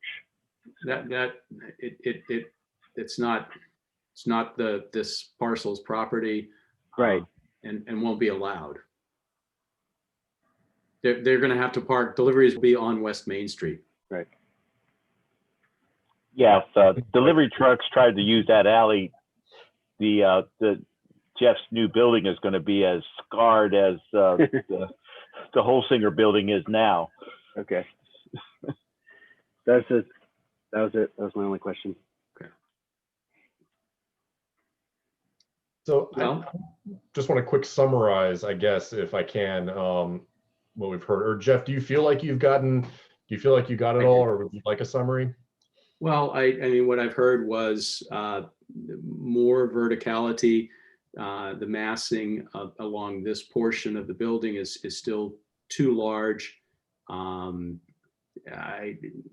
Tim's concern about horizontality has to do with the fact that there's very little vertical rhythm in the break here. The scale detail is out of scale with retail on West Main Street. Material-wise, it's all the devil's in the details, as we've heard. How to bring more life onto West Main Street with balconies or other variations that will allow some engagement. The planters are more of an impediment than they are an invitation into the retail. Maybe that's sums up the majority of the notes. I'm happy to hear if I've missed something dramatically. I was going to just add something. I think, Sherry, I'd just be curious if once you take the planters away, some of the glass area there probably is, I bet, no bigger than what you see on the flats. And for that matter, the Uncommon is completely glass all the way around at the first floor level. So I think part of that is that it's hard to understand entry sequences or anything in this particular case because the planners are kind of obscuring everything. I'd be curious to see if your perception of that changes if once you see it without the planners. I'm just thinking that there are some other parts, of course, that's farther up West Main too. So, you know, it's a good point. But just wondering, or, you know, maybe that's part of the way that Jeff gets a little more, you know, vertical rhythm out of this, is that some of the facades are more punched openings versus open opening, you know, on the retail level. Mm-hmm. And the only other thing I'll add that I missed was color, the introduction of some color, and also street trees needing to be more of the public realm and not necessarily related to this building. Yeah. And I just want to say, as kind of a little housekeeping thing for it's really good to have all this information, because at this point, because you've got you know, for a preliminary discussion, well, it's not a preliminary discussion, but this early on, it was great to get all that information that you provided to us. In the future, as this progresses, I think Jeff gives you a little bit of extra time to submit information. Yeah. That would allow us to review it ahead of time and might cut the presentation back just a bit. But Okay. thank you for now, I think this was really important to get this out in the beginning to help you kind of get as much feedback as you can. Okay. Well, I thank you all. I guess is it in my best interest and our project's best interest for me to request a deferral, Jeff Warner, at this point, meaning we can come back at any time within a certain time period? That is correct. And action is not required within the next 60 days if the BAR. You can come back in a year if you want. Okay, then the applicant respectfully requests the deferral. I'll move to accept that deferral. I'll second it. Okay. Mr. Bailey, Yes. Mr. Schwartz, Yes. Mr. Gastinger, Aye. Miss Lewis, Aye. Miss Lingle, Aye. Mr. Zemer, Sure. Mr. Moore, Aye. and Mr. Lehendro. Aye. Thank you. Thank you all very, very much for your time. I really appreciate it. Jeff, thank Nice you for coming presentation, Jeff. forward. Thank you for coming to us. Thank you all. Bye. All right. Next. Sorry, nope, you got it. Yeah, I'm going to go ahead and I'm going to go ahead and promote the applicants. And I mean, yeah, there's a lot of questions, folks, about what landscaping coming with the West Main streetscape and how that is worked into this. And I can, I probably can't answer when something's going to happen or exactly what. We do know that there are street trees planned within that space that is the city's right of way. So it's a difficult, it's difficult to ask an applicant to start planting street trees within their property line if something's planned. And I think probably need to even get out there and look and see what's there, make sure the city's not going to cut anything down. But you have some good questions there, but definitely something we need to clarify on how you approach it and the streetscape project. All right, I'm pulling this up so that I can actually see it. This is a COA request for 117 Altamont Circle. This is a request for roof replacement and removal of 2 chimneys. I know we're getting on in the evening, so I won't quickly. This is a 1915 structure in the North Downtown ADC district. It is a contributing structure. Excuse me. this request again is replacing kind, the existing painted standing seam metal roof, to remove the existing built-in gutters and downspouts and install half-round gutters. These would be roof-mounted with round downspouts, and to remove 2 brick chimneys and cover the openings with the new roofing. And one of the chimneys is at the front next to the dormer. Another is to the rear on a portion that's an addition. I've included the scope of work. I'm in the discussion. I went back and looked at the BAR record since 2012 when the current design guidelines were adopted. I found 6 specific instances where a COA request included the replacement of built-in gutters. 5 were approved, 1 was denied. The design guidelines recommend that chimneys be retained if they contribute to the style and character of the building.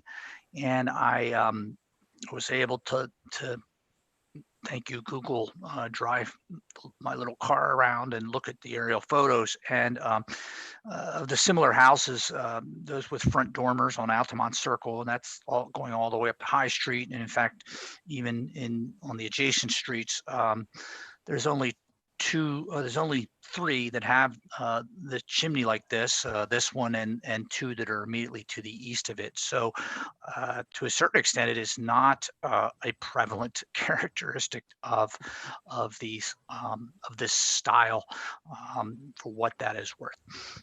And with that, I will, I think Mr. Epperly may be on the call if you've got any questions about the roofing work. Excuse me again, and do you have any questions for me? All right. Ms. Oakley or Mr. Epperly, do you guys have anything to add? I'm here. Is any, I thought that John would speak to it, but I have nothing to add. It's pretty straightforward. Yeah, I'm here. What I would like to add regarding the chimneys is the functionality. If I don't know if you noticed when he was scrolling through the photos, the one on the front is right in the valley of that dormer, which contributes to a very vulnerable, to detriment to the sustainability of the roof long term.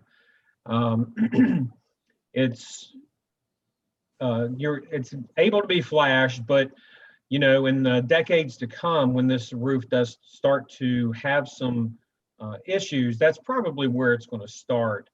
Being that the chimneys are no longer functional, we think it is in the best interest of the roofing system to go ahead and remove those.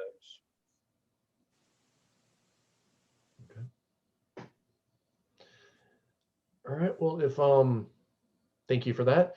Are there any questions from the public? Please use the raise your hand feature or press *9.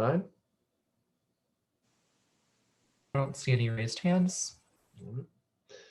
Board, questions? I guess, are the chimneys, they're tied to fireplaces, or they're not like a boiler vent or anything? No, they're not functional. Okay.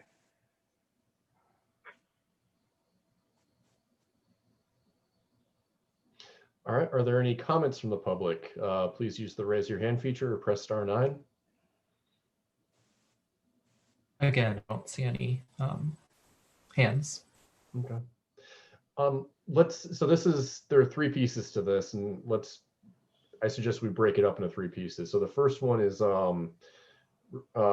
replacing in kind the existing painted standing seam metal roof. I can't imagine we have any issues with that. And Jeff, you've explained all of our requirements for standing seam. Yeah. Okay. Well, I have the criteria attached for rehabilitation on the roofing, and John certainly is familiar with what we require. Yeah, it's going to be a double lock standing seam pre-painted roof. The seams will be same on center as they are right now, so that it'll all match up. Okay. removing the existing built-in gutters and downspouts and installing half-round gutters with round downspouts. Any strong objections to this? Just makes me sad, but you know, it's a pretty common, I understand why. Yeah. That's all. Well, good. This is easy so far. Probably shouldn't have said that. The 2 brick chimneys. Any strong objections to both or either of them? I don't think the chimneys are a significant character defining feature of the buildings, not the way they're designed. So I don't have any problem with it. Agreed. Yeah, they're bizarre. Oh, sorry, Sherry, go. They are bizarre. I mean, the only comment I would add is I think the fact that there's 3 houses in a row that do have that very bizarre chimney coming up through the dormer lends itself to saying these 3 were probably built by the same builder. And so it does kind of tell a story. That being said, I don't think it's worth holding up this application for that request to take them out. It was a bizarre builder. I mean, Yeah, and he put them on different sides of the dormer, so did he? you know, Oh, yeah. Yeah. how much flip- whiskey did he have? But that's just a flip floor plan. Okay, so would anybody like to make a motion? Wait. Breck? Yes. Sorry. I just wanted to make a comment that I appreciated the historic photo that was included in the Landmarks Commission. And it just highlighted that at least in a previous iteration, may not have been original, the downspouts were painted a darker color, more in keeping with the brick, and only the top parts were painted the trim, unlike the way that they're painted currently, where the trim kind of leaks down the entire corner of the building. And I think that would be, if they're going to be replaced, that might be a friendly suggestion. I think it's a fair comment. Does that make sense to you guys? Yep. And Mr. Epperly and Ms. Oki? Yeah. Well, as long as it makes sense to John, it's fine. Are you saying they Yeah. should? Yeah, okay, good. Yes, makes sense to me. All right, Breck, why don't you make the motion and add that in there? Sorry. I'm going to find it now. Sorry. Oh, here we go. Having considered the standards set forth within the city code, including city design guidelines for rehabilitations, I move to find that the proposed replacement of the roof with a standing seam metal roof matching the pan spacing, the replacement of the gutters and the downspouts satisfies the BAR's criteria and guidelines.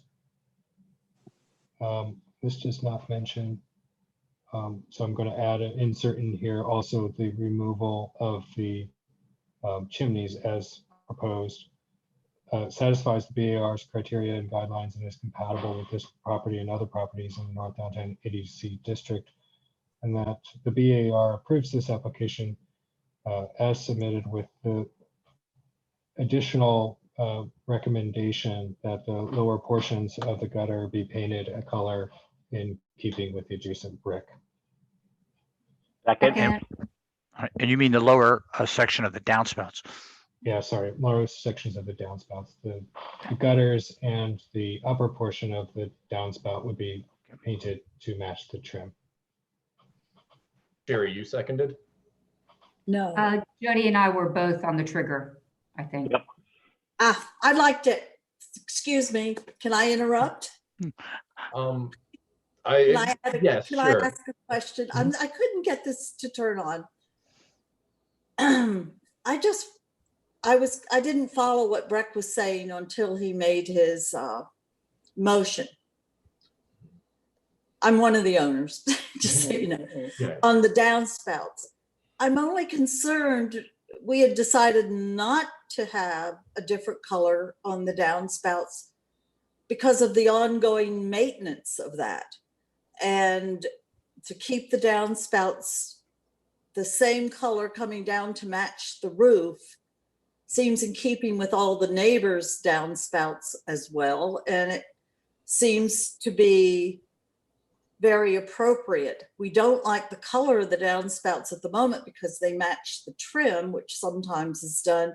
But if ever you want to change the color of the trim, then you have to paint downspouts, which is an ongoing problem to do that. So I'm sorry if I'm out of line, but I couldn't turn this on to add it. We usually allow applicants a little chance to respond. But I think we're, I'm sorry, go ahead. Oh no, Sherry, go ahead. Well, I was about to say, Mrs. Bracy, I think you're in agreement with the recommendation that the downspouts would remain one color and not change with the trim. Is that what you meant? I'll share my screen. Yeah. All right, sorry. It's a bit of a two-tone solution. Yeah, so in this scenario, 90% of the downspout would be painted to be something close to the brick, and only the portion that is adjacent to the trim would be painted the trim color. All right. So what you're saying is that the bronze color, the copper color, it's aged copper color we're using or hoping to use. That would be fine. That's okay. Got it. I apologize, but thank you. That's fine. To clarify. So, but you're still painting it right where the S is at the trim. I think that's what one at the very top painted. Yeah, just right at the trim, and that's it. But the rest of it you're leaving alone. Yeah. And so the gutters, if I'm hearing you guys correctly, the gutters being white and the downspouts being the dark bronze, because no, the gutters aren't white, are they? No, we're not doing gutters. I think that's why I'm just trying to clarify. I think the gutters, I'm sorry, would be the color of the roof, the copper color, but the trim is that yellowish color you see in our pictures. So what we have is you have a cornice that's visible now, a painted cornice, and there is no gutter because it's built in. So now that gutter piece is being introduced into the cornice. And so the idea being that where you see that white line below the eave, the yellow. I was looking at the historic photo. So yeah, you see that.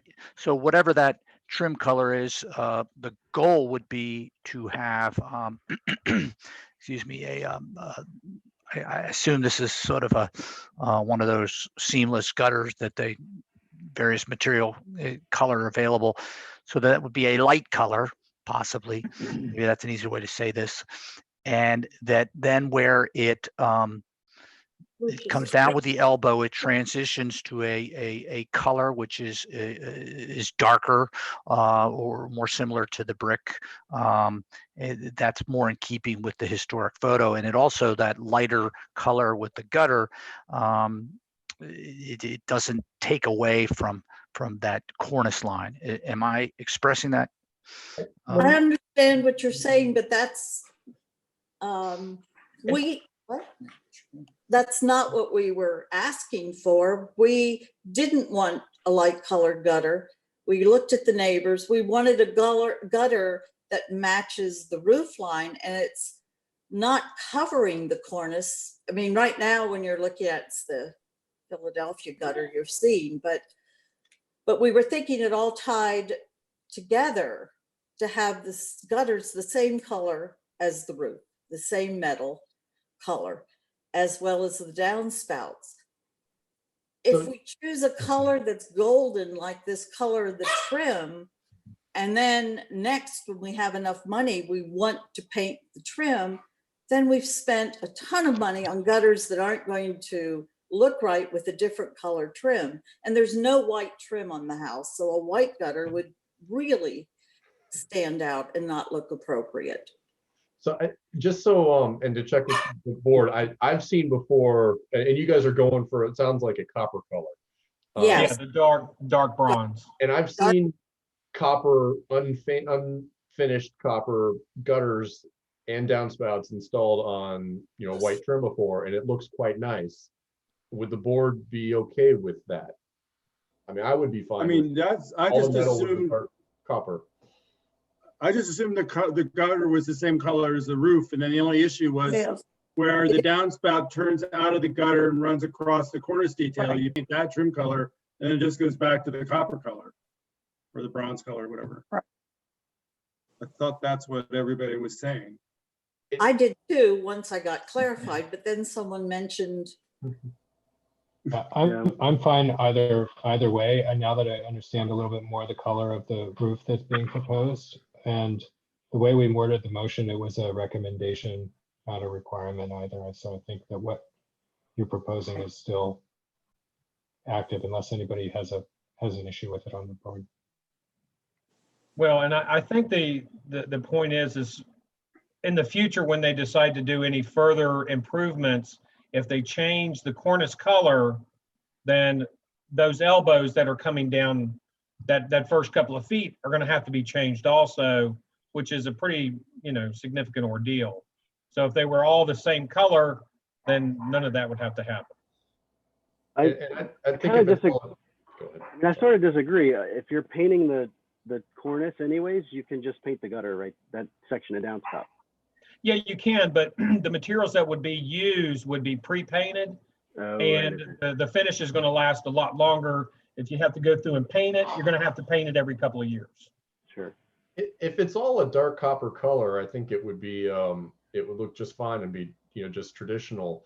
I mean, what we were seeing in that image, I think the gutter probably was copper at one point, but had been painted, to match the brick, and then painted to match the cornice. And it worked because it was going up into the cornice. If the gutter's hanging down off of a half round, I think it would be a little goofy just to paint a little elbow on it. I agree. Yeah, the dark bronze is a bit of I'd almost sort of describe it as a dark coffee color. It is not simulated copper or bronze. It's a color, a brown. It is. Most people refer to it as an aged copper. Once it started to turn and gotten dark before it really patinas. I think the thing that's the intent, the idea of painting it would be that when you install that hanging gutter, it then visually reduces the height of the overall entablature, right? Your overall cornice that's at the top of the wall, because it's sort of in front of it and a dark line. And so if you make it match, it then sort of disappears. I think that's the idea if you wanted to paint it, but I understand there's a maintenance concern. So, that's fine.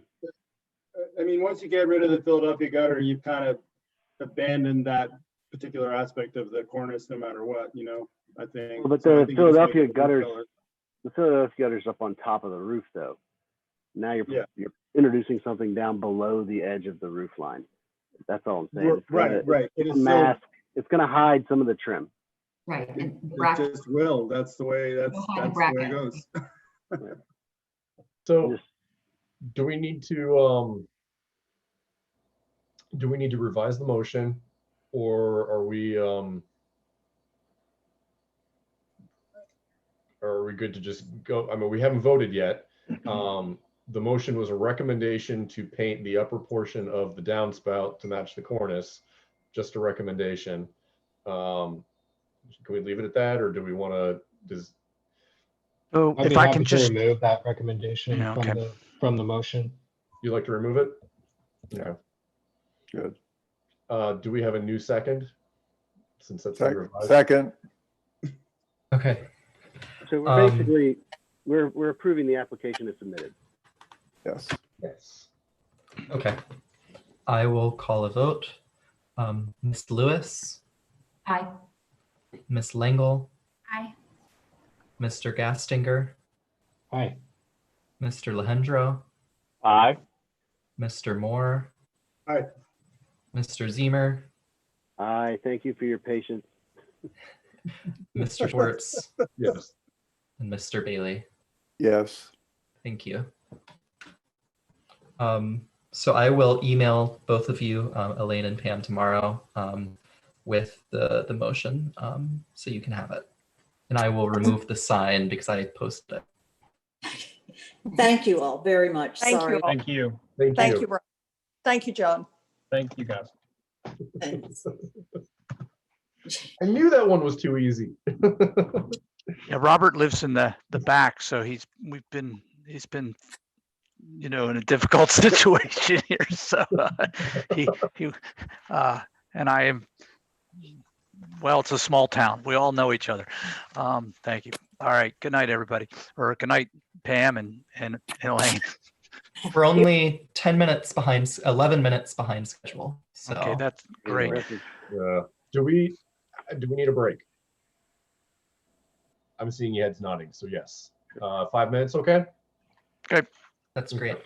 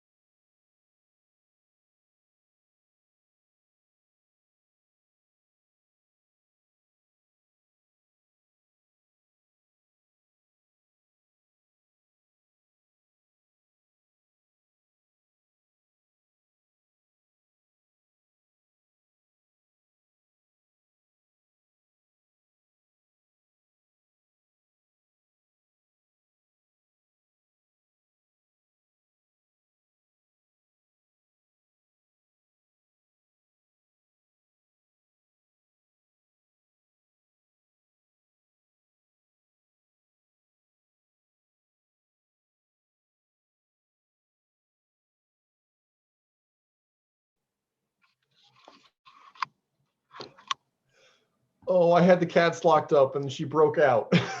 Oh, no.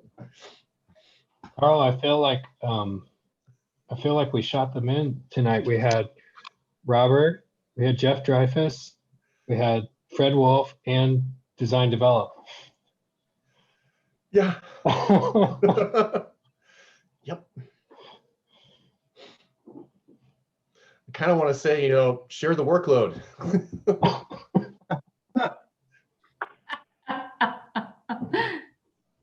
Oh, all right. Are we all back? I can't see. Jeff is not back. Okay. Oh, well. Well, he is. Well, He's probably just under his desk.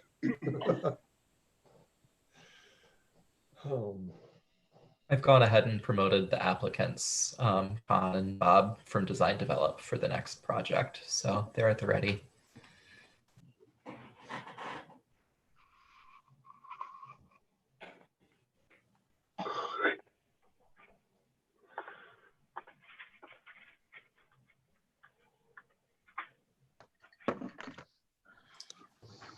There he is.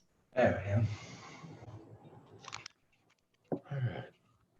So if we are all here, it looks like our next item is a pre-application discussion for 125 Chancellor Street.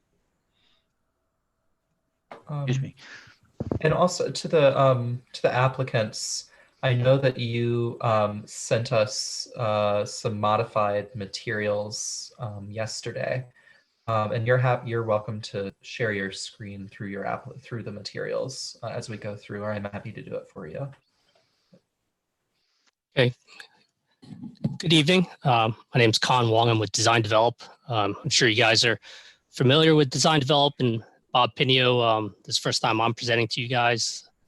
So looking forward to hearing what you guys have to say. We're here to introduce you to a project we're working on Chancellor Street. It's for Alpha Tau Omega Fraternity House. Should I be sharing my screen? Whatever be easiest. I think, and just this is a pretty good, a pretty complete set. And just so you all know, when I first talked to Con about this, and because a pre-application discussion is required, they were ready to submit this for a full submittal. So this thing's in good shape, and so I think we've got a good starting point. But go ahead, Robert, if you can hand him the controls and walk through it. Sure. If you prefer to, you're welcome to share your own screen, like I said, or I can do it for you. Okay. Let me see if I can do this. Great, thanks. Oh, you guys got to the end before I was ready. So Jeff, thanks for the introduction. So Alpha Tau Omega on 125 Chancellor Street.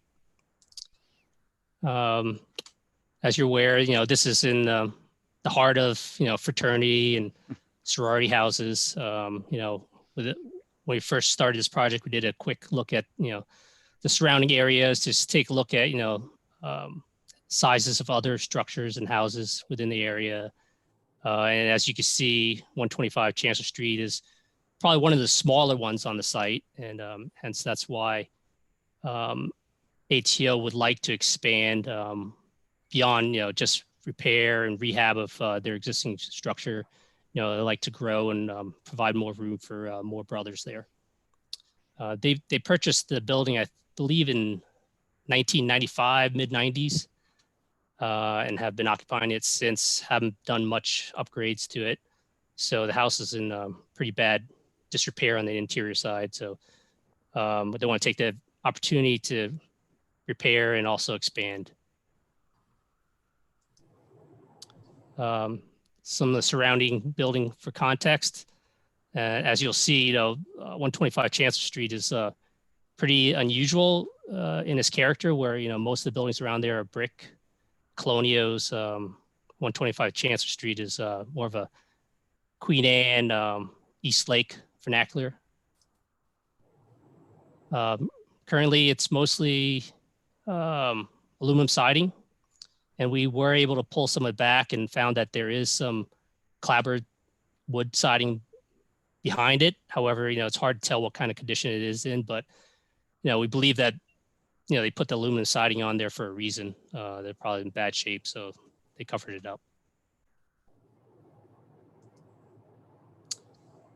Some pictures of the house. The original house was built in the late 1900s.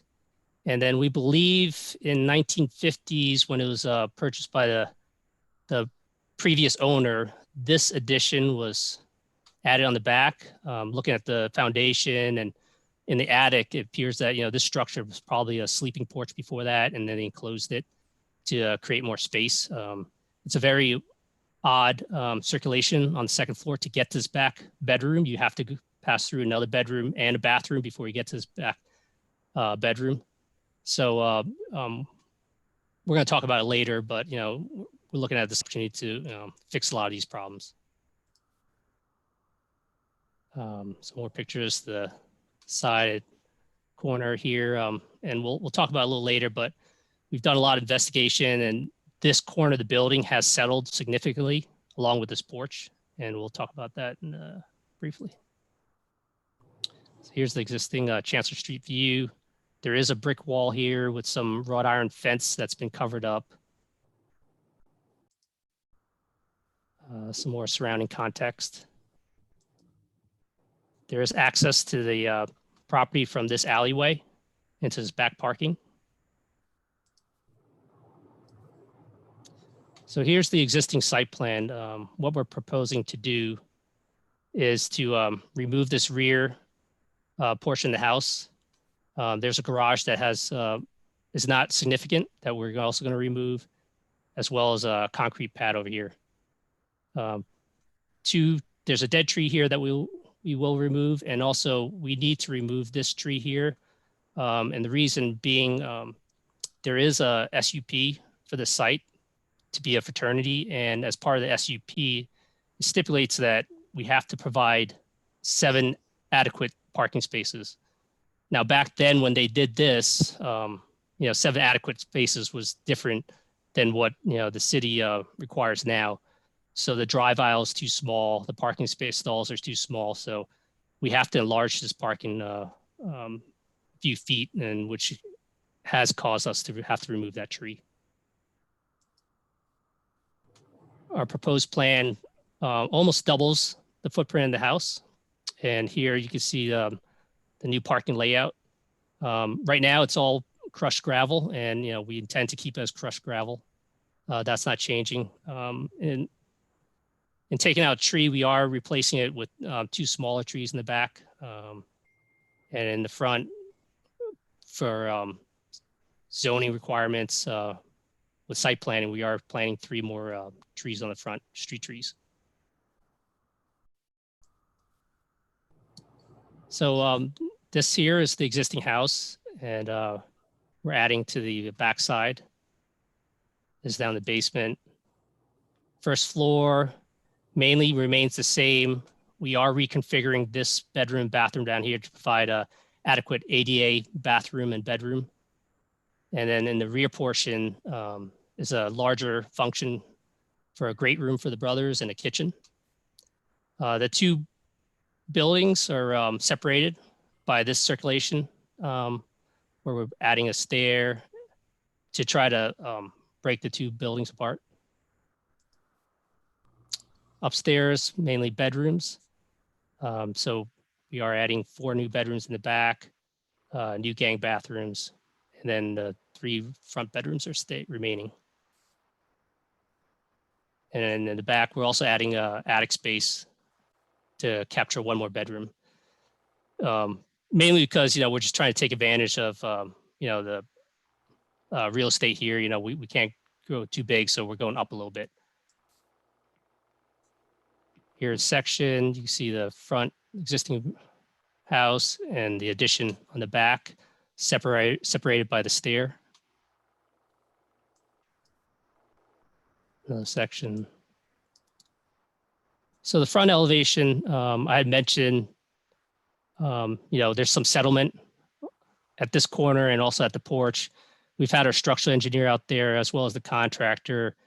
And we looked at this porch and we feel that it's not safe. So we are proposing to rebuild it. Now, we are also proposing to rebuild it in kind, where right now it's a colonial revival style porch. However, the rest of the building is Queen Anne style.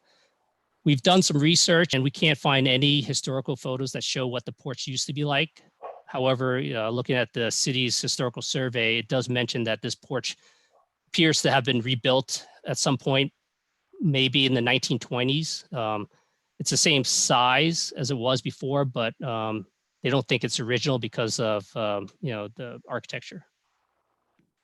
So we do have a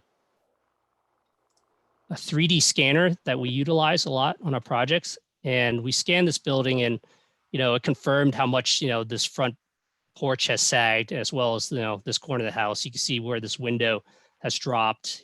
This eave line has dropped significantly. It's also pulled away from the house, so we just feel that it's not very safe right now. And that's why we're proposing to remove it and then rebuild it in kind. Here you can really see how bad it is. And also this is the brick coursing lines. You see it's really dropping towards this front corner. This is the side elevation. We're proposing to, retain all the trim work. The buildings, we're trying to keep them complementary to each other. However, distinguishing them with a break between the two buildings, but also having a little more playfulness in the back rear, as opposed to the front, more rigid window configuration. And then we're also going to do it with differentiate them with the details such as the eaves, where this Queen Anne building has a lot more ornate eaves. We're going to do more simple details for the eaves on the back portion. This is the rear elevation. This is the great room on the ground floor. We're trying to accentuate, that this volume has something big happening, so that's why this volume is a little taller. And then, we kind of drop it down on this side for where the bedrooms are. This is the north elevation. And some renderings. As I mentioned before, we're proposing to rebuild this, but also, I don't know if you saw, right now they've widened the staircase. We have seen a picture where it shows that, the staircase was only, a single bay wide rather than the 2 bay. And we think that, that was probably done at some time just to have more egress for, the fraternity.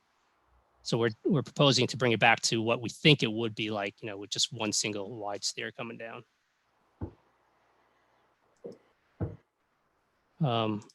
Also, as you see, although the rear portion is taller than the front, we feel that, it's in the back where it's sheltered, and from Chancellor Street, it shouldn't be perceived as too big of a volume.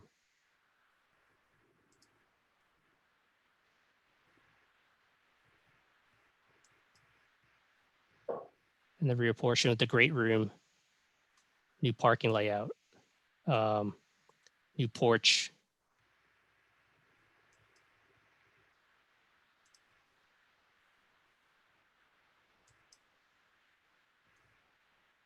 And that's the new addition. Bob, is there anything you want to add? No, I think that was a great introduction.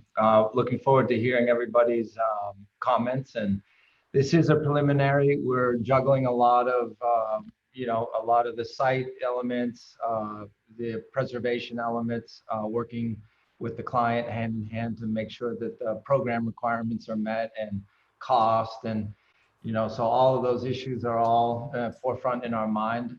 So we're looking forward to hearing from you and using your comments to move the project forward. So appreciate everybody's time.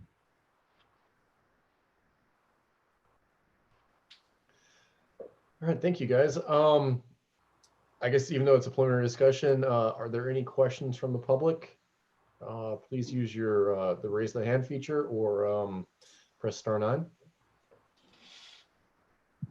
I don't see any. Okay. Questions from the board?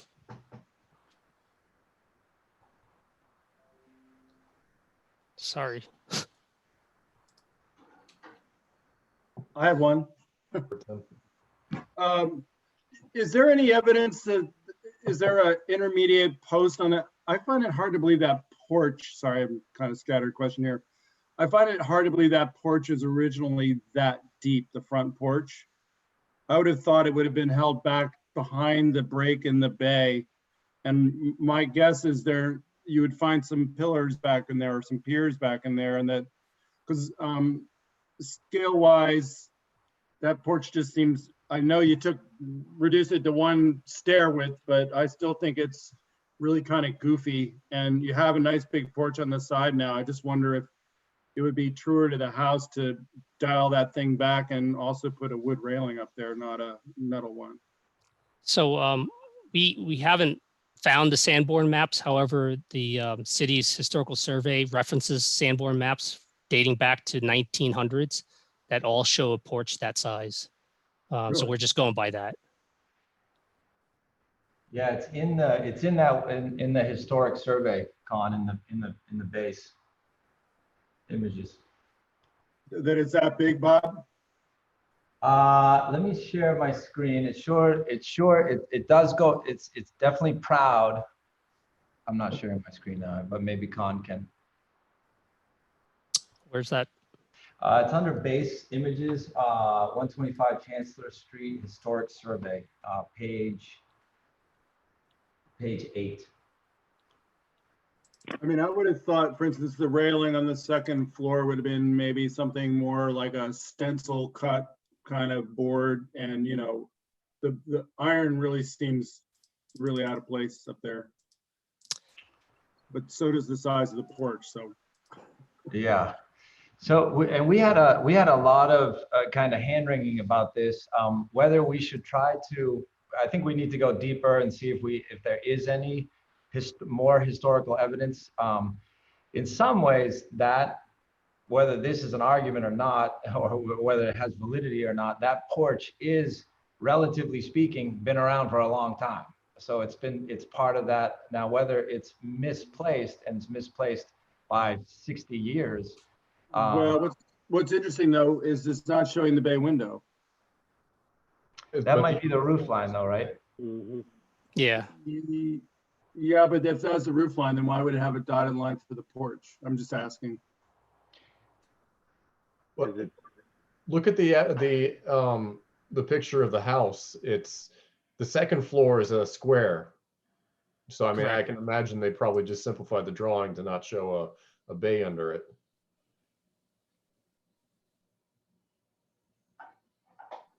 That could be, yeah. It's like an aerial. Right. So we're kind of wondering first of all, we did have a structural engineer go out. And if you take a close look at the construction systems that are keeping that porch up, they're out of date. They're kind of cobbled together. There was, according to the owner, a column that was so rotted that they had to ask BAR to either remove it or replace it or support it. Deferred maintenance, knowing fraternity brothers, there might be more people than probably should be up on that roof.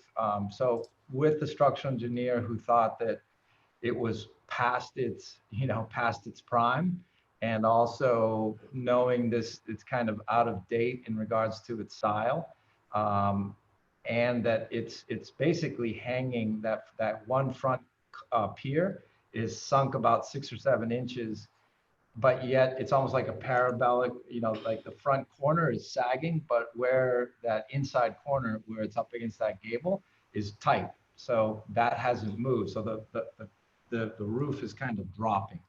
So it's our intention to propose to fix it. Now we're stuck in this kind of no man's land. Do we go back with what was there, or without being able to find a resource of what was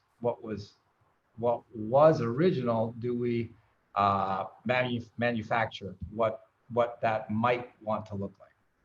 Well, actually, when you go to take the porch off, I'm wondering if you'll find some scars that might have indicated where it originally was. It just seems really bizarre to me that it's forward of that gable. I'm with Tim.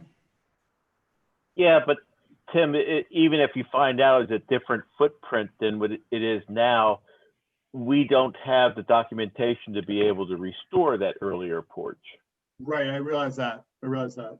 So I guess along those lines, I thought where Tim was going with this was why are they rebuilding it and restoring it to the exact same profile if we don't think it is original?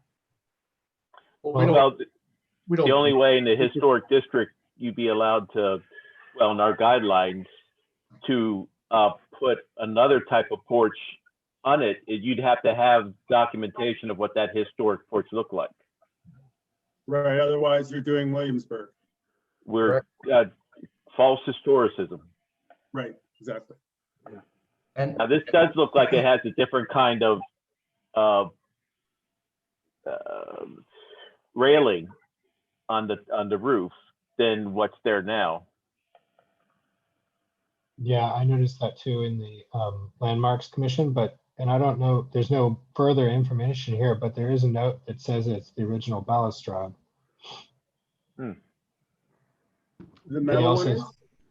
No, not the metal one in the photographs, but when Eugenia Bibb did the report in whenever, in the little black and white 83, there's a little bad representation of it might be the lower balustrade. Well, I don't know. I mean, the lower one looks just straight up. Well, that's got some detail to it. Yeah. Yeah. This does illustrate the idea of going back to one stair that is centered on those two right-hand columns. The existing condition now is that they've doubled those stairs. You can see where the stairs are. You can see the stringers have been added. There's where it hits the ground. There's a new concrete pad that receives those extra stringers, and we're suggesting to go back to this. To at least, yeah, this is the only picture that we could find that's shows what was there before. We haven't been able to locate anything older than this. And when the stair looks like it's back in this location, it's centered on the front door. Yeah. Just like the front door is centered between those two columns at the stair. Yeah. I was sure there was going to be a paired set of columns like the right end at the left end, but seeing this now, I see that the railing and where the stair placement is and centered on the door, that makes sense. What's that weird diagonal line in that photograph? Or some? This one? Power line? No. On the left side of the porch, on the open side, what's that line right there? That downspout? It's downspout. Oh yeah, that's what it is. You're right. The built-in gutter. You can see the whole gutter in the new picture. Yes, you can. Yeah, there's no way that it's now a scupper. Is what was originally So I guess to kind of follow up on Tim's comment, but maybe not necessarily wait till you're replacing the porch. Is there an opportunity to do some investigative probes, especially where the columns, like you said, it's aluminum siding, right? If we pulled some more aluminum siding off, would you potentially see any other ghost marks that might suggest an earlier porch? Again, what's the point? Well, if it showed a true profile of a column, you could then replicate that column.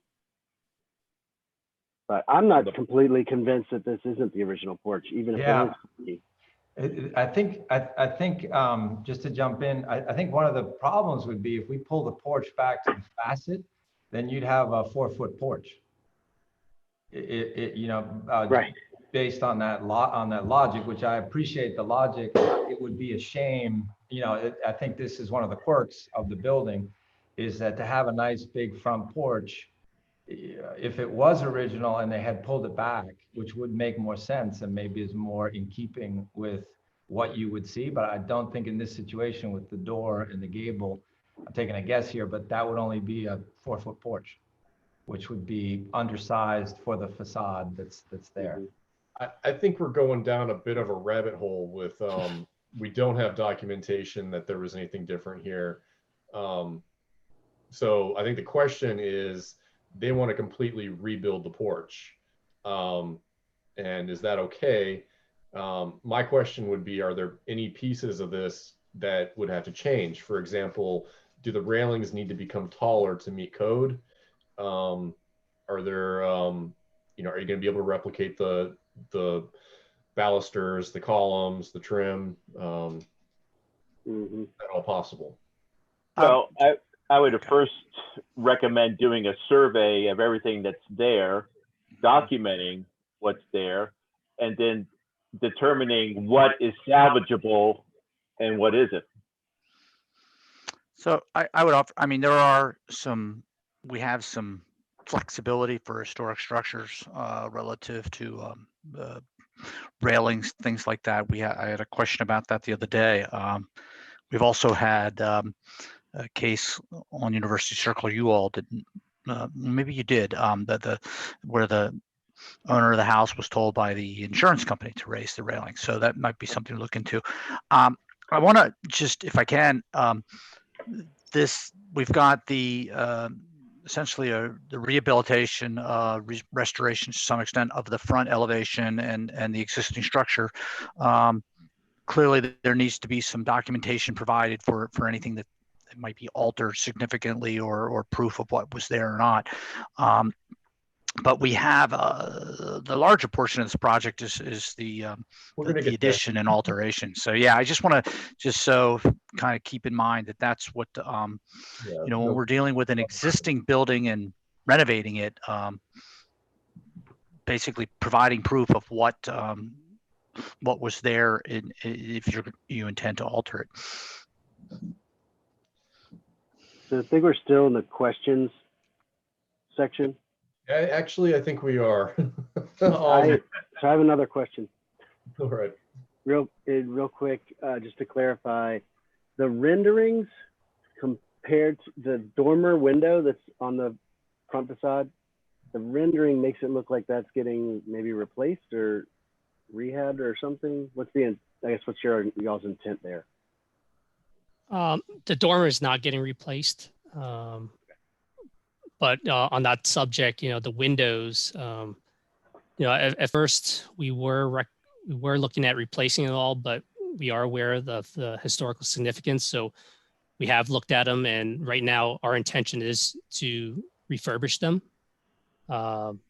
Glazing would have to be replaced. There's some cracked ones, but however, you know, our intention is to maintain what's there, the existing windows, and refurbishing them. The shutters would probably need to be replaced. They're just aluminum shutters right now. A lot of them are missing. Most of them are bent and pretty beat up. Great, thank you. Good answers.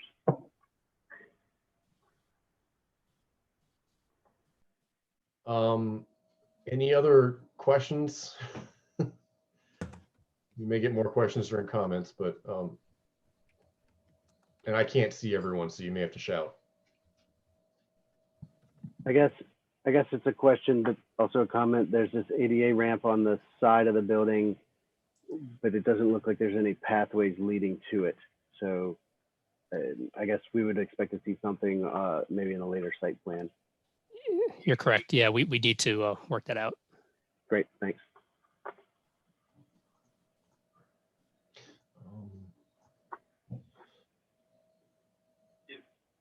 Is the site wheelchair accessible from Chancellor Street?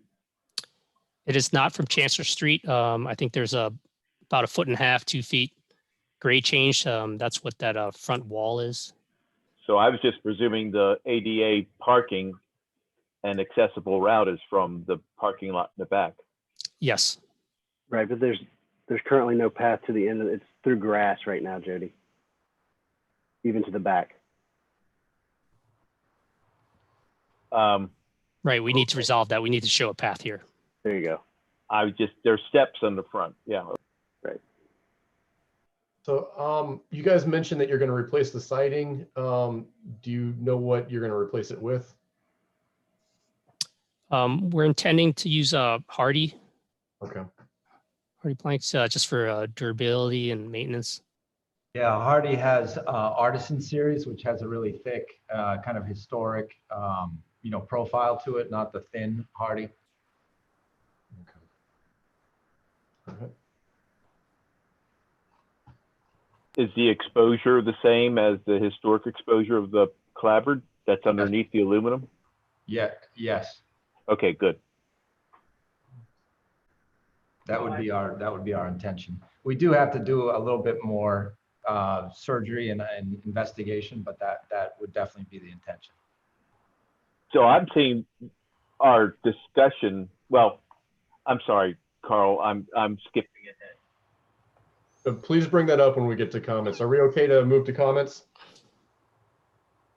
All right, let's just move to. Are there any comments from the public? Please use the raise the hand feature or press *9. I don't see any raised hands. Okay.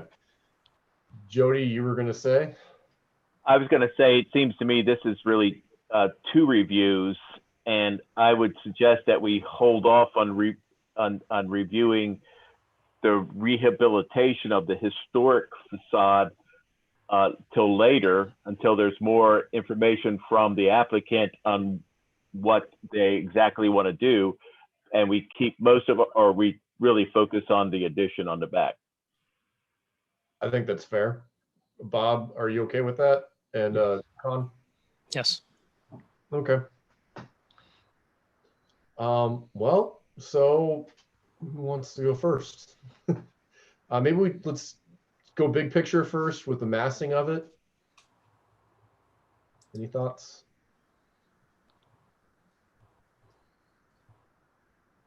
I think it looks like a fairly elegant solution to the problem. The addition is separate from the historic structure. It is not, you're not mixing the two up, but yet it definitely references the historic structure. I think initially it's a very good impression. Agreed. I tend to agree. I'm a little bothered by it, and you said you raised the eave height, so it would be different from the or maybe I don't know if you said that to make it different from the historic structure. You gave us your floor plans, which was a little dangerous. That lets me make suggestions that I probably shouldn't. But I'm wondering if that 3rd floor, you have a lounge in there, if that just became all bedroom, would you be able to bring the eave height back down? To me, it feels a little bit odd that it pops up so high, but that could only be me. If no one else agrees with me, then just ignore that. It's just it may be a little odd, but I don't think, I mean, from the street, you can't see it. So I'm not going to follow my sword on it, as I've heard said already tonight. So I have a sword following question. Con, you said something about being more playful on this elevation, but I don't quite see that. I see that happening on your parking lot elevation, but it seems to me I wouldn't mind seeing some of that window language on the 2nd floor of this elevation on this side that you have going on the other side. I agree, and Bob has commented on that, and we've been discussing that. We've been working on that today, actually this evening, but hasn't made it to this presentation yet. But that is something that we're looking at to work on these windows. The one thing the way I described that existing house is I think that is a playful house. All the stuff going on, it's kind of funky and fun.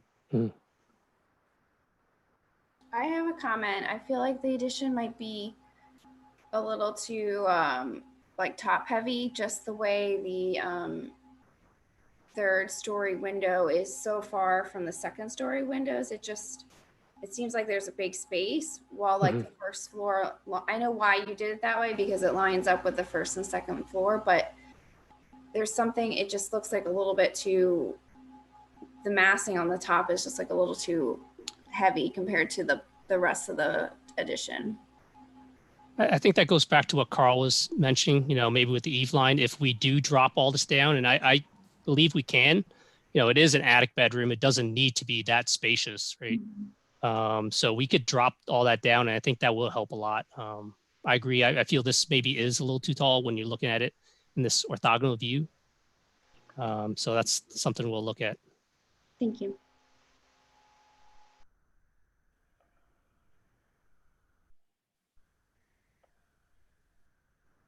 So kind of related to that, those last few comments, I think I too kind of generally supportive of the massing. I think it's a good way to solve this problem.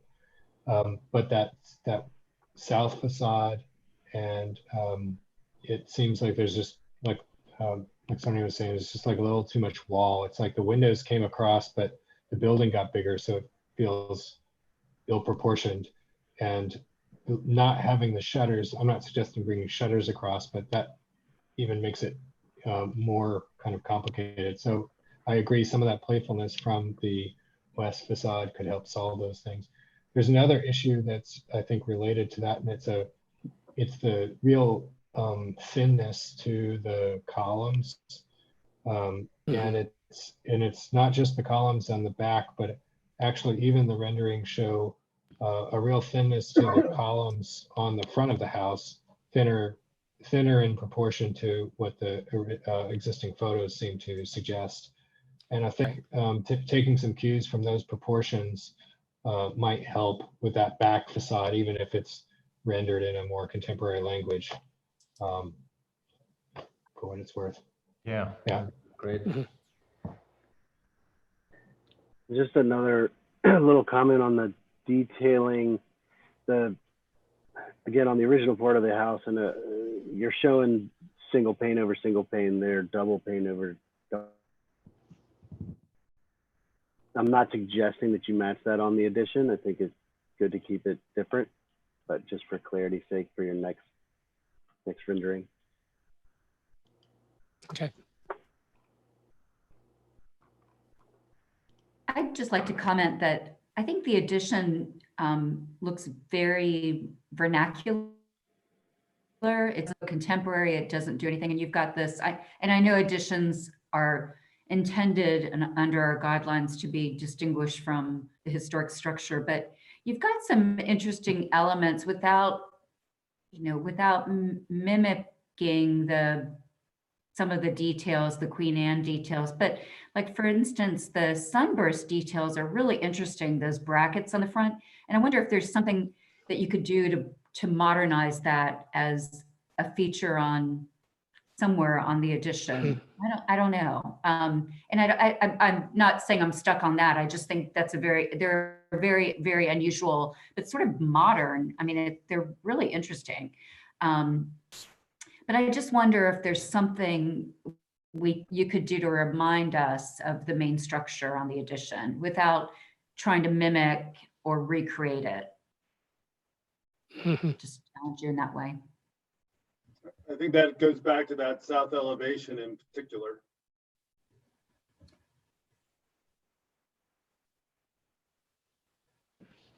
Yeah, I agree with Sherry. I think I agree with Sherry on, or maybe can add to that a little bit, that it's I appreciate the simplicity that you're trying to put into this this addition, but I almost wonder if it could be simple and elegant, or it could end up being so simple it just looks, I hate to use the word cheap, but that could be, you just got to be a little careful that if you pare it down so much, that may end up being how it looks. Right. Just another level of detail, just give a little more texture. Well, I think it's the window game. I mean, I think your window game is much better on the parking lot side than it is on the south side. Right. The windows would do a lot for you if some of that language, carried on into this other elevation. I think and, in general, maybe on that elevation you play that game with the gable, in the sense that it has reads a flat line across, particularly if you drop the eave, then do something to separate the gable, even if it's just a trim board. But it needs a little more articulation. I'm with Carl and Sherry on that. And I would suggest maybe the windows need to be larger. The upper floor windows seem very punched and small and too much plain clabbered walls between them. Yeah, agreed. I think the issue was, initially I tried to maintain the same proportions, but these are more successful because they have shutters, which, make them look a little wider, whereas these don't have any extra detail. So I agree. We'll definitely look at that.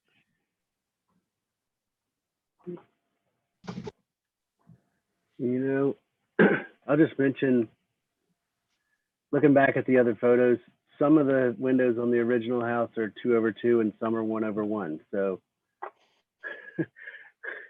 you might take a look and see what's original and what's not. Yeah, I wish there was an original photo of the front of the house. We're looking and we haven't given up, but we've beat the bushes for a little bit, and we'll keep on trying. I mean, it has sort of that kind of Garrison style with that projecting bay and everything. It's really pretty cool, and it just that porch really bugs me.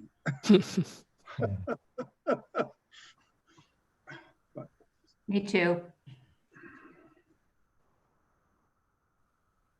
I just suggest that when you guys come back in for the final, we'll just need a really clearly legible site plan and or planting plan, so we understand what the proposal is. It seems like the planting that you're suggesting to compensate for the loss of that tree is going to be a big improvement, but it probably would also be useful to have for documentation a photo of that tree that is planned to be removed. The crabgrass is interesting. Well, it is a fraternity. Sketch up crabgrass right there.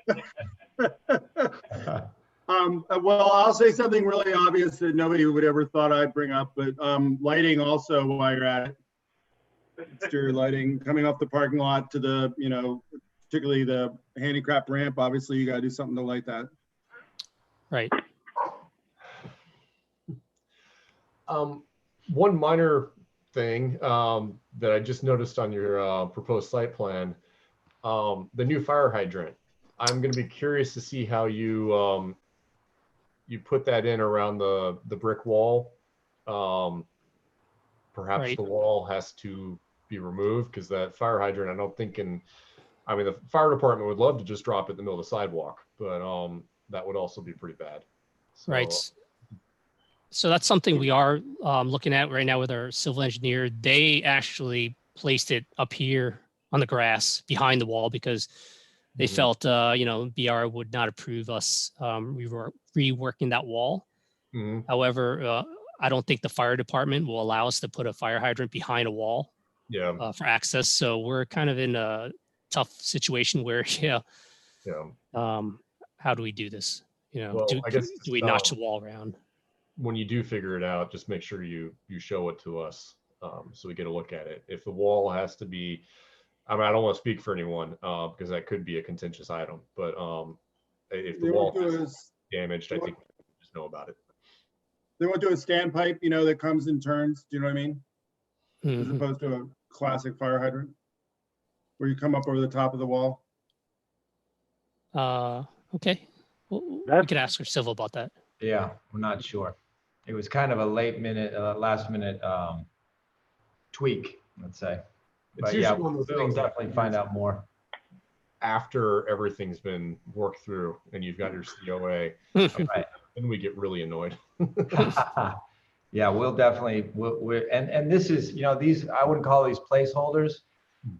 We are trying to develop everything at the same time. So this is, as you know, it's preliminary, but we will add, the soft flesh into this a little bit more and tighten everything up. And, we're just trying to get big picture items out before we go too far.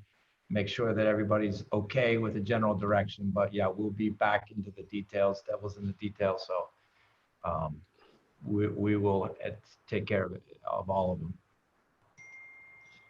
Do you guys have any questions? Present it to you. Do you guys have any questions for us?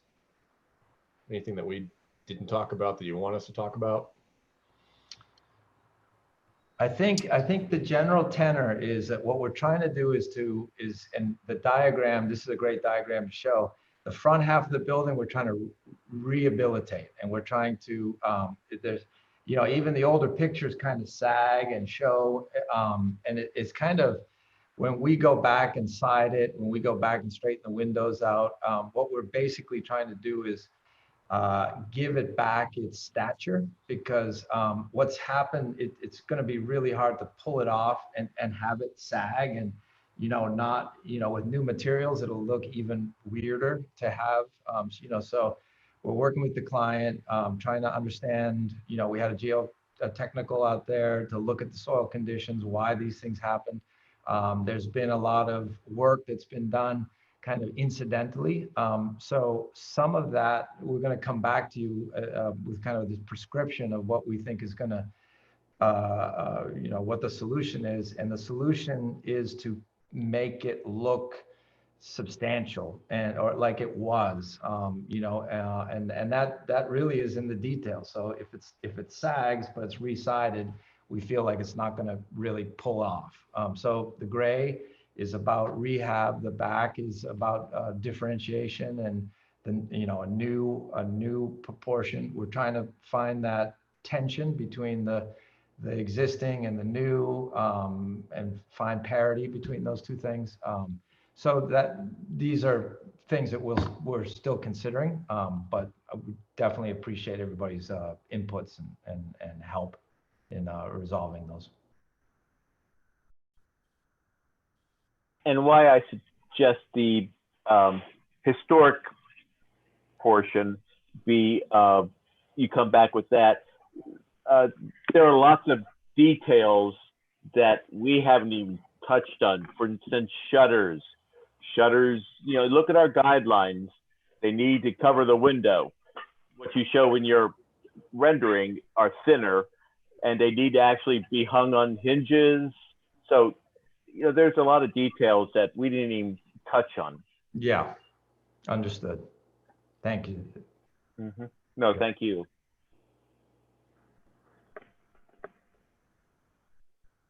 All right, well, unless anyone's got any additional last words. Okay, I'll do it. Well, this is a preliminary discussion, so I don't even like this at all. But let me just say, in a perfect world without our guidelines, here's what I would do. I would get rid of the attractive nuisance porch on the front, which, knowing this is a fraternity and knowing what happens on two-story porches, I would get rid of that, get rid of the railing, and I would wrap the porch around the side. I would bring it all the way across the front and then wrap it and match the addition porch. And that would make it look, in essence, more like a Queen Anne, because Queen Anne's did have wraparound porches, and they had a grace that I think this porch took away at some point from that beautiful front proud bay. So I'm just going to throw it out there. There. And I would probably pull the porch back to match the bay, so that beautiful bay window and the brackets and the sunbursts are more visible, because they are, in my opinion, they are the defining features of this property. So there you go. So just so you guys know what to bring back, who would agree with Sherry on this one? I don't agree with Sherry on this one at all. I think that the current facade that they provide renders what we do know about the house from the photos that we do have in a historic manner. I realize that everybody's an architecture critic here except me, but I find that that's actually fairly attractive the way it is. And Sherry, I'm not trying to, I just want to make sure that we're not giving multiple directions that go in. I'll say, I was agree clear with- that mine is going to be a minority opinion. I was going to be fine, just fine with If other people are in agreement, then I think that would be important to know. So our other, I'm not in agreement. I'm not in agreement, but I'm in awe of Sherry. I would say that I like the idea of pushing the thing back. I wouldn't be able to, even though I agree with her about the wraparound porch. I believe that would be taking it a little far, but you know, I think that porch is an abomination. I think if this is a new, I can't, you know, I can't, what's the word? I can't intellectually justify them taking it off because we don't have any way of dealing with it. I think repairing this porch to matching kind best meets our guidelines. And if you were to enlarge it and wrap it all the way around, you're just making the second story deck that much bigger. They would climb out the windows and get on it. Now, this isn't to say that the architects could, in their research, find a photograph of the Queen Anne porch that wrapped around and was everything that Sherry improved on this house. Then you'd have documentation. That's for, yeah, good. Well, you could Photoshop the porch from my house and put it on there, Bob. Send me a picture. And then make it black and white and like scratch on it. So any other comments? Or are we? I just want to say, I think that the strategy generally is pretty good. I felt like most of the comments were you know, pretty specific in the details, and the project in general is in a decent good direction. And I was sad that I'm actually on the board of directors of a neighboring fraternity, and I'm thrilled to see some work going into this house. Hey, is the traffic light historic? It was somewhere. Somewhere. Let's just say there's a lot of stories behind it. Yeah. That I don't doubt.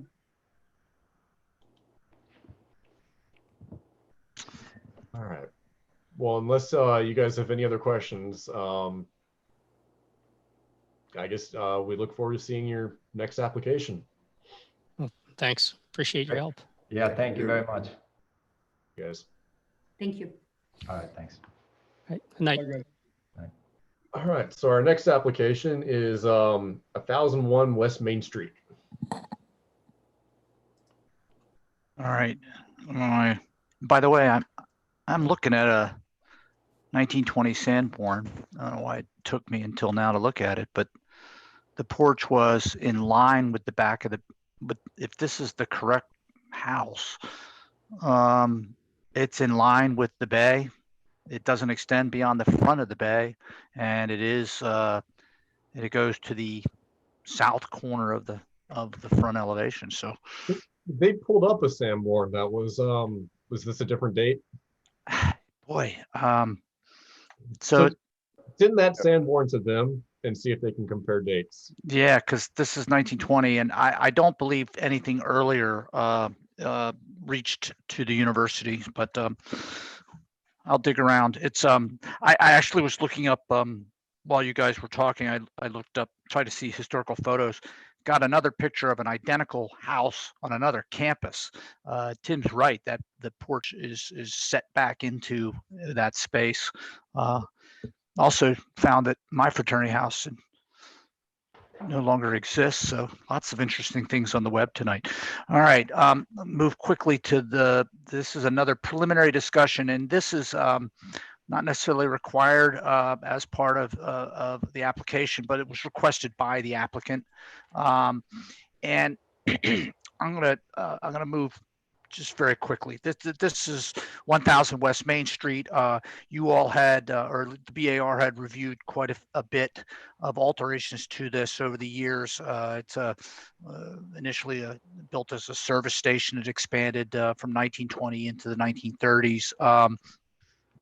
It's got some interesting features to it that I didn't even realize that are still there. But at this this southeast corner of the building, if you will, this is the corner of West Main and 10th Street. The applicant is or will be an applicant, but to primarily discuss excuse me. I think there's some signage issues, and I shared with you all some information earlier tonight. Probably the mural is a large question. The signage, well, I would say for like the bike racks and the canopy, that's all fine. I don't see anything that would trouble us. The signage is, you know, we prefer to not have big logos, but those are the kind of things we've had here. We do not allow in West Main, in that district, internally lit signs. That's what these appear to be. So that would not, you know, so that's not something that's, in fact, I'd have to go to the what I send you, but I believe that's part of the ordinance. So, but those could be externally lit signs, and then certainly, so I said I think the primary discussion for you all, find out from the applicant, but I would assume it's the mural, and then to be clear that just because the BAR might approve of something that's some signage conceptually, that does not change what signage still requires a separate signage permit, and it must comply with zoning, regardless of what the BAR's opinion of it may or may not be. And I think the only other thing I would say about the mural is that art is fine. You know, it's an illustration. We usually don't, the BAR doesn't evaluate the content, but I would caution that the applicant that anything that within a mural that's interpreted as a Starbucks related or coffee related could be interpreted as a sign. So be very careful with the artwork that it does not come across as a come here and buy coffee. Otherwise it would be included in the sign calculations. It may not be allowed. So with that, I know the folks, Robert, if they're here, let's see what their questions are and take it from there. We have Adam Updike joining us, and it looks like there are a number of them on the call, but I see Adam. Is that what all those dozens of people that were on the call for? All these are. I can't speak to dozens of numbers, but I can speak my box here. I know that Ina's my design partner. I'm not sure if she was able to get in, but she's my design partner in Seattle that can kind of speak a bit more to the girl. I'm the real estate guy, so I was more introducing the project, or if there's any specific questions as to site plan. I'm not seeing her in the call to add, so. Oh, there she is. Hi, sorry, I kind of new to Zoom thing, so I'm trying to figure out how to turn the camera on. Starbucks has fully embraced Microsoft Teams, so we're Teams literate. We haven't done the Zoom thing before. Thank you for the introduction, Adam. I thought maybe this is a good opportunity for me to just walk you through the design and ideas behind the mural, and maybe walk you through some of the signage ideas that we wanted to put forth. I can go ahead and share my screen. I think that might be. Sure, go ahead.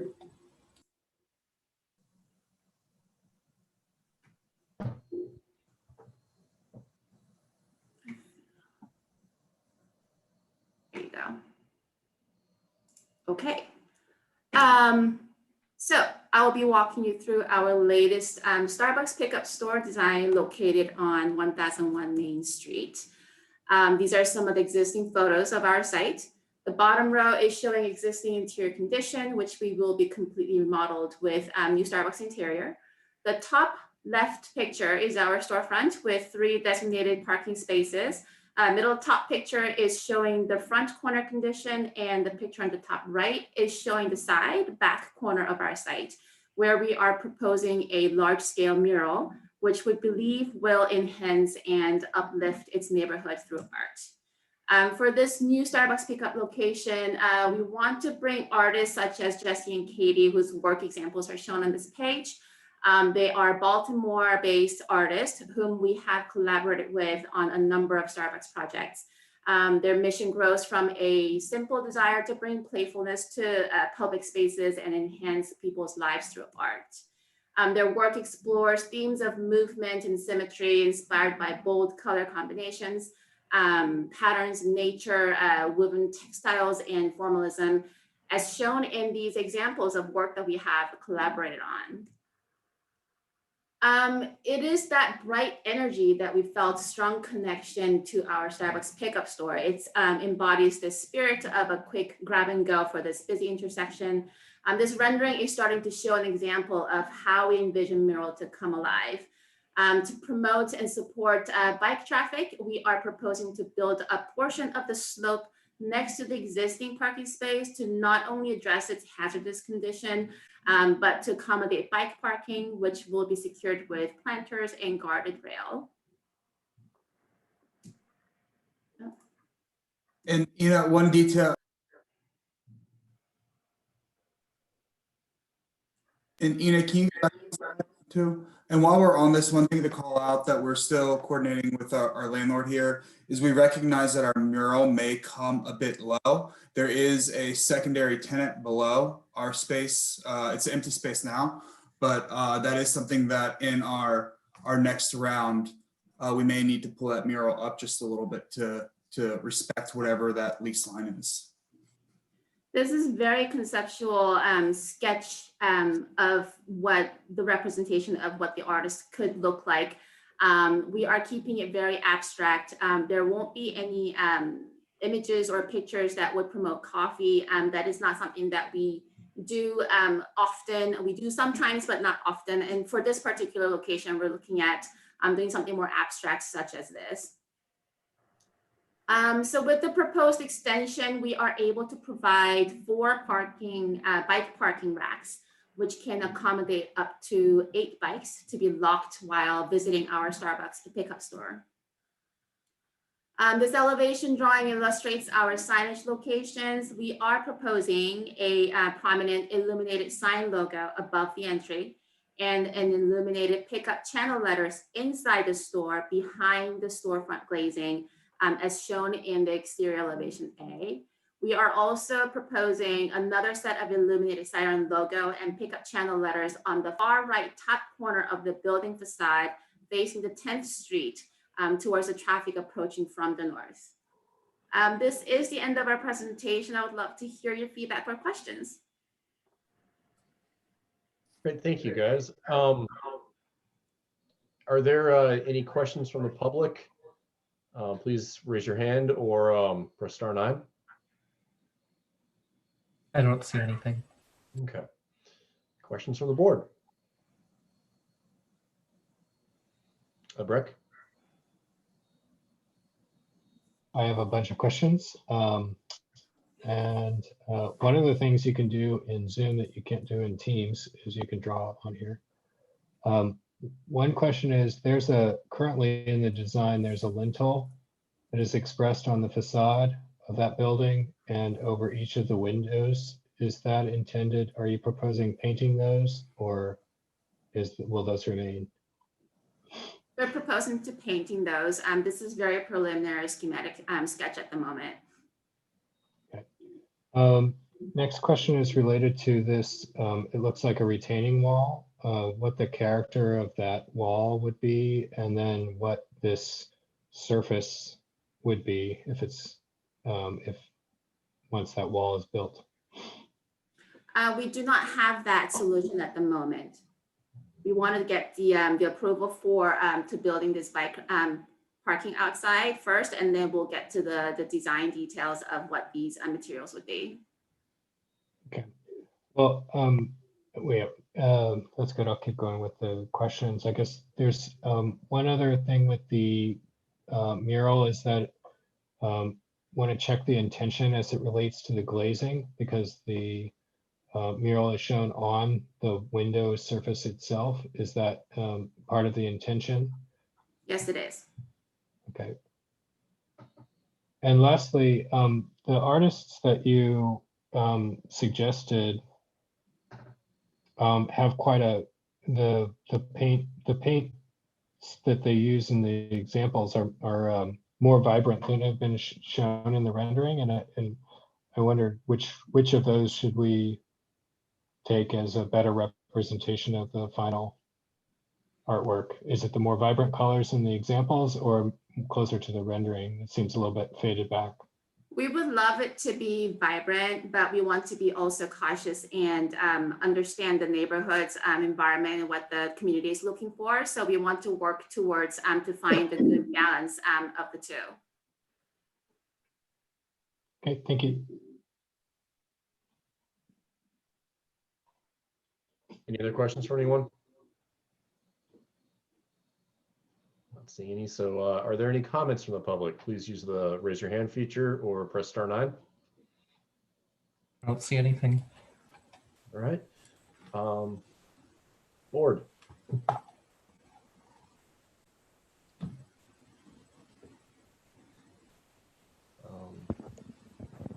No, I'll jump right in unless, I'm sorry. Sherry, were you? Okay. I think it's exciting. I think this is really exciting. So I know Jeff Warner has found some issues with the signage, and I assume he's emailed you about our zoning requirements for signage. So I'm not sure how much we can speak to that. But as far as the mural is concerned, no, I think if it's vibrant, if it's as vibrant as the images that you show in your precedents, I think that'd be great. It's this is an interesting part of town where you can have a lot of color and excitement, and it's not going to distract from anything historic. So yeah, I say go for it. Breck's question about the windows being painted, I think that's something that we need to discuss. I'm not sure how I feel about that. I kind of worry about blocking off the windows because part of our guidelines is to have more transparency into buildings. And I realize that this building is, that side wall along 10th Street is already pretty opaque. And I don't know what you gain from seeing into it, but it does. I think that's something that we as a board need to discuss. I think your bike rack solution is awesome. It's great. More of that, the better. So yeah, I think proceed with that and figure out what you want to do with the retaining wall. That's my 2 cents. Well, not just the retaining wall, but the grade going around it, yeah? Yeah, I mean, if you guys are going to improve that, or if it looks like right now you're just leaving it as the sloped asphalt. It'd be really nice if you improved it. Yes. I'll say one thing. I would have loved to see some of this color on Jeff Dreyfus's project. But I think I agree with Carl. I like the idea of the color. Also, I think the windows are a little conceptually problematic relative to our guidelines, particularly the one on the street front, but the others are well above pedestrian height, so maybe not quite in the same, not quite the same issue, but it is questionable. I mean, I understand it graphically, but it does present a little bit of a conundrum.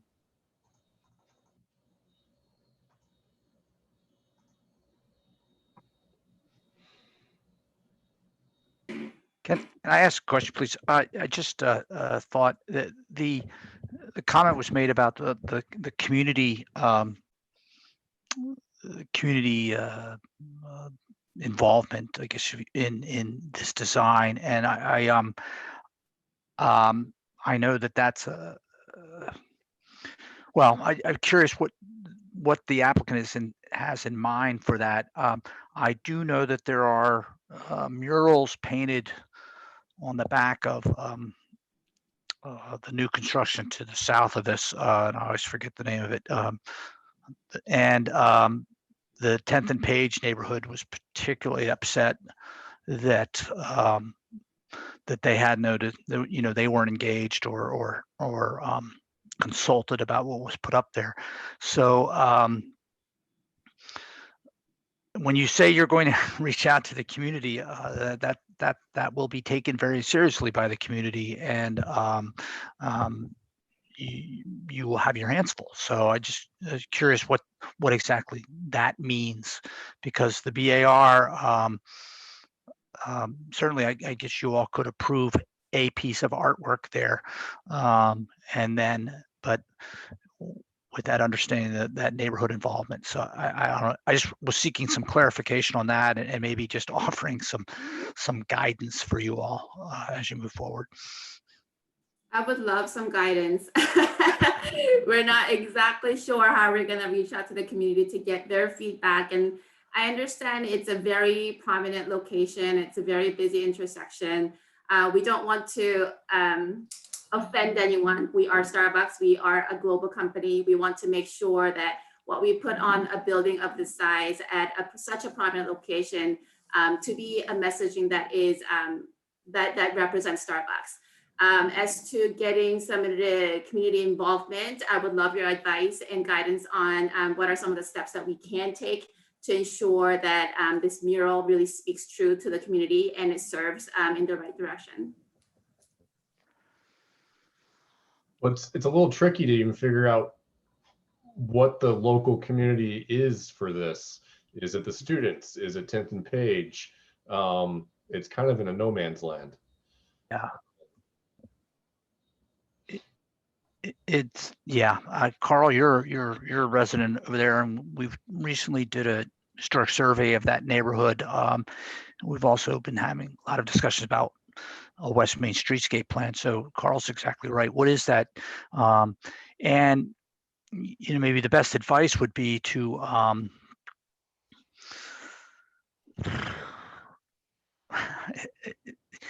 you know, we could put you in contact with some of the folks in that community. Maybe you could advertise. I don't know. It's very difficult right now in the age of COVID to do anything that's sort of a community participation, and that's tough. We'll need to give that some thought. And it's beyond really the scope of this board. I mean, our jurisdiction is to determine whether a mural is appropriate on this structure, and not even the content of it necessarily. I think that this is the kind of structure that does lend itself well to a mural, and for other structures, we have sometimes shied away from murals that extend all the way to the boundary of the building, but I think that that's appropriate for this kind of early industrial building. I think the really vibrant colors that you show in the precedents would be striking and appropriate in this case. And I think that if they were as vibrant as shown, I think some of the detailing of the building could come back in. I kind of think that it's a loss to lose that articulated lintel above the windows and above the storefront. Kind of ties the facades together instead of just being a white box. And I think it also, the more vibrant colors would allow you to not have to paint the windows, which I do think is against our guidelines. The last comment I'd make is I think the bike parking is a really excellent idea. I think that this is an important part of our streetscape, and actually one of, you know, kind of oddly, one of the most more important intersection in our city. And it's a totally no man's land right now. And I don't think we ever would have approved that kind of slope of asphalt that's spills down to the corner. So I would just suggest that the that be looked at from an urban standpoint of what kind of space is that creating on the downhill side of that wall, and what the character of that wall is.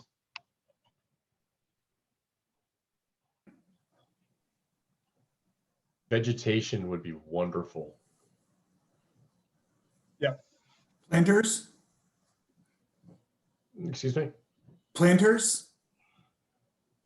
Yeah, and whatever you can figure out to work with that site. I mean, ideally you rip out what's the sloped asphalt and put in plantings, but I think, yeah, whatever you can. Or even have a low retaining wall that you can sit on down at the lower level as well. I mean, you know, I think there are a couple of things you could do to urbanize that corner and make it much more pleasant than it currently is.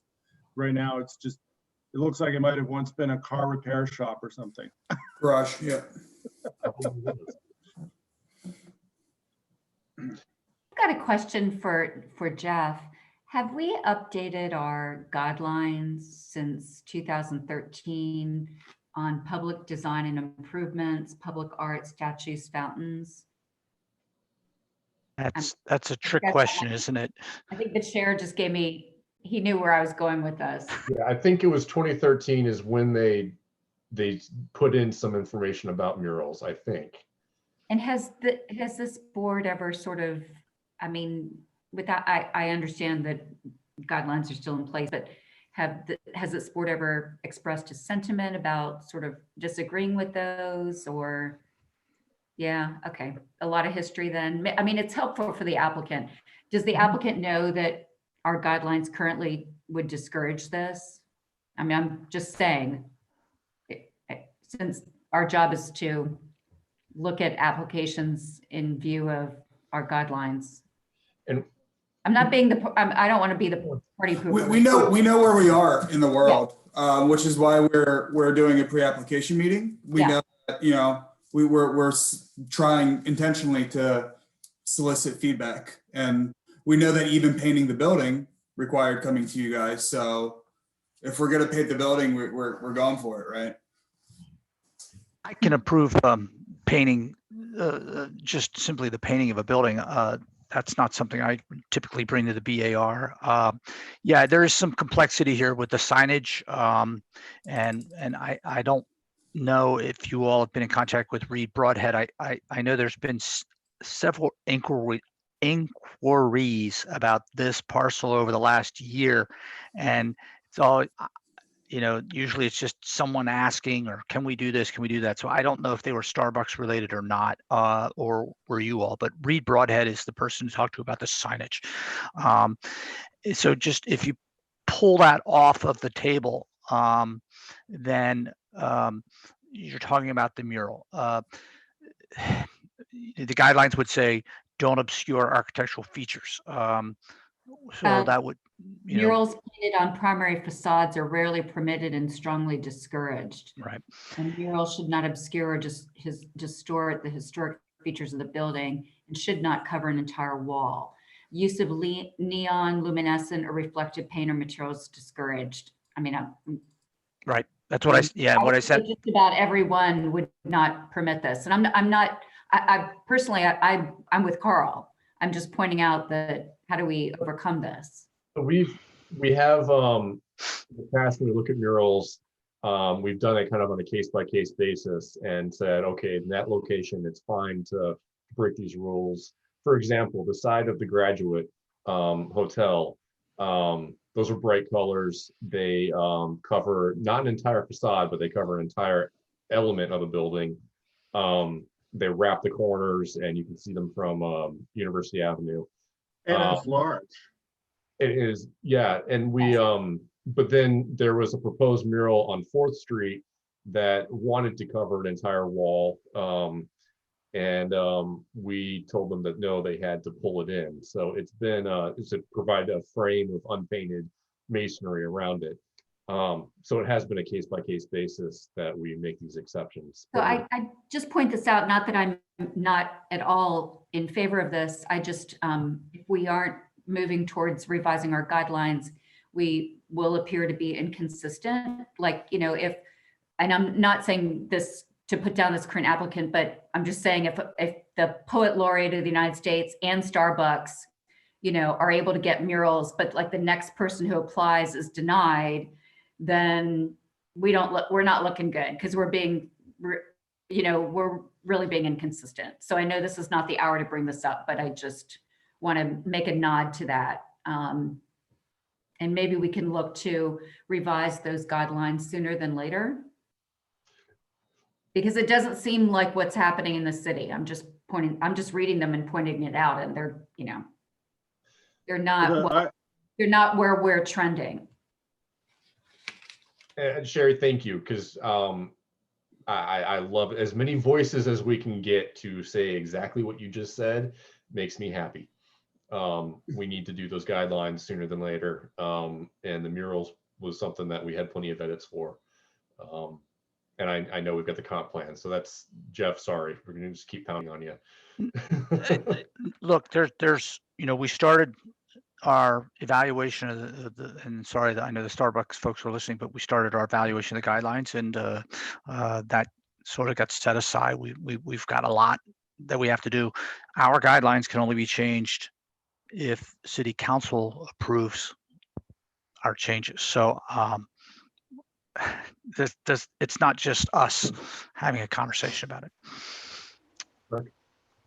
I'm just curious, Sherry, to dig into it a little bit more. Other than the primary facade, which this mural kind of wraps around onto the Main Street facade, which of the points do you feel like this mural doesn't fit?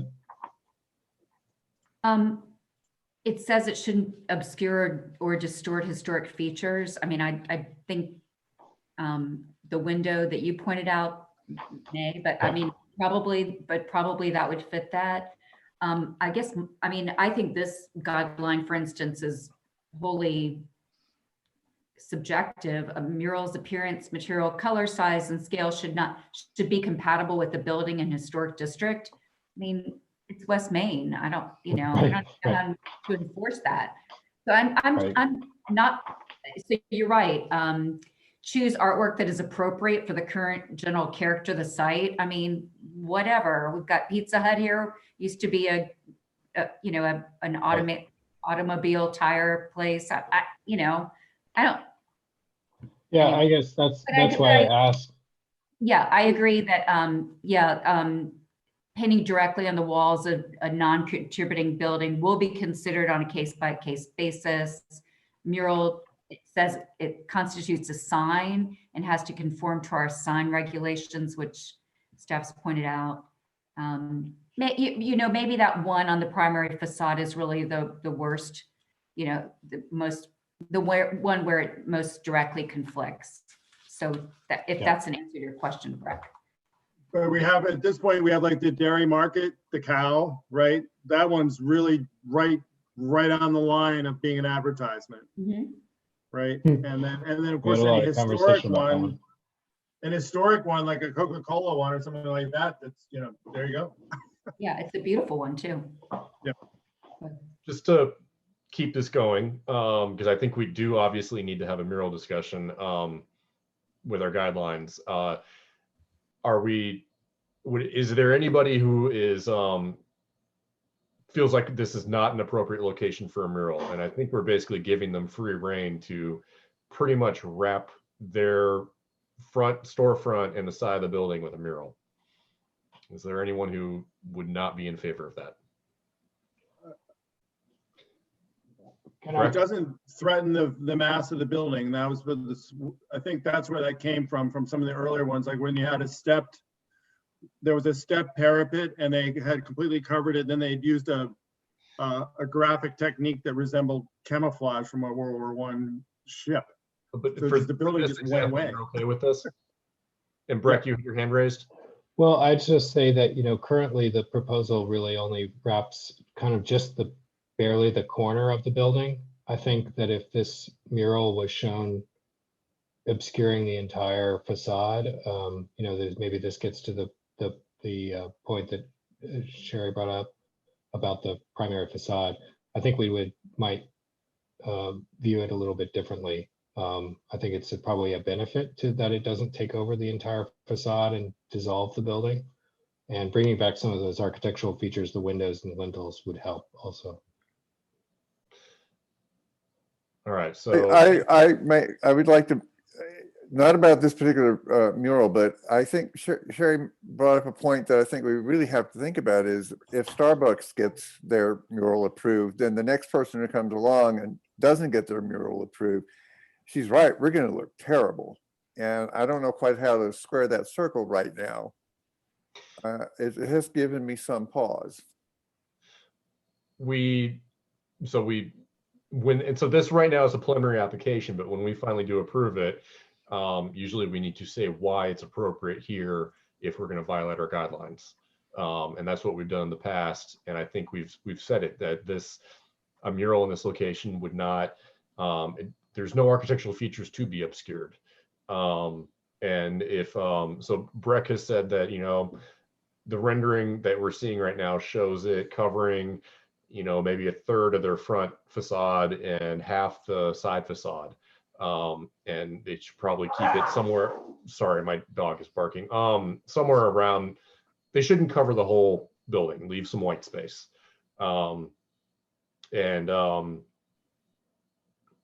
Yeah, so we give some reasons that it's appropriate as it is. The windows, are we, who's okay with them painting the windows?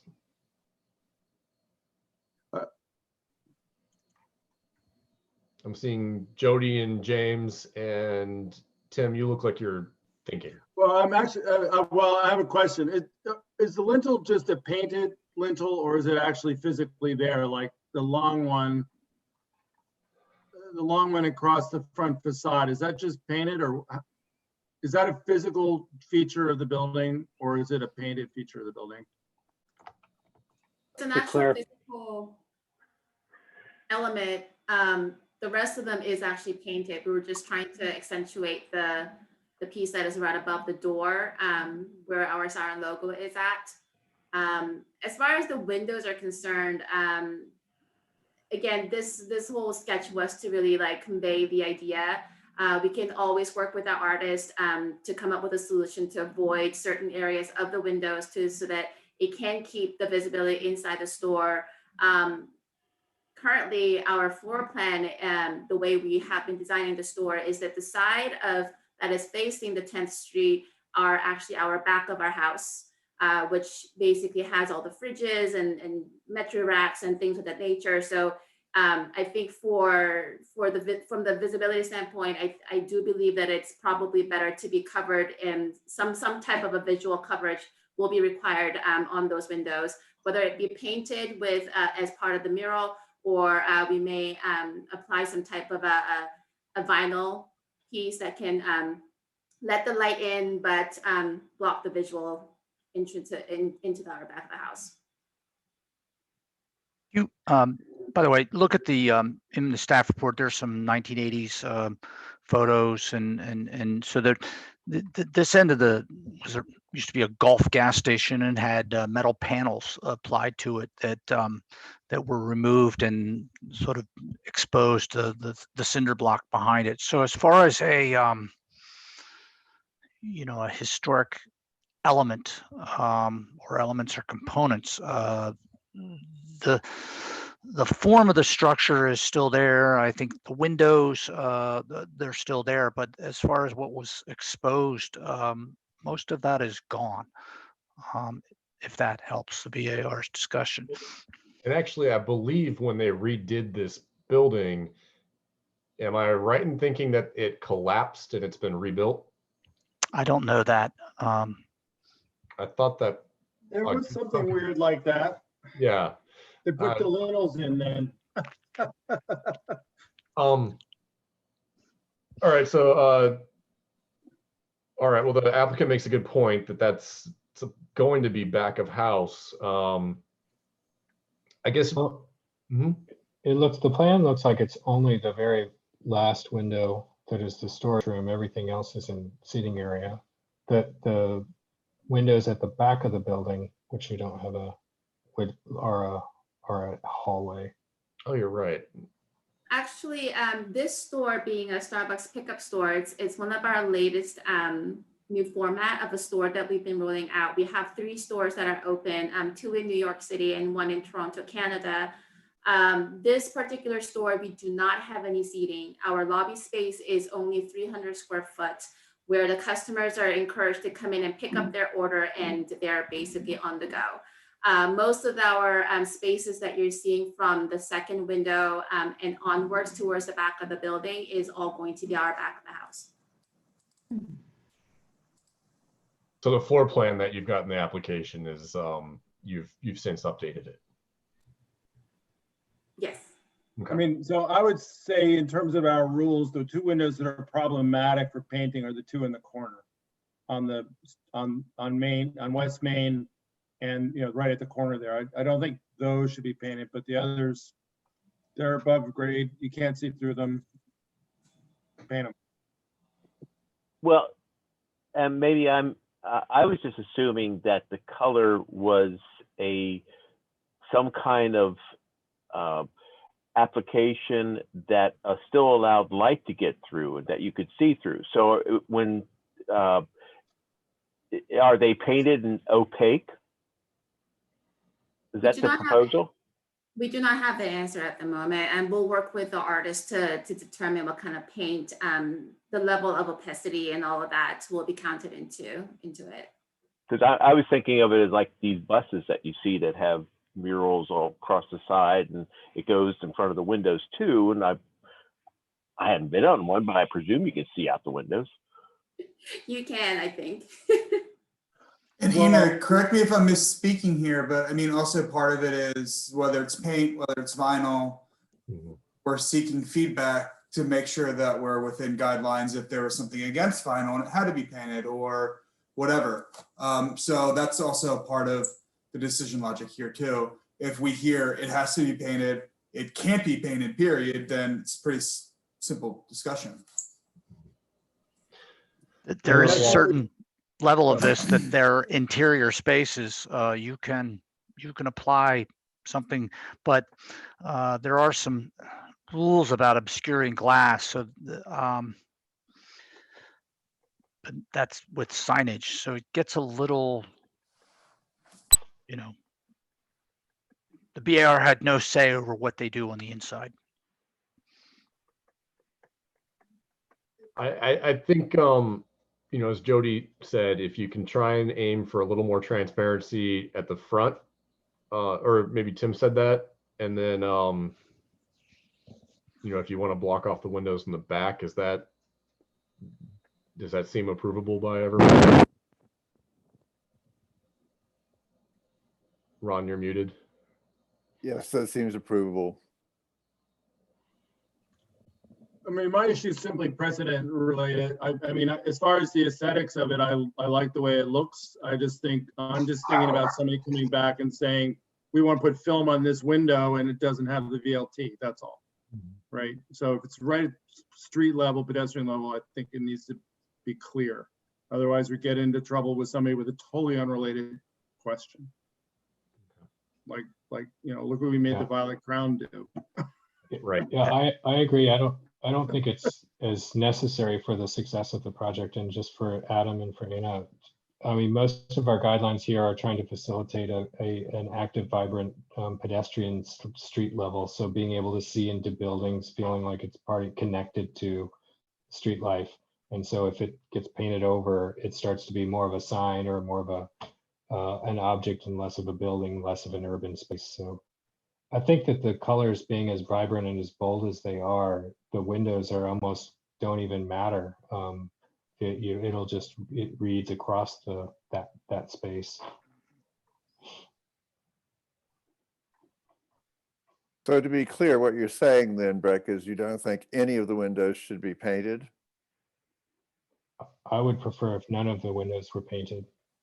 This is a contributing structure, and those windows in that elevation are part of at least the historic fenestration. I think I would offer that you're violating your guidelines.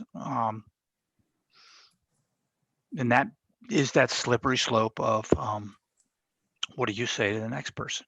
And I would also offer is, I think, given what the 10th and Page folks have said, to start obscuring windows sort of almost as if you're closing off a wall. I would just offer that as that's something that may be interpreted by the community. But do recall, they are going to be somehow or other, those back windows, since they're back of the house, they are going to be obscuring them in some sense or other, so that you won't be able to look in to see the refrigerators, et cetera, et cetera. So I'm just pointing it out, they're going to be obscured. But the mural should not obscure them on the extra, that's just simply what the guidelines say. So, I mean, it's all in, it's, you know, it makes perfect sense now. And then 2 years from now, we're trying to figure out why did we say yes and not. Right. Yeah. If the guidelines say that, then let's just say, no, you can't paint the windows. Right, right. I mean, our purview's on the There's a outside. precedent problem there. Yep. Well, our purview's on the outside. They can hang a shutter or a roller blind on the inside, and correct. You know, or hell, they can wall it up with sheetrock. Well, I'm just saying though that there shouldn't be any debate if the guidelines say no, that you can't paint them. It should just be over. Yeah, I'm only offering it as Tim said, it's that precedent that at some point in time you're going to have to defense a decision, and you know. So for the applicant, the easy solution for you guys is to not cover the windows with the mural. If you cover them, you're gonna run into another debate with us. This is why we're here. Yeah. So that's the easy solution. Is there anything else that you need from us, or that you want us to look at to make sure that we've commented on? I believe that we have all the comments that we need to move forward. Our next step would be to work with our artists to start looking at how do we apply art that will avoid these window coverings, and go about to develop design that really speaks to the community and uplifts its environment the way that Starbucks wants to. Great, thank you. This is, I think this is exciting. I mean, we talked forever about it, and it maybe sounded a little contentious, but personally, I think this is really exciting. Great to hear. Thank you. Thank you. Yes. Thank you. All right. Was that the last one? Now yes. It's Jeff's show. Let's make this now. All right, I can make the place meeting really fast. Go ahead. Place reports really fast. We didn't announce it in time, so we didn't have it. There you go.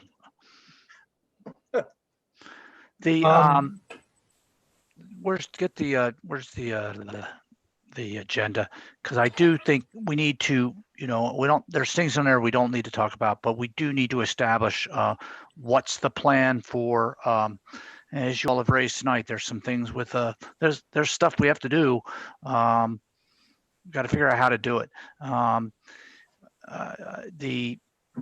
We talked about preservation awards. We've talked about lighting. We talked about a preservation plan. We've talked about this. We have to wrap up the COA discussion. And I will say that Robert and I have been, it's been very busy. The Historic Resources Committee has been put back in action, and as expected, it's taken a lot of additional time to address what they need for their meetings. But so I asked Robert to get his notes together, not put it on the agenda for tonight, but to think forward into for the December meeting, that maybe we could have something that we can wrap up. So that maybe that instead of a plan, that was just my explanation of why it wasn't back to you this evening. That we have that to you, and we have a 4 o'clock meeting in December. Does that sound reasonable? Sure. All right. And then I can hit the BAR training one real quick. Every year we get audited by the state in order to maintain our certified local government status. And part of that is having a Board of Architectural Review, and part of the Board of Architectural Review responsibilities is some level of ongoing training. A lot of that can be accomplished with what you all do in your just professional training. But there are also, you can go online and there are all kinds of webinars and things. We have done some training sessions in the past. They're a little more difficult right now with the scheduling problems, where we've had legal come and talk to us and give us a presentation. So I just want to encourage as much as you can to find some opportunities to do some additional work, and so that when we get into that, and it's usually in the fall, it's every 2 years I have to explain the last 2 years. So that's what I'm talking about with the BAR training. And way back when in March, I think Breck and Jody, we went to the Preservation Virginia conference together, and that probably should count for the two of you. So yeah, it's sort of just saying that you all in general are doing some training. It isn't a lot. It's just simply that we can account that you all are trying to find ways to do your job, to do this job better, so to speak. Penn Park update, I won't get into that. I think you all have heard me talk about that. It's been in the media. We can talk about it. Go ahead. Before you move off the training, what's our deadline? There isn't a deadline. It's just I can expect it into the year, or it just. I'll send some information out on that. It's rather unclear. It's somewhat of a commitment. I would say with the continue ed stuff that you probably already do, you're fine. In fact, I'd say, I'll send out some information on it. But okay, that's cool. Thanks. Said Penn Park, I'll skip. Preservation awards, there was some information, Carl, you had sent out what people thought. I don't know if there was any decisions made or. So we, I think the projects that were listed were, so the Cork Hotel, the Monticello Dairy.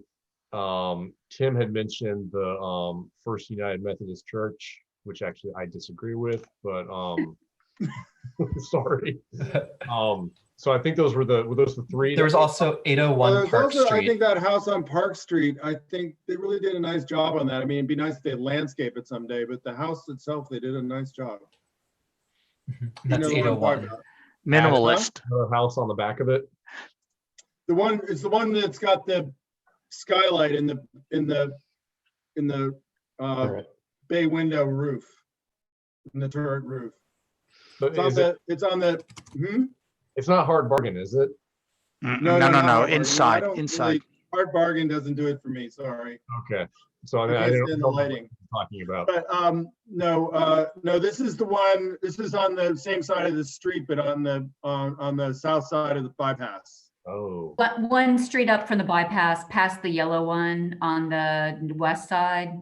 It used to be owned by Jonathan Coleman, who was an author.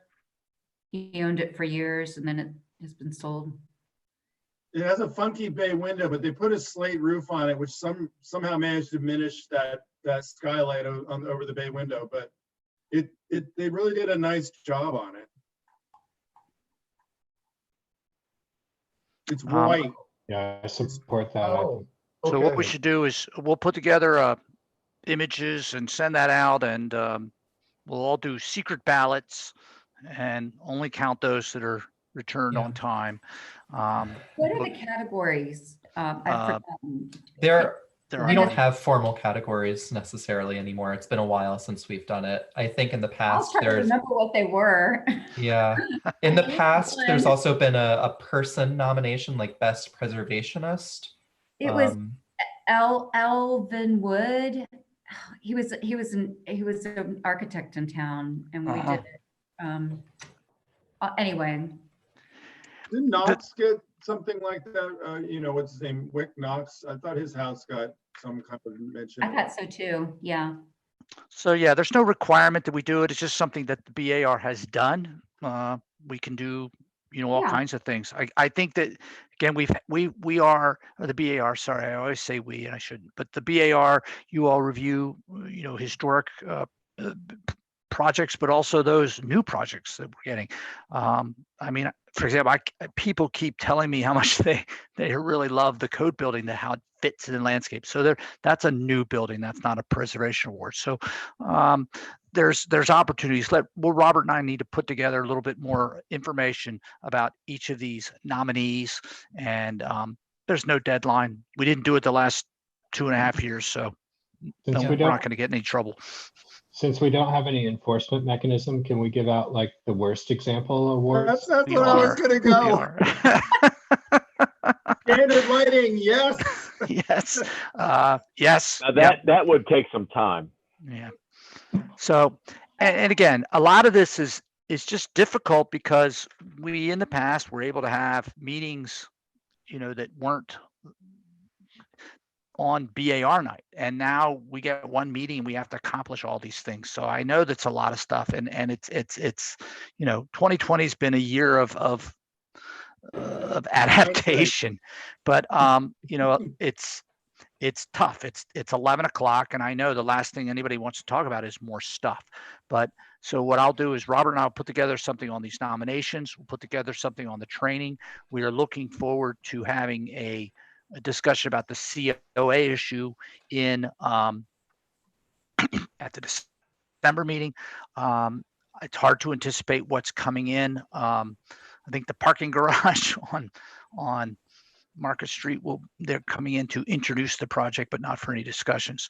And we've got, as I said, the preservation plan and the things that we talked about last time about lighting. And I said I can only. There's only so many hours a day, and Robert and I are trying to get it through as many things as we can, including our other responsibilities in addition to this. And it's just it has not been easy. I'm not one for making excuses, but you can only accomplish what we can accomplish. How in the heck did Mary Joy do this all by herself? I think she created this position, and so it was almost like she built it around what she knew she was able to do, and she did a lot that I'm still at times going asking permission to do or things, and I'm not saying that's right or wrong, but and there are it just was a different work environment. I think there's even, I can't tell you guys how much time the Historic Resources Committee takes. Robert's essentially taking care of that. I'm taking care of the BAR stuff. Robert's helping with everything that gets online, these meetings and things like that. But there's also, every time all these things that you all approve, then I get buildings that permits that I have to go and review the drawings. That takes a while. We get site review. I'm supposed to review all these sign permits. So there's an awful lot that happens, and only getting you guys one night a month and trying to go through all of this and stay sane. Yes, we need to get the guidelines reviewed. We need to get all this other stuff done. And Mary Joy, I've urged her to become a city vendor so that we could hire her as a consultant to come in and help with this stuff. But I think she has. No way will she do that. I know. So I'm gonna leave it at that. Let's wrap it up and know that on the December agenda, we'll try to start early and have things in a decision matrix for you guys to work off of. You're going to send us pizzas? Pizza, I know. It's we're gonna figure something out. I said now that I don't have to pay out of state tuition anymore, I've got all this I got all this access to money I didn't have before. So maybe I'll just treat. All right, y'all. Anything else that I can help you with, answer? Well, I think Sherry is partially vindicated, and so am I, looking at the Sanborn map. I just Tim, did I send it to you? And yeah. So oh my God, I've got like 20 emails. Thank you, James. I know. I also grabbed a whole bunch of Queen Anne houses and sent them to you guys. A bunch of those are in like Roanoke and Harrisonburg, Roanoke and Lynchburg. That porch that's not right. It's not right. No. It's a Ain't right. dog. I'm convinced. Okay, so James just sent them. Yeah, I already sent what I had. In fact, we do have the 1890s. 1896 shows nothing there. 1907 does show something there. So there is a It's a thin, long porch. right. Yeah. And the thing about the 1929 images are those are the ones we have in the flat files at neighborhood development, and they're the 1929 base map, and then every couple of years Sandboard Company would come in and paste in whatever had changed. So it's hard to determine what from the photograph if something's been pasted over that or not, but clearly from 1920 to 1929 something changed with that front porch and also with that bay on the side. So I think you guys are onto something. All right. I mean, like I said, they still need to have some sort of other documentation, a photograph or a drawing. I agree. Before we would be able to approve changing it. Well, does that family, the Mayo family, anybody know anybody from either of those families? Man, there's Mayo Bridge in Richmond, so it's an old family. No, most of these was in Charlottesville too, actually. Wasn't it Chancellor before that? It was Chancellor in the 1800s and it was Doswell. I started title searching during this meeting. Anyway, we need to adjourn. All in favor? Aye. Good night, everybody. Good night, all. Thank you. Good night. Good night, Happy everyone. Thanksgiving. I'm gonna have a beer now. Happy Thanksgiving.